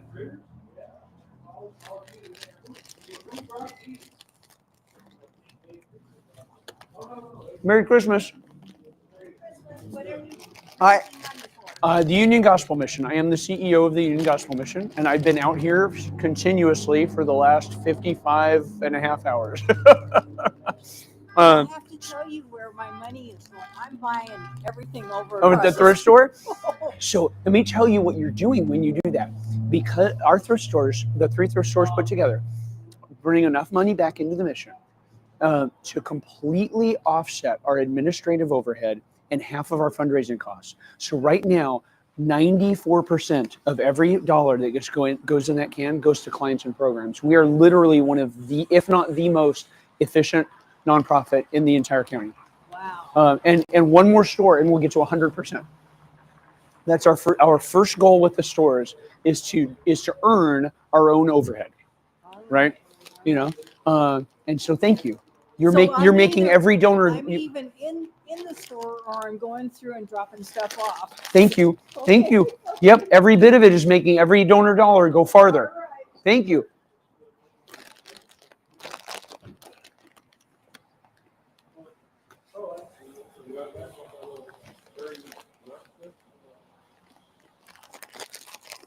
Oh, apple fritter. Eating one of your apple fritters.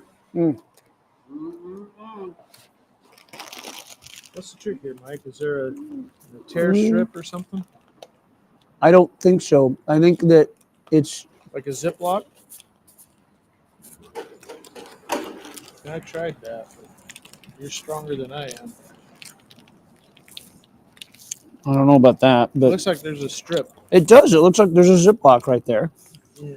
Oh, right here. Look, that's a cutout. Oh, yeah. Yeah. There's not a Ziploc. That's just a seal. Yep. But these nuts go really good with some of it. Mm-mm.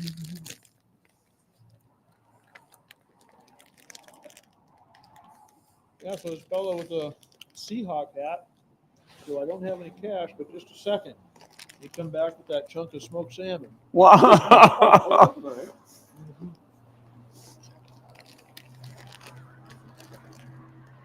I haven't seen Autumn come out of the store yet.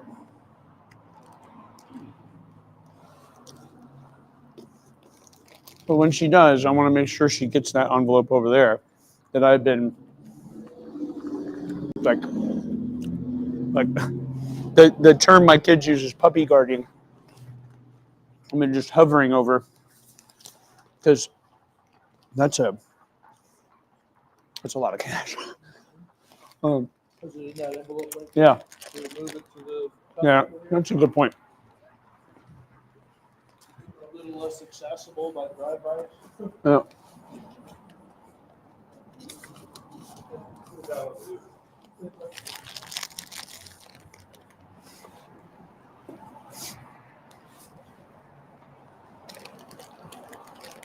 Here you go, bud.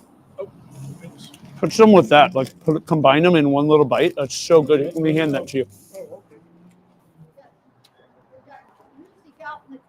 It's been so fun. We had my friend plays violin, and she was down earlier too, and we were doing Christmas carols and everything. It was so much fun.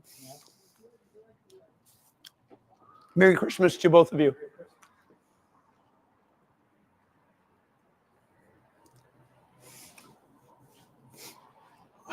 So anyway, we never really finished our conversation about the transitional housing. So people that have rentals, that they contact you, or your people at the mission. Go sit next to the car. No, thank you. I need to stand. And say, hey, we have something available. Do you have somebody in need? Is that? Sometimes that happens. Sometimes it's that we know some folks, and we'll put in some calls, but then I'm not sure. I know it's some of both of those, but it's also some other stuff that I think is just so like oddly random. God moment. Yeah, exactly. So it's just like oddly random that this thing happened, and somehow we found out about this. It's like somebody's friend, tells somebody or something. I mean, it's just goofy stuff. I mean, absolutely oddly random, goofy stuff that is just only explainable by God, and that worries me every time I hear our family shelter director talk about that, because it feels so non-systemic and therefore non-repeatable. While we were counting that out, someone dropped in another $1,000 of cash. Oh my gosh. Okay. Yeah. Hot butter rum. Oh, good. I have no idea who it was. I literally never saw it happen. Yeah. They were playing, we were counting, and I turned around and there it was. I literally never saw it happen. Isn't that amazing? What, a donation? Yeah. Drop it in there. Yep. Angels. Yeah, amazing. Absolutely amazing. Thank you. You have been so incredibly generous with your time and your friendship down here. Thank you. Hanging with you. It's been so fun. Good deal. Thank you for saying that. Really. I feel like just being a support and being here, and I can do that. It has been so delightful. I mean, hasn't it been fun having him down here? Eli did all the hard work. Hey, welcome. Merry Christmas. Oh, thank you so much. I need to get this. Guys, thank you. Thank you so much. We are so close to our goal. Last time I checked, we're like at 58,000 out of the 60. Yes, it's been amazing. It's just been so encouraging that folks have come by and just come by just to give. Thank you. Did your county council member show up? Who, LaDon? Well, LaDon came by and Amanda McKinney came by. Kyle Curtis was going to come and actually spend the night. But it turns out his dad went to the hospital with a cardiac event, and he spent the night with his dad. And so so he texted and said, "I'm so sorry," and blah blah blah. And I texted him back prayer, and so like I got to do some ministry, and so I'll take that, right? Exactly. Yep. Yeah. Well, this has been successful enough. I bet we'll do it again next year because it was a ton of fun. Yeah, no, you guys really bumped that up to last night when I was here. Was that church today? Or were you here last night? I was here last night, and I had just like $10 on me. I said, "Hey, I'll bring you a check tomorrow." So. Hey, thank you. Oh, you're welcome. What's your name? Dave Zabel. Dave. Thank you. Nice to meet you. Riley and Olivia. Nice to meet you. Thanks for dropping by. And Riley and Olivia. Okay. Dave. Thank you. Thank you both. Okay. Yeah. Bless you. Merry Christmas.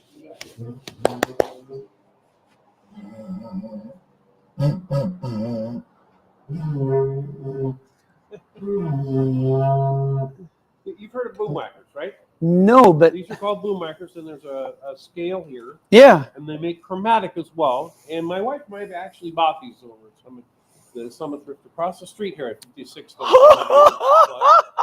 Yeah. She bought those at the thrift store? I think they were there, but she's had a set before too. But she's the one that sends like handbells. Instead of handbells, you give each kid. Do I just? You don't. Do I just go? You don't even do that. You whack them. I was just doing that because. Oh. I like making noise. So we're okay. So this is an E. Okay. Yeah. Give me the E and the C. E and C.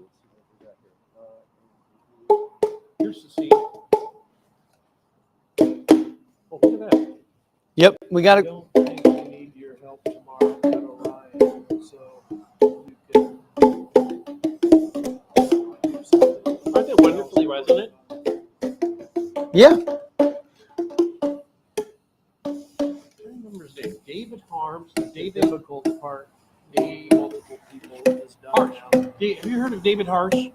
Nope. Worship leader guy. Okay. Anyway, he's quite entertaining, and we were involved in a ministry called Royal Family Kids Camp, a camp for abused and neglected kids. And we'd come and do an evening entertainment. We'd get the kids all in the boom whackers. Get a loop thing around the car and have the kids play the song in the boom whackers.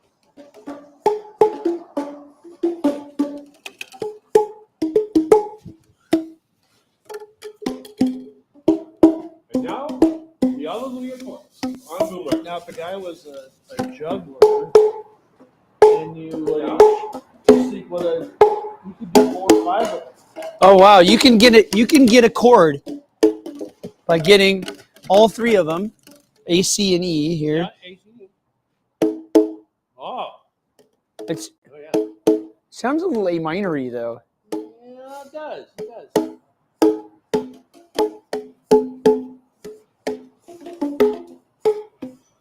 Anyway. Oh, What? Yep. Not until you're through eating all those brownies. Hey, I gotta get the food laid out for tomorrow. They're starting to text me what are we doing, and I'm not exactly sure. Man, thank you so much. Glad I could help. And I know you're gonna break the goal. Oh, it's I mean, it's conceivable, right, that it stalls out, but it's I'm encouraged. I am definitely encouraged. Oh, shoot! I think those are my socks. Yeah, they weren't mine, so I left them there, assuming they were either yours or Lowell's. Yeah. No, these are merino wool. Nice. Yeah. Yeah. Good stuff. But yeah, so sometime we'll have to go get together with Larry Bennett from jail. Yep, the God Pod guy. Yeah. I would love meeting him. Yeah. You know, he does that for guys that when they get out of jail, and you're looking for stuff when guys get out of jail. Absolutely. So it could only be, I mean, if nothing else, just talk. Mhm. Right? And I've known Larry. He ran camp when I was a kid. Okay. He was like a camp leader. Huh? And I've known him a long, long time. He took over for Louis Clark. What was the name of the mission though? It's called In Faith Now, but I can't remember. It was part of the Northwest Independent Church Okay. NCIF. But anyway, I think it might be a good connection.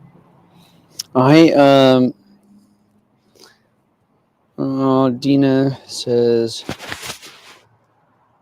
ugh.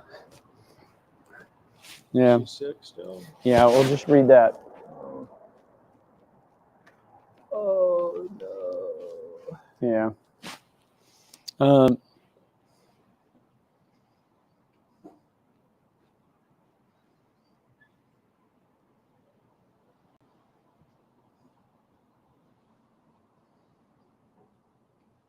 Okay. Let me pray. I wish I could hang out longer. Okay, well, let me pray. Father in heaven, thank you so much for Dan. Thank you for how you've used him during this time. And just what a joy it is to represent you. You're so kind to us that you would let us speak the name of your son. And God, we pray for the folks that are going to be helped with the funds that have been raised here.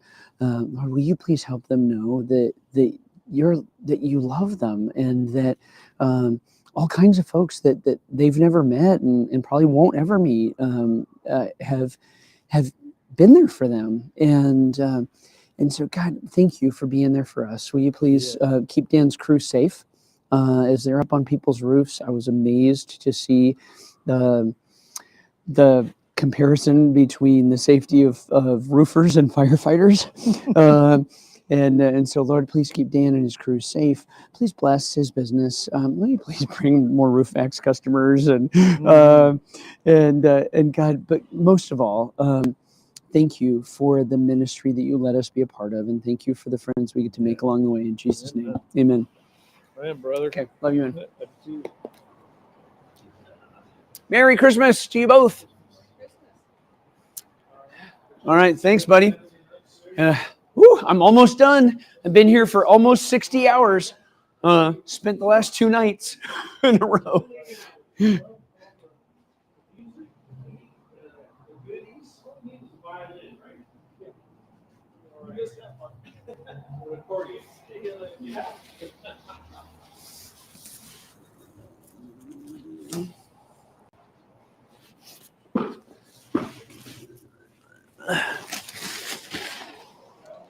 Almost done.